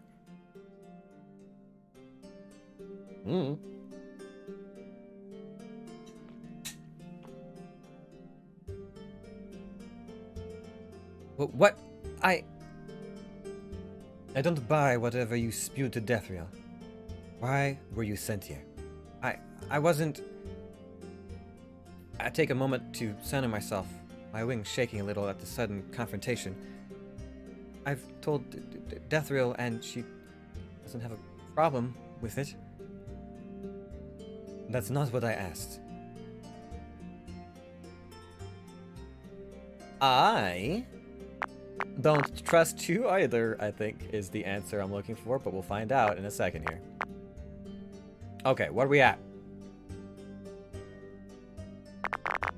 So we're at 3 and 6. All right.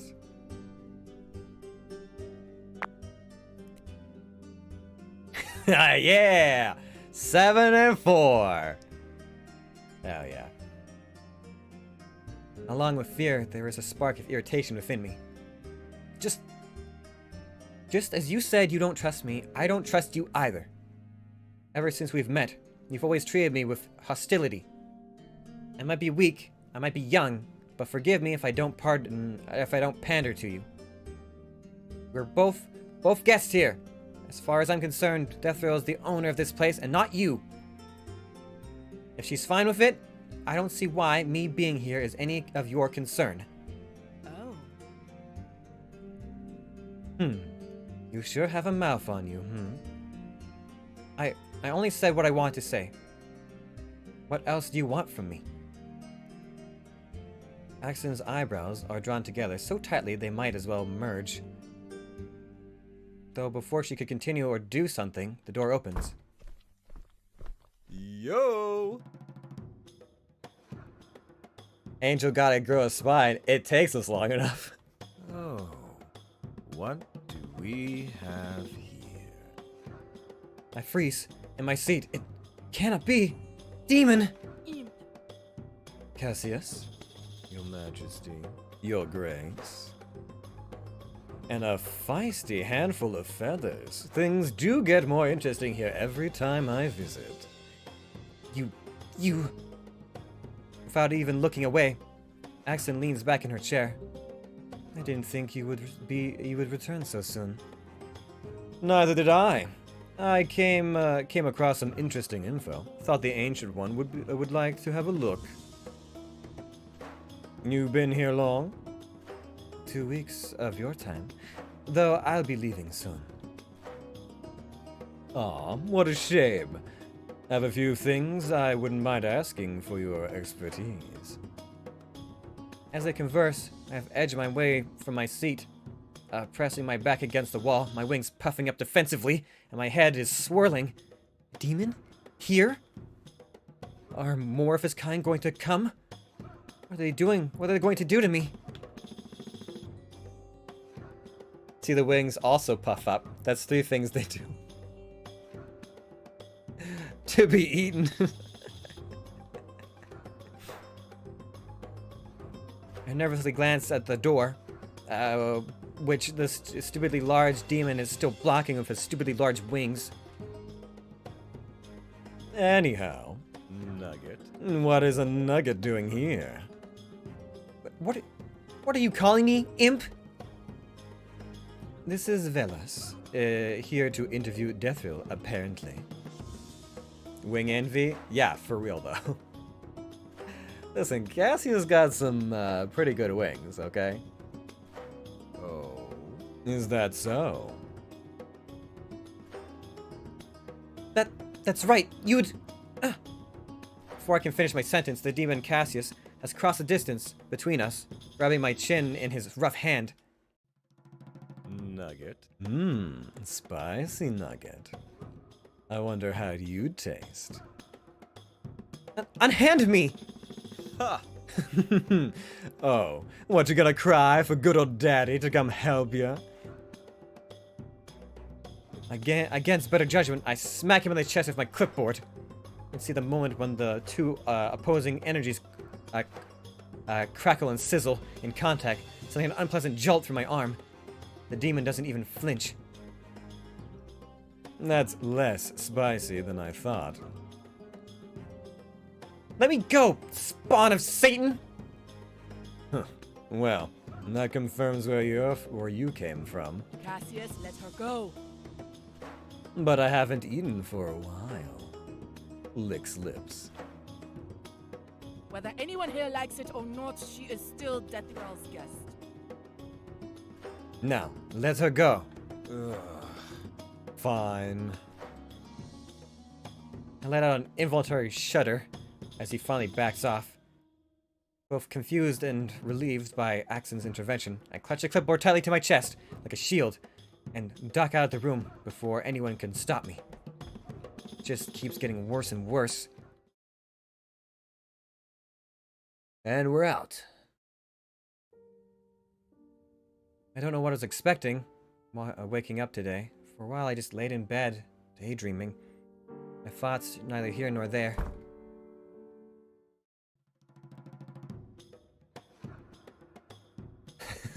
Velis is not food.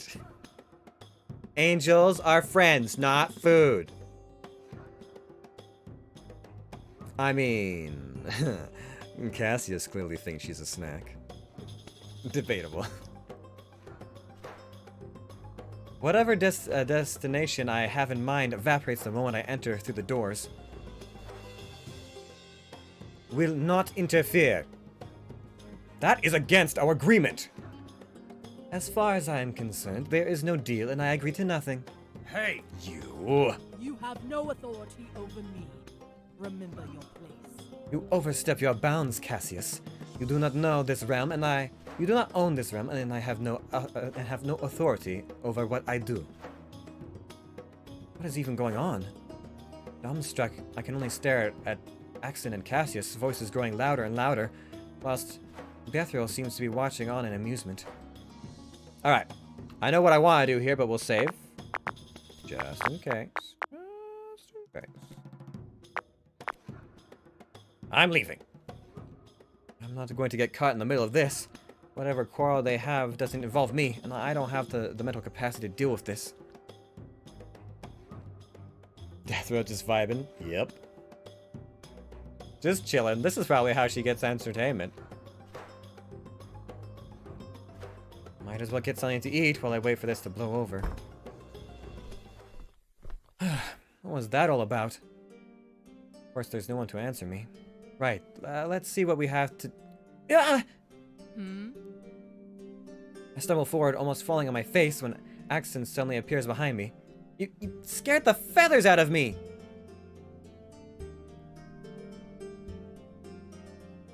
Yes, stuff those, Gizax? Gizax? Gizax? I'm trying to remember what a Gizak is. Interesting way to put it. She rushes past me into the kitchenette, stiletto heels, muted on the soft carpet. Not wanting to get in the way, I sit down at the table. I didn't see the heated argument moments ago. I wouldn't have thought anything happened with how composed Axon is.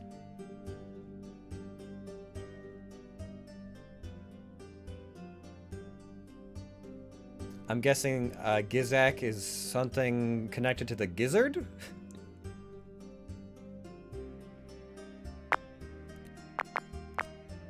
Let's ask, shall we? Hold on, wait. Where are we at? Where are we at? 4 and 8. We have a lot of friendship. Ask. 4 and 9. Friendship is not bad, but what about... We lose. Okay, so she wants us to ask. Okay, all right, I'm willing. I'm willing. I can do this. What happened out there? Askin's hands halt for a moment before resuming pulling out ingredients from the refrigerator. Cassius has some objections over my project. Imp. What a hypocrite. Like he has not done something similar before. Well, he is a demon. Indeed he is.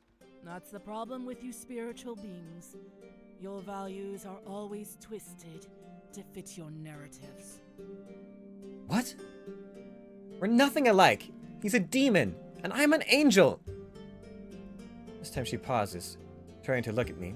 Axon raises an eyebrow. Aren't most demons just fallen angels? Well, that's... Not all of them are fallen.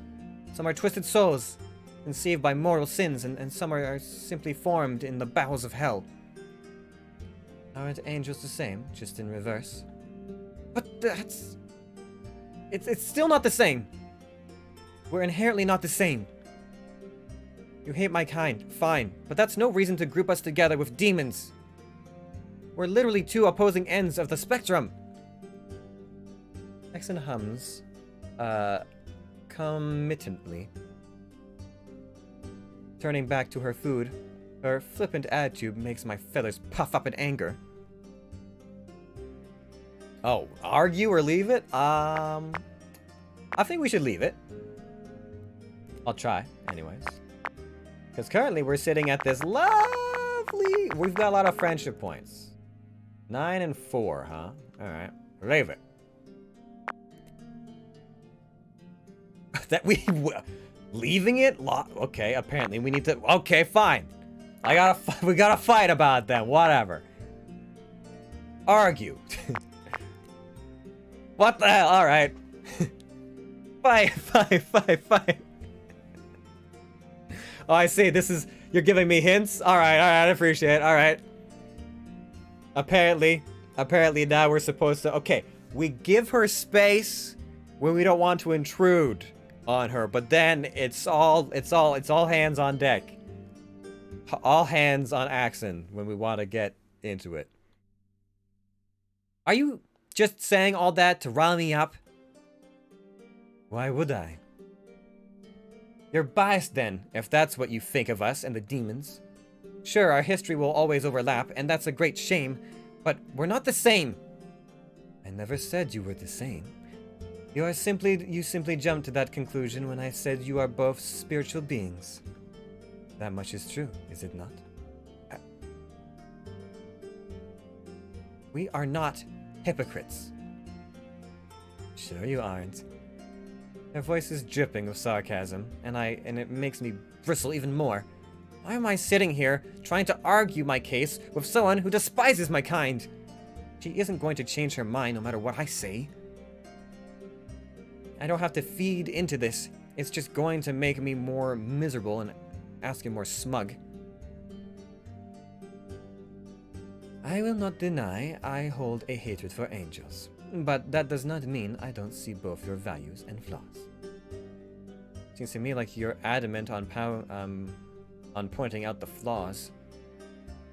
Difficult not to, when all you can see is the shining glow of your heavens and not the dark splotches. Perhaps it's true where you came from, but my heavens is nothing but righteous. Do not underestimate what I know. So, you claim your heaven is nothing but righteous. That's right! What happens to its children then? Huh? What are you talking about? The children of your heavens. Created and neglected, groomed to become the same drones since they were born.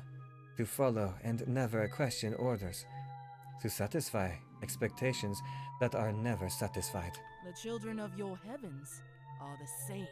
just like you. No, it's not. Unable to stand her piercing gaze, I flee.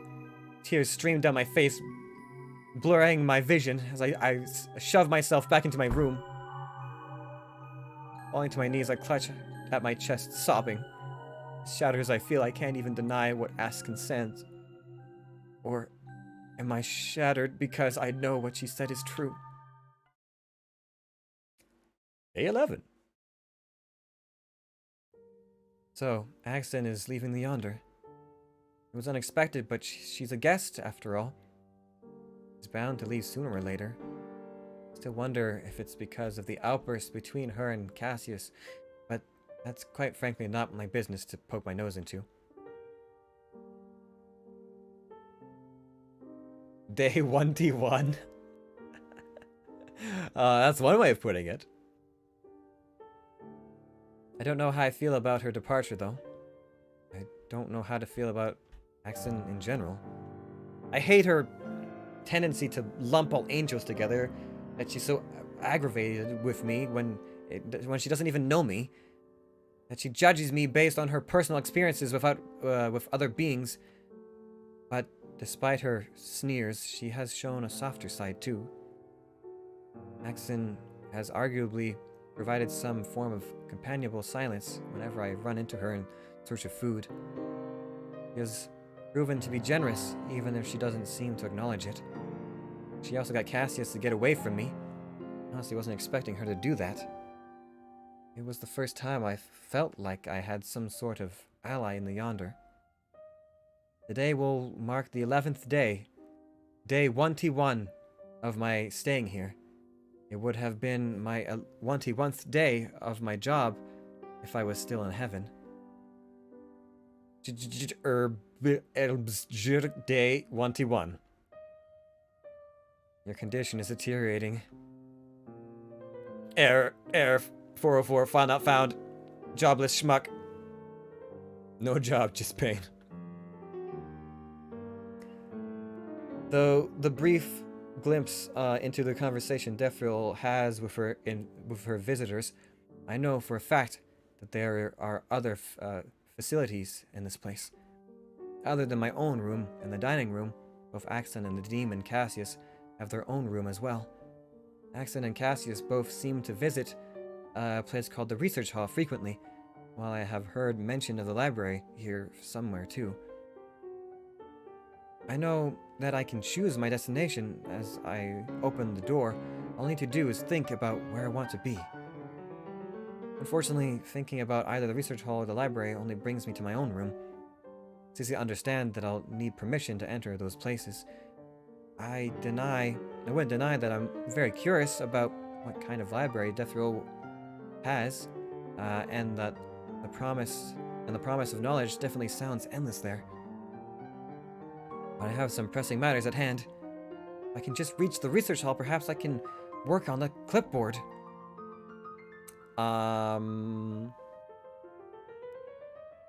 Bookburb wants books. Let's see here.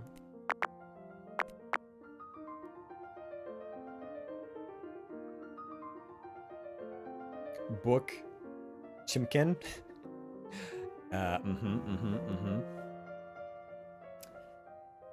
Leave?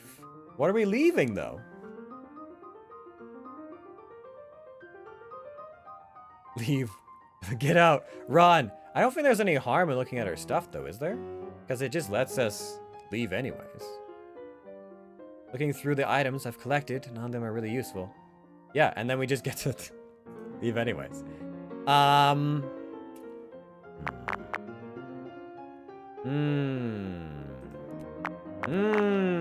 I mean, the dining room seems our go-to so far for anything accent related.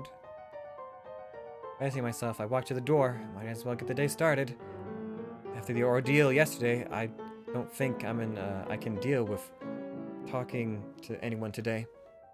There's, of course, the unfortunate chance of running into Cassius, but I don't think I can entertain Deathrow today without constantly tripping on my words.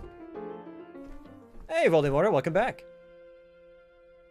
As I step into the throne room, a soft humming freezes me on the spot. Deathrow sits, reclined on her throne, her dark shape bathed in silver moonlight. The rhythm is a strange one to me, something unlike any music I've ever heard before. Okay. I think if I stay and talk, I don't get to leave? But we'll see. We'll find out in a second here. I gotta ignore for now. Sorry, Death Row. You're not my romance this time. The living room was basically empty. Feels better staying stuck in the assigned room. Tipping my head over the back chair, I stare up at the ceiling. What am I doing? If I'm being completely honest, I'm not used to all this downtime, this lack of direction. When I was young, there has always been some form of activities to fill my days. Then, when I got older, there would be a small task and duties to be carried out, preparations for my assignments or applied positions in the heavens. It's nothing glamorous or magical like what humans would describe in their texts, but it fills me with a sense of purpose. To not have the time to be alone with my own thoughts. Being lost and alone, always in one, alone in all in one is a horrible feeling. I have a goal, but I have no way of knowing how to proceed with it without bringing harm to myself. Of course, that could just be my paranoia talking.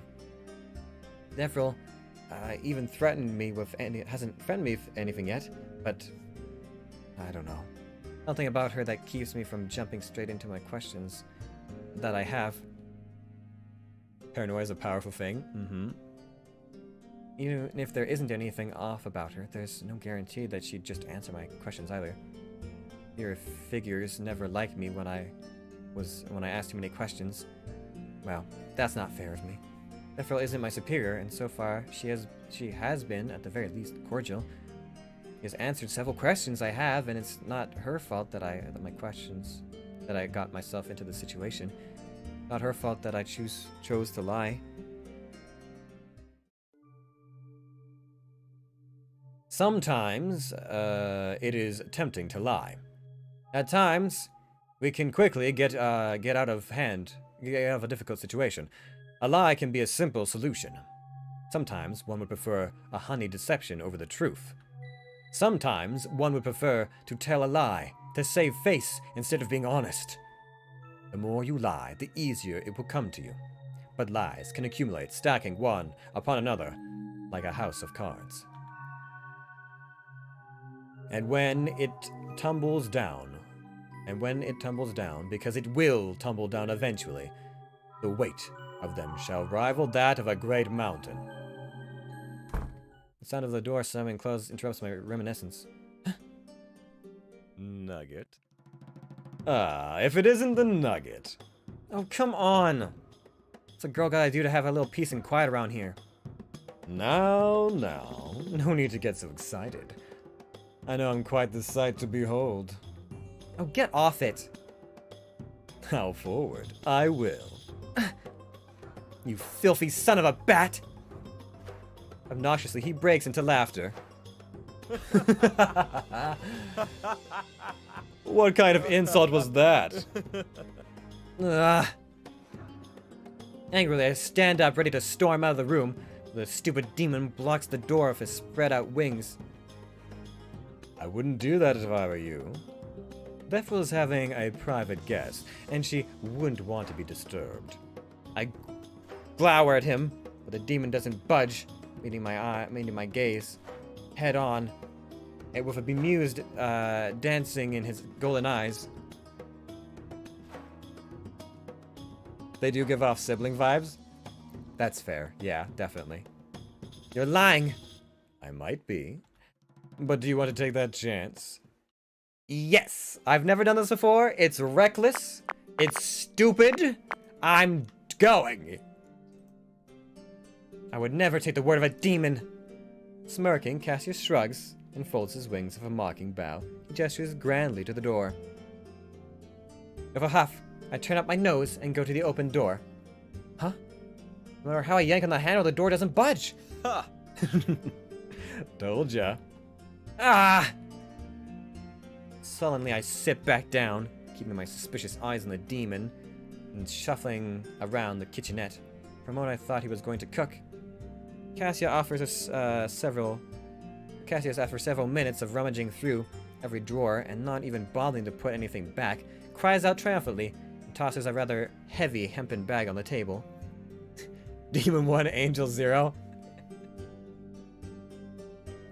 I don't think we really get one over on Cassius until we call him a goose.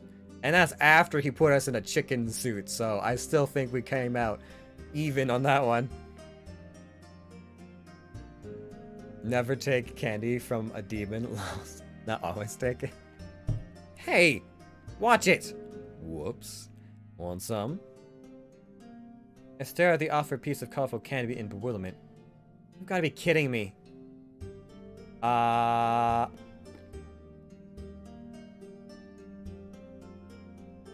We're probably gonna rewind, so fine. Now, always take it. I refuse. I'm not a child. Do not bribe me with candy. Cassius? Yeah, no, none. Eat the candy, baby. No, you're right. You aren't a child. You're a baby. Oh, back to hell, you oversized bat! Plopping myself down on a seat in front of me, Cassius stretches his wings and kicks his feet onto the table. Hey! Getting dirt all over. What dirt? From your feet. Where else? Casually tosses candy into his mouth, heedless of my annoyance. Nugget. I'll have you know, Miss Nugget, the Yonder has no dust, and I'd rather get buried in angel feathers than let any dust touch me. One of the perks of being able to fly. You dreadful overgrown goat! This is highly inappropriate. You speak as if I'm dry humping the table. You... Seems my anger amuses Cassius greatly as he throws back his head and laughs. I often forgot how you younger ones can be so funny. I'm glad you're enjoying being a prick. He waves me off easily. Not any less than your superiors, I'm sure. You dare? Easily. Come now, even you can't deny that they have a whole superiority complex going on.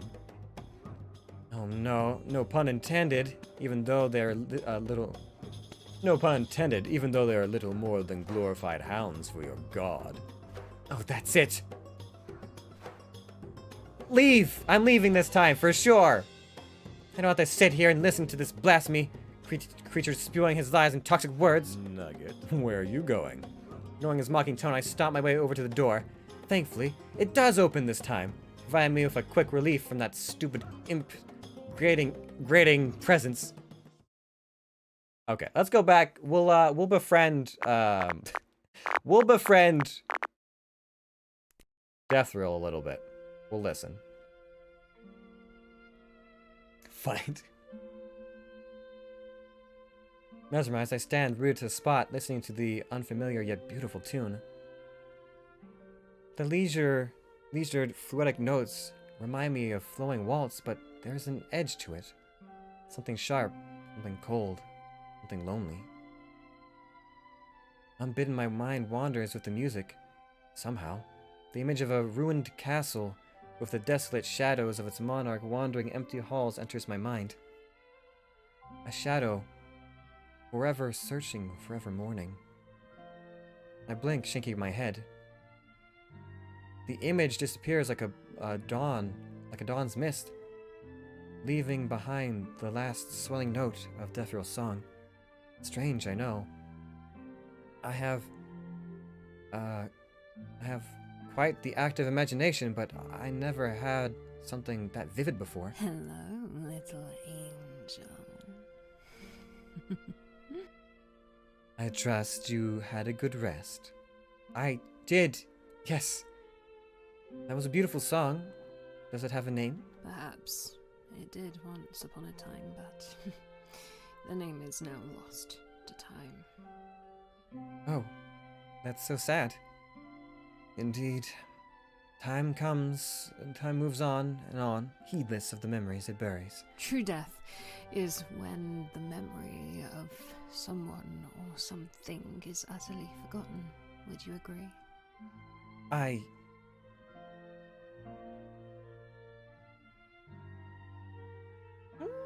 I'm curious now. I'm actually quite curious what would happen if we said no. I disagree.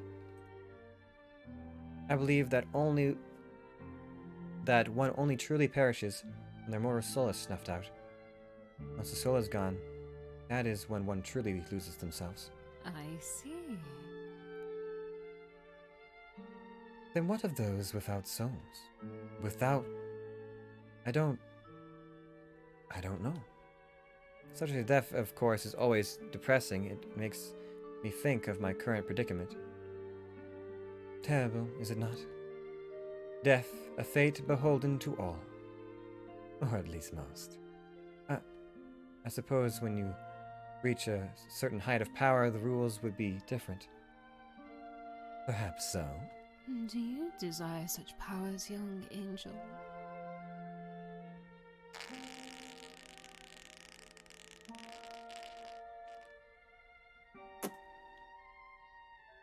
The unexpected question freezes me on the spot. I gape at Deathrills, unsure of how to voice my thoughts without sounding like a power-grabbing imp. It's complicated. When people say that, it often means yes. I guess so. Please, don't take it the wrong way, but I don't desire power, per se.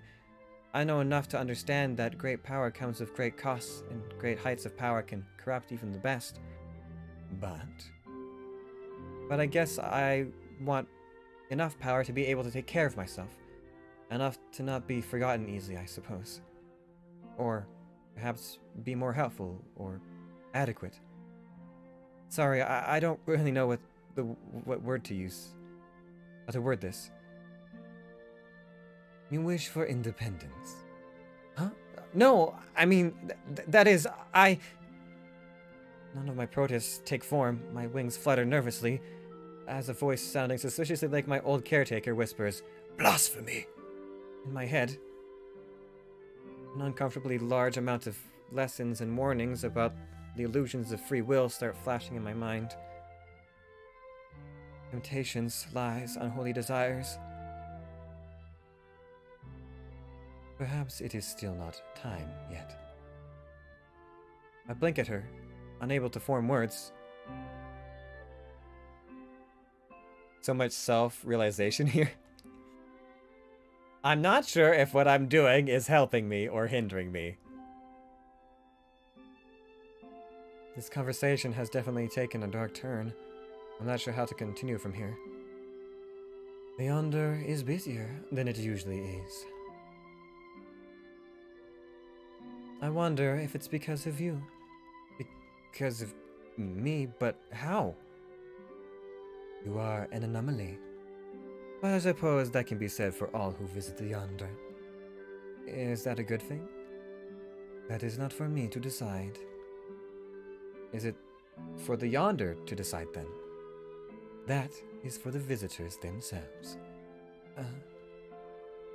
If that is the case, then I can't say that this has been good for me. Not when there has been so many changes that I have had no say in. Good? It was strange, the image that flashes through my mind, and a jumble of scenes, noise, and memories. This is... Where is this place? Where am I? Lies. Superior? Superior! In a swirl of colors, the scenery changes again. What are you doing here? Standing in the sun-bathed heavenly ground, Axton looks down upon me imperiously. Me? What are you doing here? Lies. What? You're late. Not again. Late? What do you mean I'm late? Your job. You're late for your job. What? How would you know? What is going on? What is this? Is this a dream? A mansion, drenched in sunset, walls draped in ivy, a sun laced in the lukewarm air. Red? Who is it? He has always hated Red. Who? You should not be here. I gasp, awake, floundering amidst the coil of my sheets and the last remnants of sleep clinging to my consciousness. The fuck is this? The fuck is that? The fuck is going on? That was a dream? A strange, fitful dream, but a dream nonetheless. I have used the word sometimes, but this is the first time I've ever had a dream in my sleep. First time I have dreamt the way mortals do. What does this mean? Images were strange, some out of place, some I have never seen. A headache pulses between my eyes. I throw an arm across my face, heaving in a deep shuddering breath. Another change. It takes me a moment every day to get out of bed. This fact hasn't eluded me at all, and I can't deny my fears. What if one day I just cease to wake up? I eye the door, stomach in knots. I am nowhere further on my quest to go home. There have been too many distractions. No, I allowed too many distractions to interrupt my goal. I'm determined to do something, to see some form of progress in the next few days, one way or another. Okay. I am going to go to the bathroom real quick. Because I would rather not hold it in as I continue to do all these high-pitched voices. Okay, be back in a moment.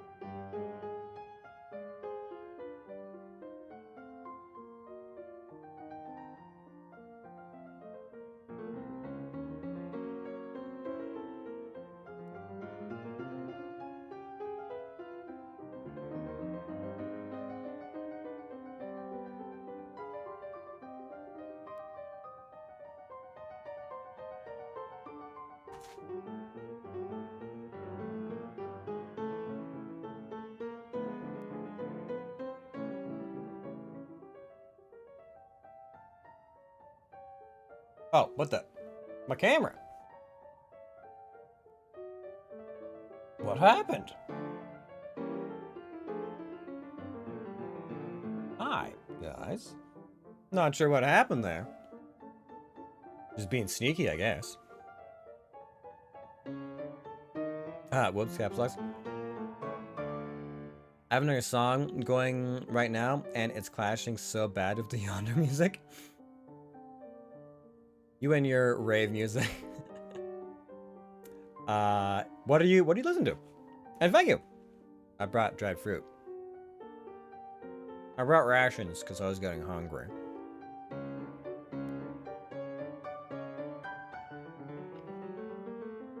But thank you all for waiting. My camera might be a smidge too zoomed in. Yeah, just imagine.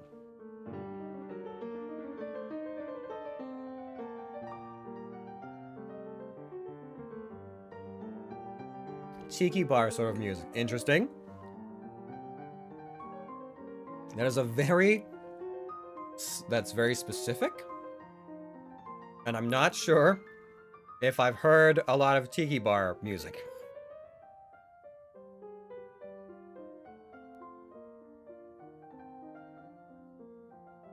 Is that like Cassius's theme? Is that tiki bar music? I don't know. I'm jamming to Two Steps from Hell. Oh, that sounds so familiar. But I'm not sure if I know them. Did I save? I saved, right? I'm pretty sure I saved. Yes, okay. Like Hawaiian sort of stuff? Very mellow. Okay, alright. That's fair. We have a lot of audio files in this chat right now. Nice. I guess we'll try and go to the dining room. Maybe, sorta, kinda. Would be nice. Would be awfully nice if we could go and eat some things. Maybe Axon's cooking.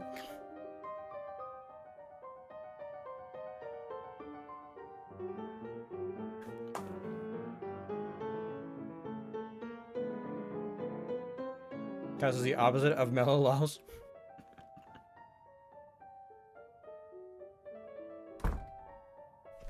Mm-hmm.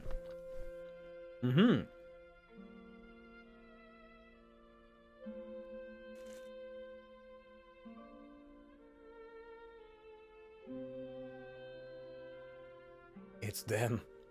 Oh no. Hold on, I gotta clear my mouth if I'm gonna do Finnen's voice. Or try to do Finnen's voice.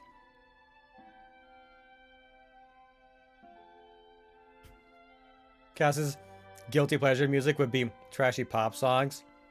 Yeah, 100%. Cass and I could vibe. Oh boy. I was told by another regular viewer that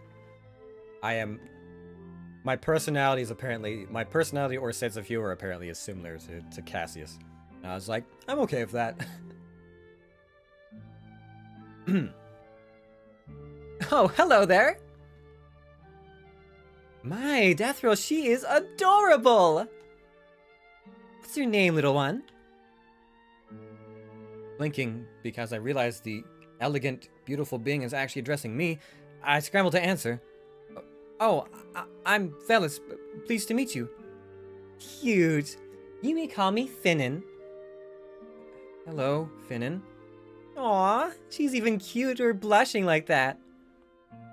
I squirm, a little unused to receiving such praise from someone who looks like they belong in a heavenly body themselves. Bully the smoke. Finnen has neither a halo nor wings, but there's a glow to their entire being, and a subtle, gender-fluid figure that becomes distinct the more I look.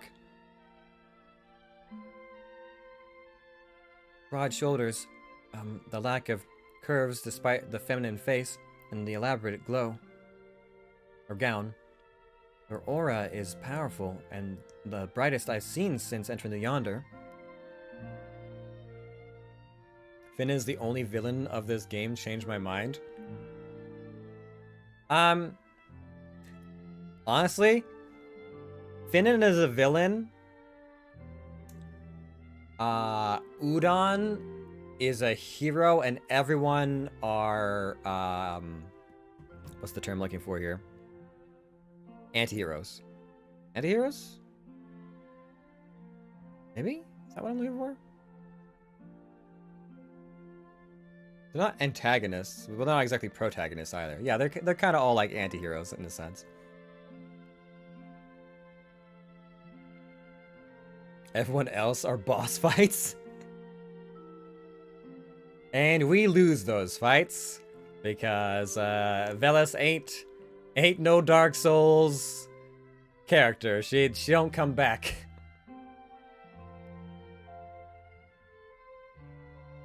All characteristics of a high-class celestial. Thank you.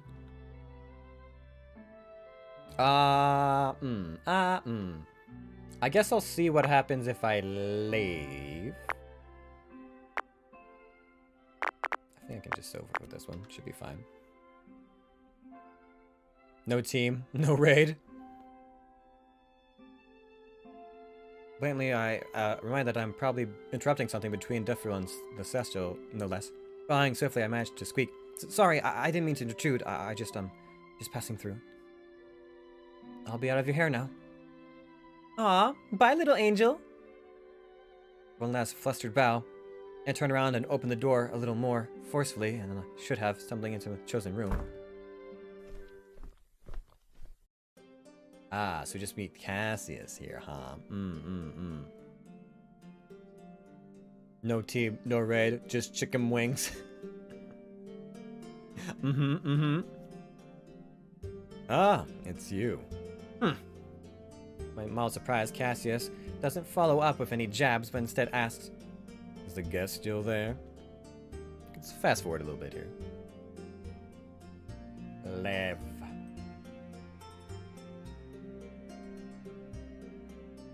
Really got a few really tasty to room.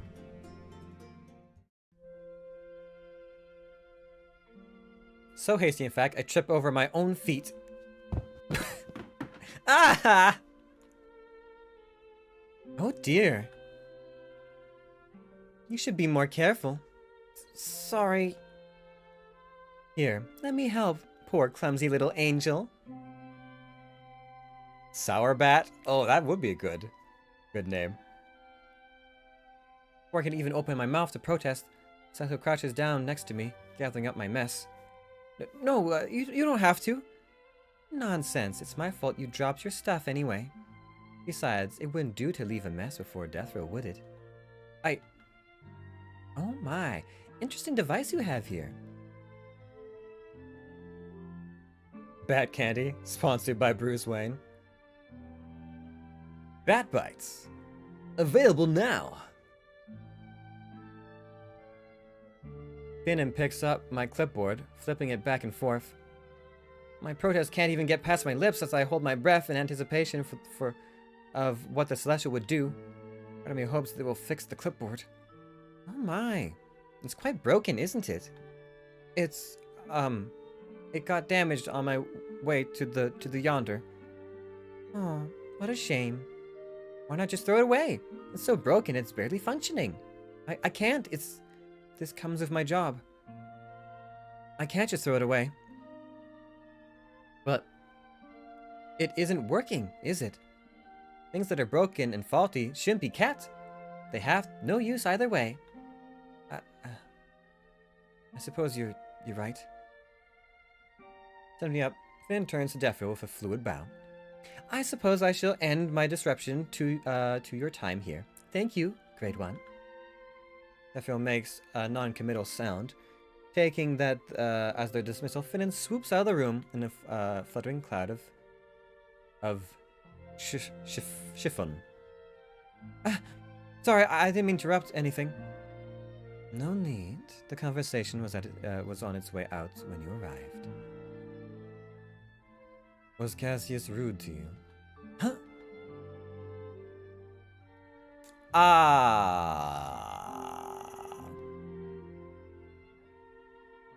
I have a sudden craving for Danish butter cookies. I'm not sure what those are, but they seem... That sounds good. I have no idea what I'm doing. I have no idea what I'm doing!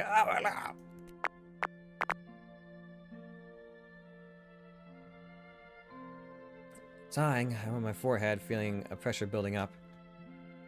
He behaved oddly when I walked in. A bit agitated, but it was no fault of my own. I was asking about Finnan, though. I don't know if it has to do anything. Of course. Allowing individuals with certain kinds of personal history into Yonder never turns out well. Personal history? Cassius and Finnan knew each other prior to this? Well, that's a revelation and a half, one that I prefer not to know too much about. It is not a story for me to share, but it is regretful that you ran into Cassius in such a mood. Well, it's not like anything I do wouldn't warrant some kind of jab from him or anything. You two naturally contradict each other. I can understand some interactions would be difficult. I shall ask him not to hold what you are against you. But I must ask you not to hold what he is against him. The sudden request stuns me into silence. Why would she care? But it would be unwise to turn down Deathriel's right to her face, especially when she's staring at me like she can snuff out my soul with a snap of her fingers. I bow my head, trying to keep the tremble out of my voice. I will keep that in mind. Good. Well, I shan't delay from your meal any further. Thank you. With a bow, I turn away and leave to my room. Yet another unproductive day. Okay. I dream. Again. So cold. Where? Why? Who's there? You can't take her back. I don't... The scenery changes again. Somehow I can still feel the chills on my skin, even more than within the icy caverns. Scale. Deathriel? Deathriel? Wait. Ah! The ground beneath me falls away. I scream. My wings flap frantically and uselessly as I feel the wind rushing past my face, blowing away unbidden tears. I brace my arms before myself, terrified of impact despite knowing that it is a dream. It must be. It has to be. Right? Pain never comes. I land on my feet, staring at a startled Asken. You. Axon? Traitor! What? What did I... Ah!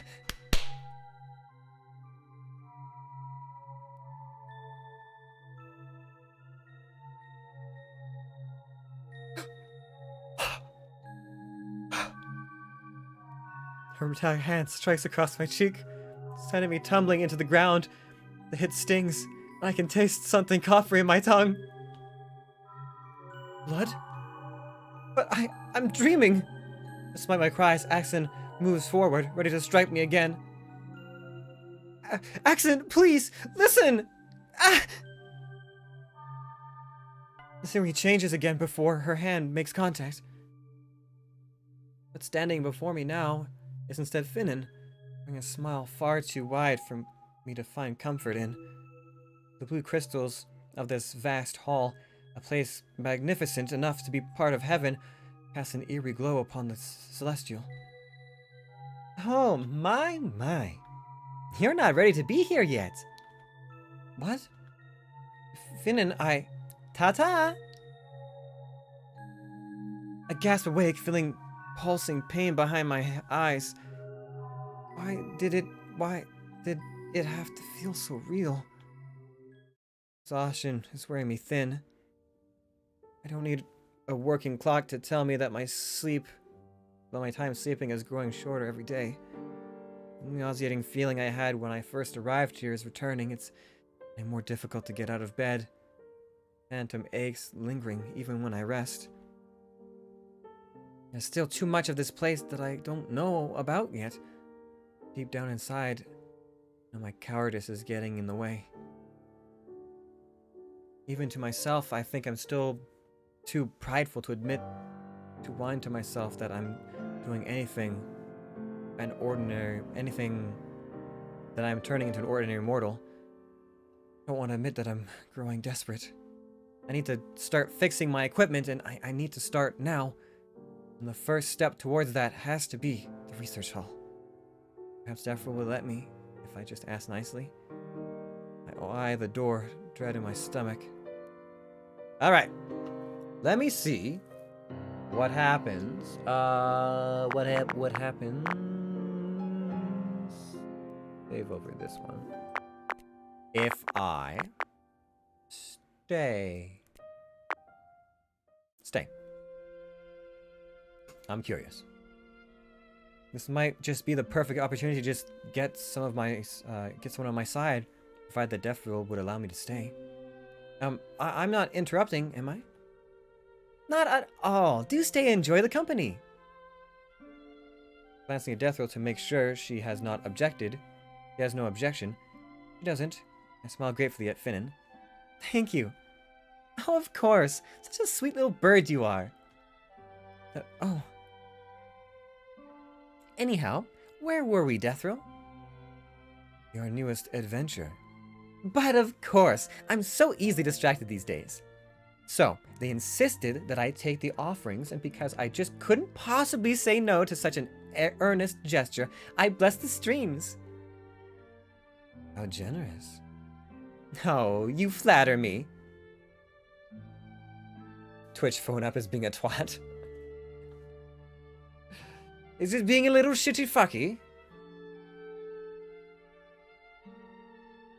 So I was right, Finnan is some form of celestial. If they can bestow blessings, perhaps not an angel, but maybe a deity or a fae? Hope is renewed within me. Maybe if I can get into the good graces, they'd be able to help me. But the fact that Finnan is here in the Yonder, chatting so jovially to Deathriel, is slightly alarming.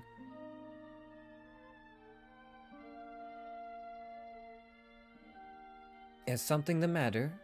Is something the matter, fellas? Nothing. Yeah, the phone app is a bit of a pain. I don't usually watch on my phone. I don't know. Good. You were kind of staring a bit hard at me. So just thought to ask. Oh, I'm so sorry. I didn't mean to stare. Forgive me. You are forgiven. How can I ever be mad at such a cute face?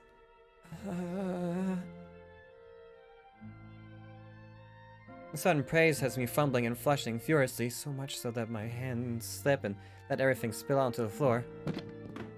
Oh my. There. Here, let me help.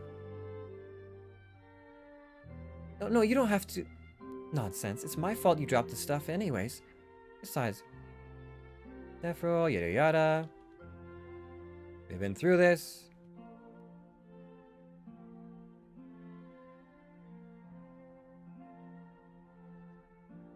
So, it has backfired.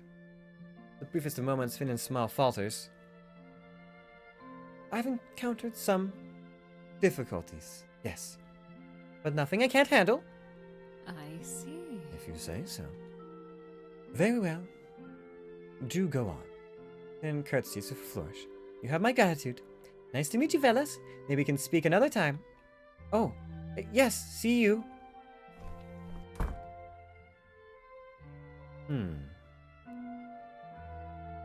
Ask about the Hall of Memories. Let's get in there. Super fast. Quick as a flash. I want in. Let me in. Let me in! I want in.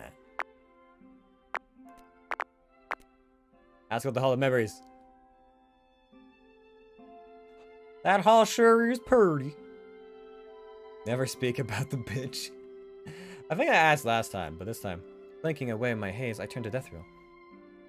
I don't mean to pry, but what's the Hall of Memories?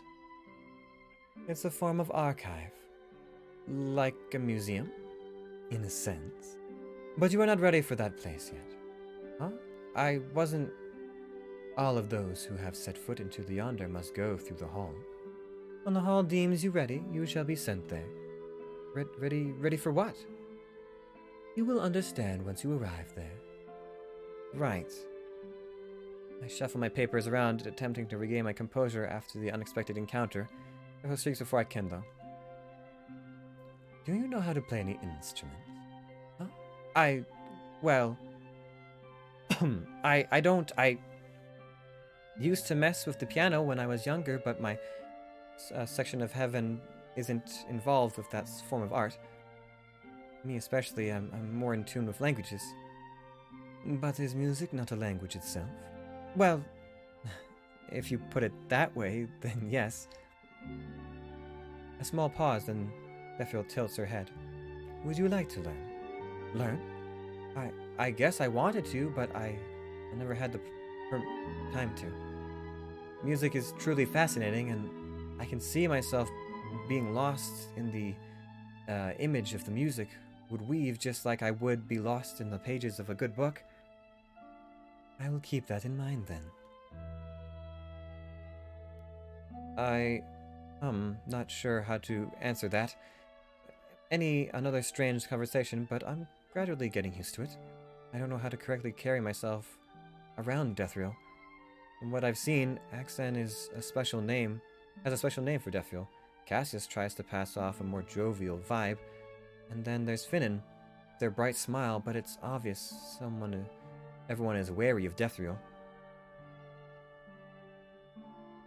There are questions I must ask, but I fear that they tread too far on the personal interest side instead of the more professional farce that I've desperately been trying to cling to. It's frustrating, even every time I make up my mind in the confines of my room about something. The moment I stand before Deathriel, my insides turn into jelly.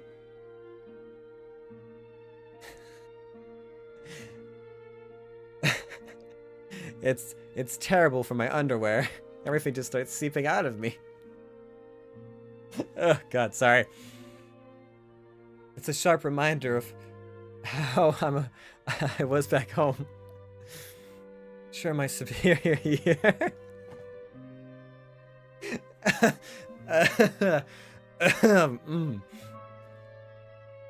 Sure, my superiors were never and could never be terrifying as Deathriel, but there's a strict air to them that stifles all of my admittedly outlandish questions, especially the caretakers from when I was young. You seem preoccupied. Oh, sorry, I was just thinking. Oh, care to share? Well. Oh, jeez, I don't know what to do about all this. Son of a bitch. I don't know. It's different. It's different here.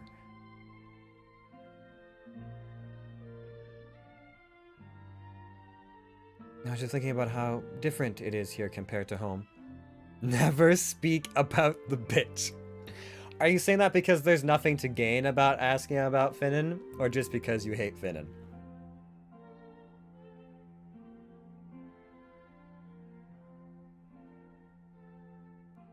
In a good or a bad way?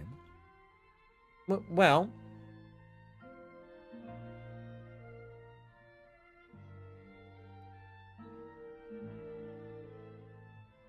I mean... both places have their perks, and, there's, well, the lighting and, No need to fret so much. I understand. You do? It is rather clear, is it not? What you think about the Yonder. That is quite all right. Everyone should be allowed to have their opinion. What if such opinions are wrong? Immediately after saying that, I went want to stuff the words back in my throat. Why? Well, as the saying goes, everything has its consequences. No. You are rather distracted today. My apologies. No need. Take the rest of the day off. Perhaps we may continue your interview another time. Right. Thank you. With a bow, I retreat from the throne room, feeling a bit hollow inside. Our day without results. Was that good or bad? Do I want this to be? I dream. Okay, again, do we go for the same thing? We do, okay. So on the one hand, we learned a little bit about the Hall of Memories. On the other hand, we had an interaction with Cassius that we skipped through. But then...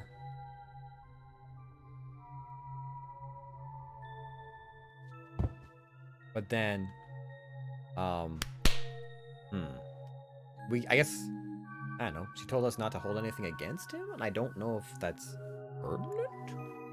I don't know. I'm not sure.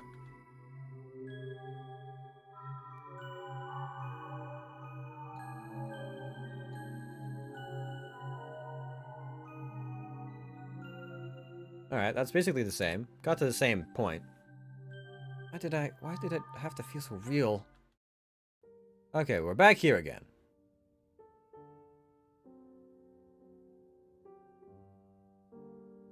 Growing desperate, eyeing the door. Okay, so we've gotten to the same point, just in two slightly different ways. Okay, so we'll save over this one. Okay, so, well, this has been great, but I must go to sleep. It's 3 a.m. for me, and I'm passing out. Holy crap. Are you... Europe time? Must be. That's like an 8-hour difference. Oh my goodness. Thanks for streaming. Well, thanks for coming, Kara. I really appreciate you hanging out. I hope to see you again soon. Have a good night. Thanks for sticking around so late. UK time. Ah, yes, okay. I thought. Okay. You have a good one. We'll probably... I'm not sure how much longer we'll go, as I didn't expect to be streaming for this long. It's been 5 hours already? Oh my god. Okay, well, I probably won't go too much later. I should probably think about...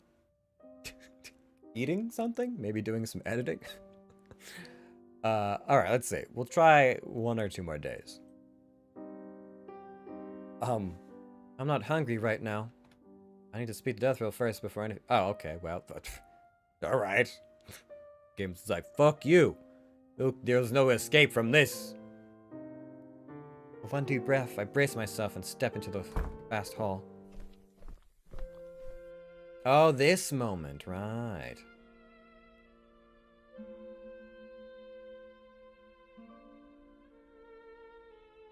Yes, they're talking about killing someone. Okay, let me see here. What do I want to do? I'm guessing this will tie into either a death reel. So it's 2210. Interfere! Oh, you can go into negatives. Oh, I didn't realize you could actually go into negatives. Whoopsie daisies. Oh, I didn't realize I could actually get negative points. Is the badass ending where everyone hates me, but I don't die? Are you really that stupid?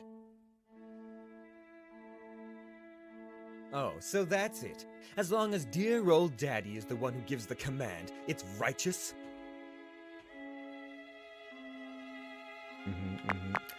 Maybe we should, go back a step. I'm gonna stay quiet. Does that change anything? No. We just don't get bad things happening to us. I see.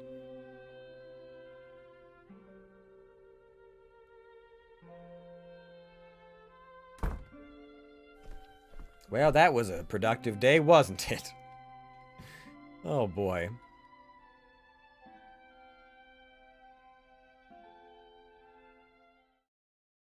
Alright, well that was a fast day.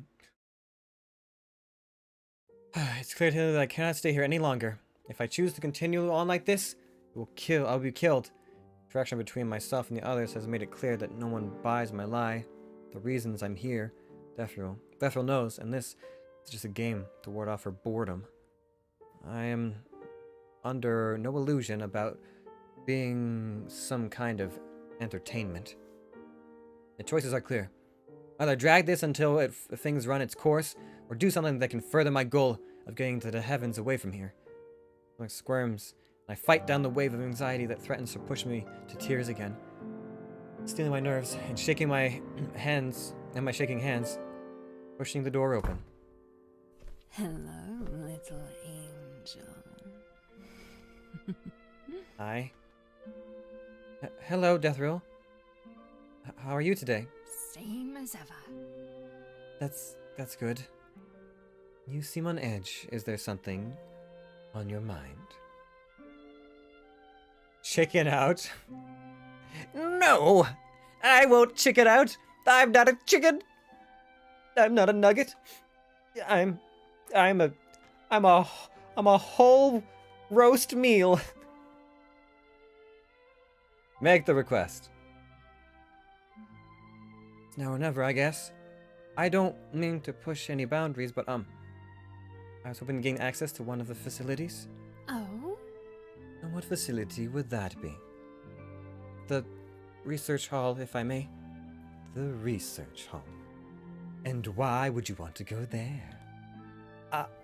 Well, you see...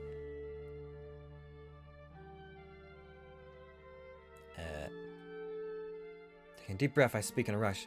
It seems my devices are not functioning as they should be here. The clipboard normally has a record function, you see, and it hasn't been working as well intended. I think my journey here was a bit bumpy, and the devices didn't react well to the conflict of energies. The functions don't work either. I was hoping to resolve the issue on my own, but I don't have the necessary equipment to deal with this matter. I'm just looking to fix some of my functions. I promise I won't cause you any problems. Breathe. Yes? A pin drops. Silence stretches between us, making the distance from here where I stand to where Deathrill lounges seem far longer than it is. My wings twitch nervously still. This nervousness fills my system. The worst that can happen. I do not see the harm. You may utilize the research hall as to your purposes. Relief is instant and overwhelming. I may? Thank you! I'll try to resolve the issue quickly. With a low bow, I hastily scurry to the door before Deathrill could change her mind. The research hall.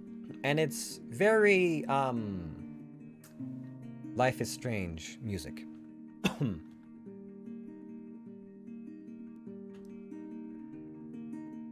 Find something interesting? Oh my. Nugget. I'm afraid you don't have we don't have baby's first alchemy kits here for you, Nugget. The annoyance quickly overrides my excitement, leaving a sour feeling in my mouth. What in the heaven are you doing here? Don't you have someone to kill? You assume that I haven't killed that someone already. Castaways there to bully. What? The imp has the gall to smirk at me, angrily. I back away, but hesitate as I near the door. Just got permission to enter there, and for me to return now, I don't know if Deathrill would simply revoke it. I know I can't risk it if I want to get anywhere with my plan to return home. Just stay out of my way. Oh. Making up my mind to ignore the hellion, I look for the far table to start my work. To my dismay, however, Cassius decides to follow. So, what are you working on? Not a gingerbread house, I hope. No, see? The silent treatment. I see. back a sign, a sigh, and narrow my eyes at the infuriating, grinning demon. What do you want? Can I be honest? Can you? He, of course, ignores my jab. I'm hitting a wall of my research, so I'm looking for a distraction. And here you are. Glad to know I can be of assistance. Now, can you please leave me alone? Come now. Don't need to be such a fuddy-duddy. We had a bit of rough introduction, but I'll have you know I'm pretty great at all this stuff. Right. All this stuff isn't the greatest boost of confidence. Yeah, details. Not the first time I've had such an unconventional team-up anyway. Maybe this can be a learning experience for you too. If I narrow my eyes any further, they would be closed. Thoughts and distress race through my head. On the one hand, Cassius is a demon, a self-serving, sinful creature, an angel's natural enemy, if you will. To accept the help from one would be going against so many of our values. I might as well commit treason against heaven. On the other hand, I have no idea what I'm doing. The technical part aside, the research hall is a completely new domain. And though I've gotten permission, I don't want to make a complete disaster here and risk getting killed. Okay. I kind of sort of know, how this plays out already. But I'm curious now if accepting his help would change things now that we aren't as close.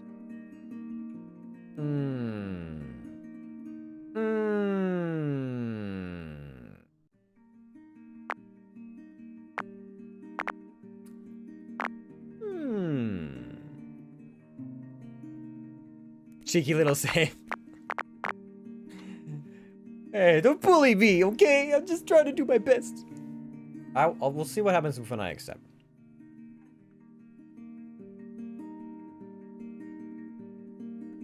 Actually, I'm just gonna skip.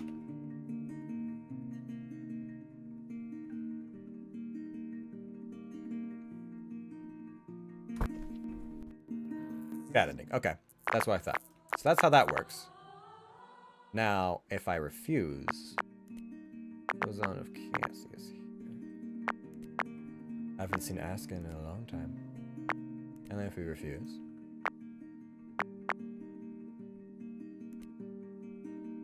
I think I actually got romance with him.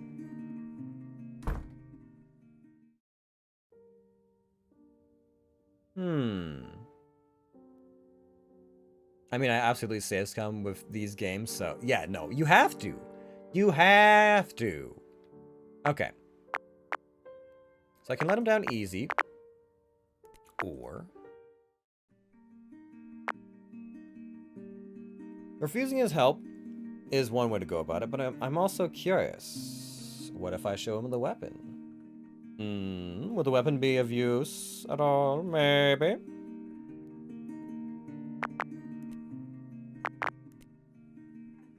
Wait, I gained friendship for showing him the weapon? I'll take it. Don't forget you're also allowed to rewind if you just want to see how it affects feelings. Oh, right, yeah. Ha, ha, ha, ha, ha, ha, ha, ha. No, you had two, and I think... So you lost? I don't think I did.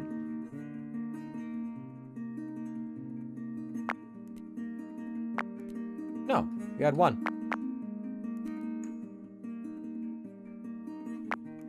And now we have two. We actually went up in the world.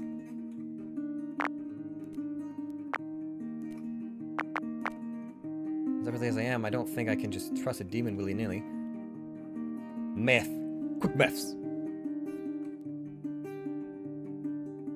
1 + 1 is 2. I can't just give him my device like this, broken as they are.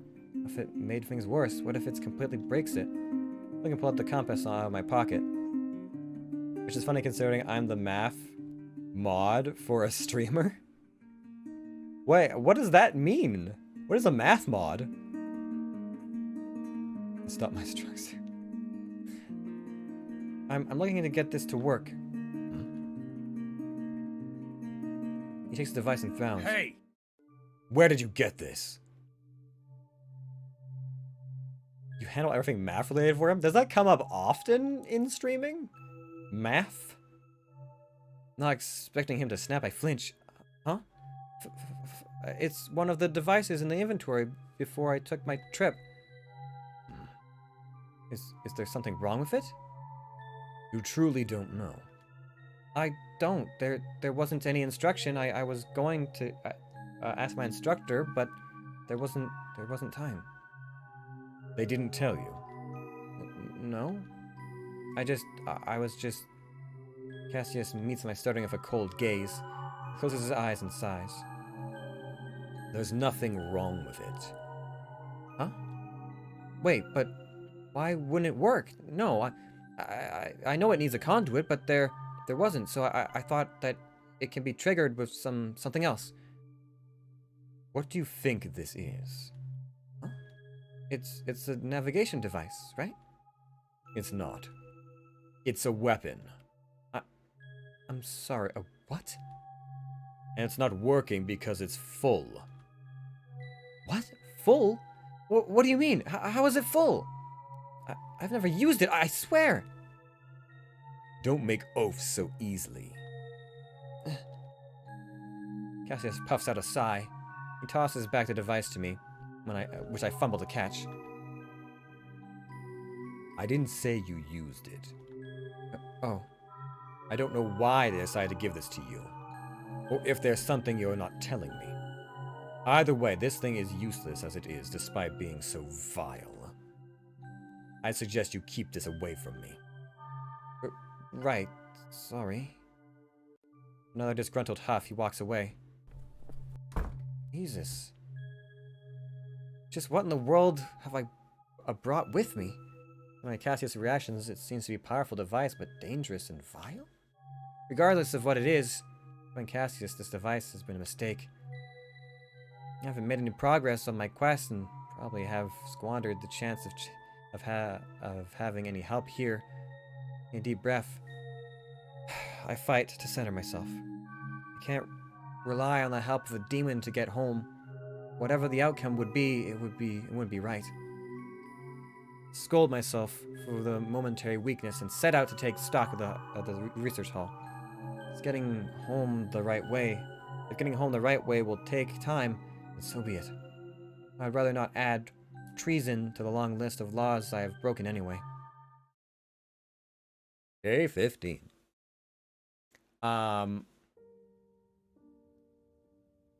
For him, it does. I handle any math related. For him, it does. He has special giveaways for level 5 hype trains. So I made a spreadsheet. I see. I am too small of a streamer to really know what a hype train is, or how it works, or what math is involved. Also, did I get a new follower? I think the counter went up and I didn't realize. It didn't trigger. Weird. Strange. Curious. I'm curious.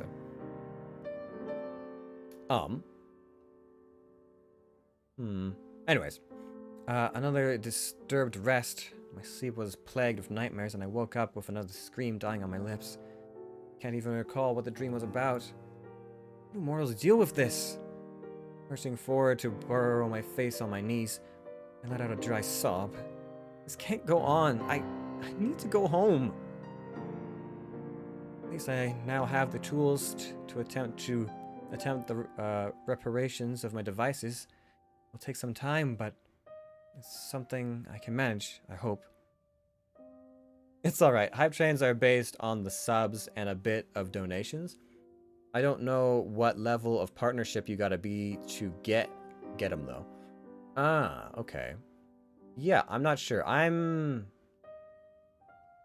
affiliates? I think that's the first one. Yeah, I don't know.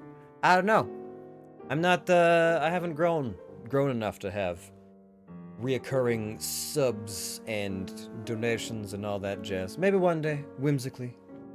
I keep at it.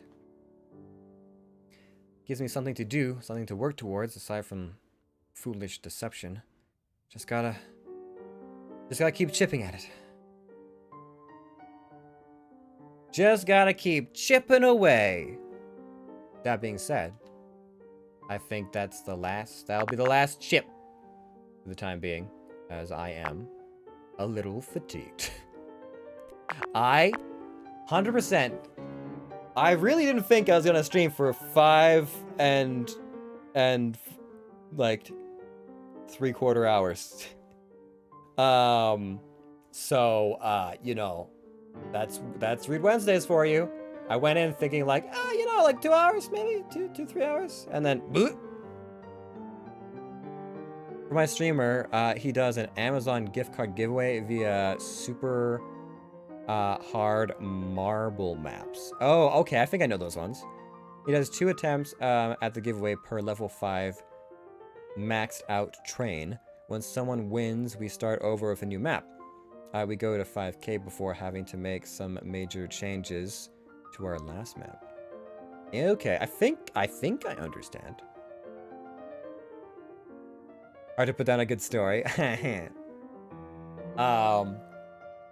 Honestly, this is what always happens. Like every time. Almost without fail. I'll always be like, you know, maybe I want to stream today, but I don't know, like, maybe I should take some time to do some other stuff. And then I stream and I'm like, and it's like 1 day later. And you're like, shit, oh, where'd the time go? Yeah, that's always how it ends up happening. And sometimes the times when I don't want to stream are the best streams. Like when I'm my peak reluctance to stream is when it's like, wow, that was a great stream. Strange how it works out. Well. But if I want to get any editing for clips and shorts done, I should probably, you know, like have a dinner break and then get to that instead. So, thanks guys for coming by and checking out the stream. I don't know if Shenanigans or Voldemortal is still around. Editing responsibilities. Maybe just needed the fun times. This is also true. Thanks for thank you. Well, thank you for hanging out, Angie. I appreciate you coming by again. It's I find it very funny how I'm meeting the Yonder crew while playing the game. It's been fun. I hope we get to hang out again. But yes, I'm not sure who else is creeping on the background silently, but I do appreciate everyone sticking around for so long when, like, I don't know, at least a couple of hours. My goodness. But let's see here. I'll be back on Friday for probably Fall Guys, I want to say. Fall Guys with some friends. Otherwise, we have our Star Wars Sunday. Right now, because D&D's on hiatus, we've been doing some stuff with the Avatar on Monday. I do Fall Guys. You want to play sometime? In fact, I won a tournament last week. Like a round or like a tournament? What does that mean? Because like every match is a tournament. My streamer was in the Twitch Rivals last week for it. Oh, okay. Tournament for a few hours. Nice. I keep hearing Twitch Rivals. I don't actually really know what that is. Custom lobby. Okay, I see. Still haven't got my prize shirt yet, though. Meh. It'll get there one day, hopefully. The mail's been very slow lately, actually. Yeah. Cool. Very cool. Well, congratulations. Twitch Rivals is basically a sponsored player for a certain game with pro streamers, usually in teams. Gotcha. Makes sense. That sounds about right. I think I see a bunch of like platypuses, a bunch of platies tweets, and I know he's got like a whole bunch. Whenever his stuff comes up, it's always like practicing for Twitch rivals. Whoa, what? You're a mod for Platy? Excuse me? What the hell? No. No way. That's insane. I'm in his stream right now as well. That's the Tiki music? Oh, wow. Okay. That's crazy. So I watch Chilled Chaos pretty frequently, like a lot of the VODs and stuff, and I always enjoy their banter with Platy. So I experienced Platy through Chilled a lot. And so that's so funny. That's so funny that you're a mod for them. Chilled and Z are how I found Platy. Same actually, yeah. I think I don't know who I encountered first, but I encountered Chill a few years ago, and then that led me to Z, and later on Platy and a few other people. Yeah. That's so funny. Oh man, I feel like it's low-key kind of my dream for streaming to one day be able to stream with like that fun of a group of people. Like there's some VTubers that I like, and I know like Chilled has a lot of good lobbies. So to be able to stream with like such a zany, fun group of people would be a blast. It would be such a good time. Who else is there? There's oh god, there's like they stream with Scotch and what is their name?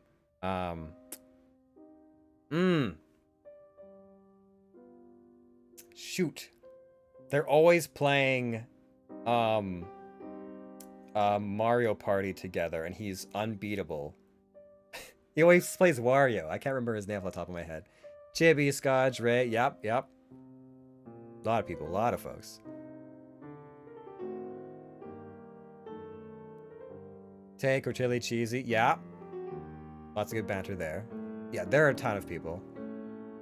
I started with Yogscast for me and just slowly spread out from there. I mod for Yogscast member and for Platy. Nutty. How did you get into modding for Platy? Is it something you applied for? I know some streamers have like applications, but other times you just stick around a streamer long enough that they get to know you, and then sometimes it just kind of falls out. They want mods. Or they ask if you want to be mod? I don't know. That's crazy. That's so crazy. For both Platy and Yog member, I was just loud and helpful enough. Fair. I feel like I so rarely have time to watch streams live. I watch a lot of VODs, but I'm usually like, I gotta, earn money or edit stuff for my own channels and whatnot. It's hard. Crazy. Well, the surprises never end. That's so cool. I can't believe that we, I mean, it's not that surprising that we both know Platy. It is more surprising that you were a mod for Platy. That's fair. I don't watch Yog live anymore because he's UK, so I'm asleep. Yeah, fair. I know sometimes if I stream late enough, like late enough, I get like my Polish audience sometimes, which is always funny. It's honestly been fun finding Platy's fans in the wild. I mean, his streams are so zany. He's got so much, like, stream nonsense going on with all the overlays and the memes and whatever else. And his new office is, like, green screened. Like, the floors and the ceiling and everything has been green screened. It's insane. I just want to save up so I can buy a soundboard so I can do some fun stuff. But that's, like, next level. Crazy. Crazy.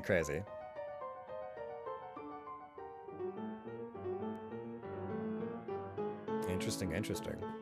Well, thank you very much for hanging out with me while you're presumably working over on Platy's stream as well. I'm very honored that you would spend the time.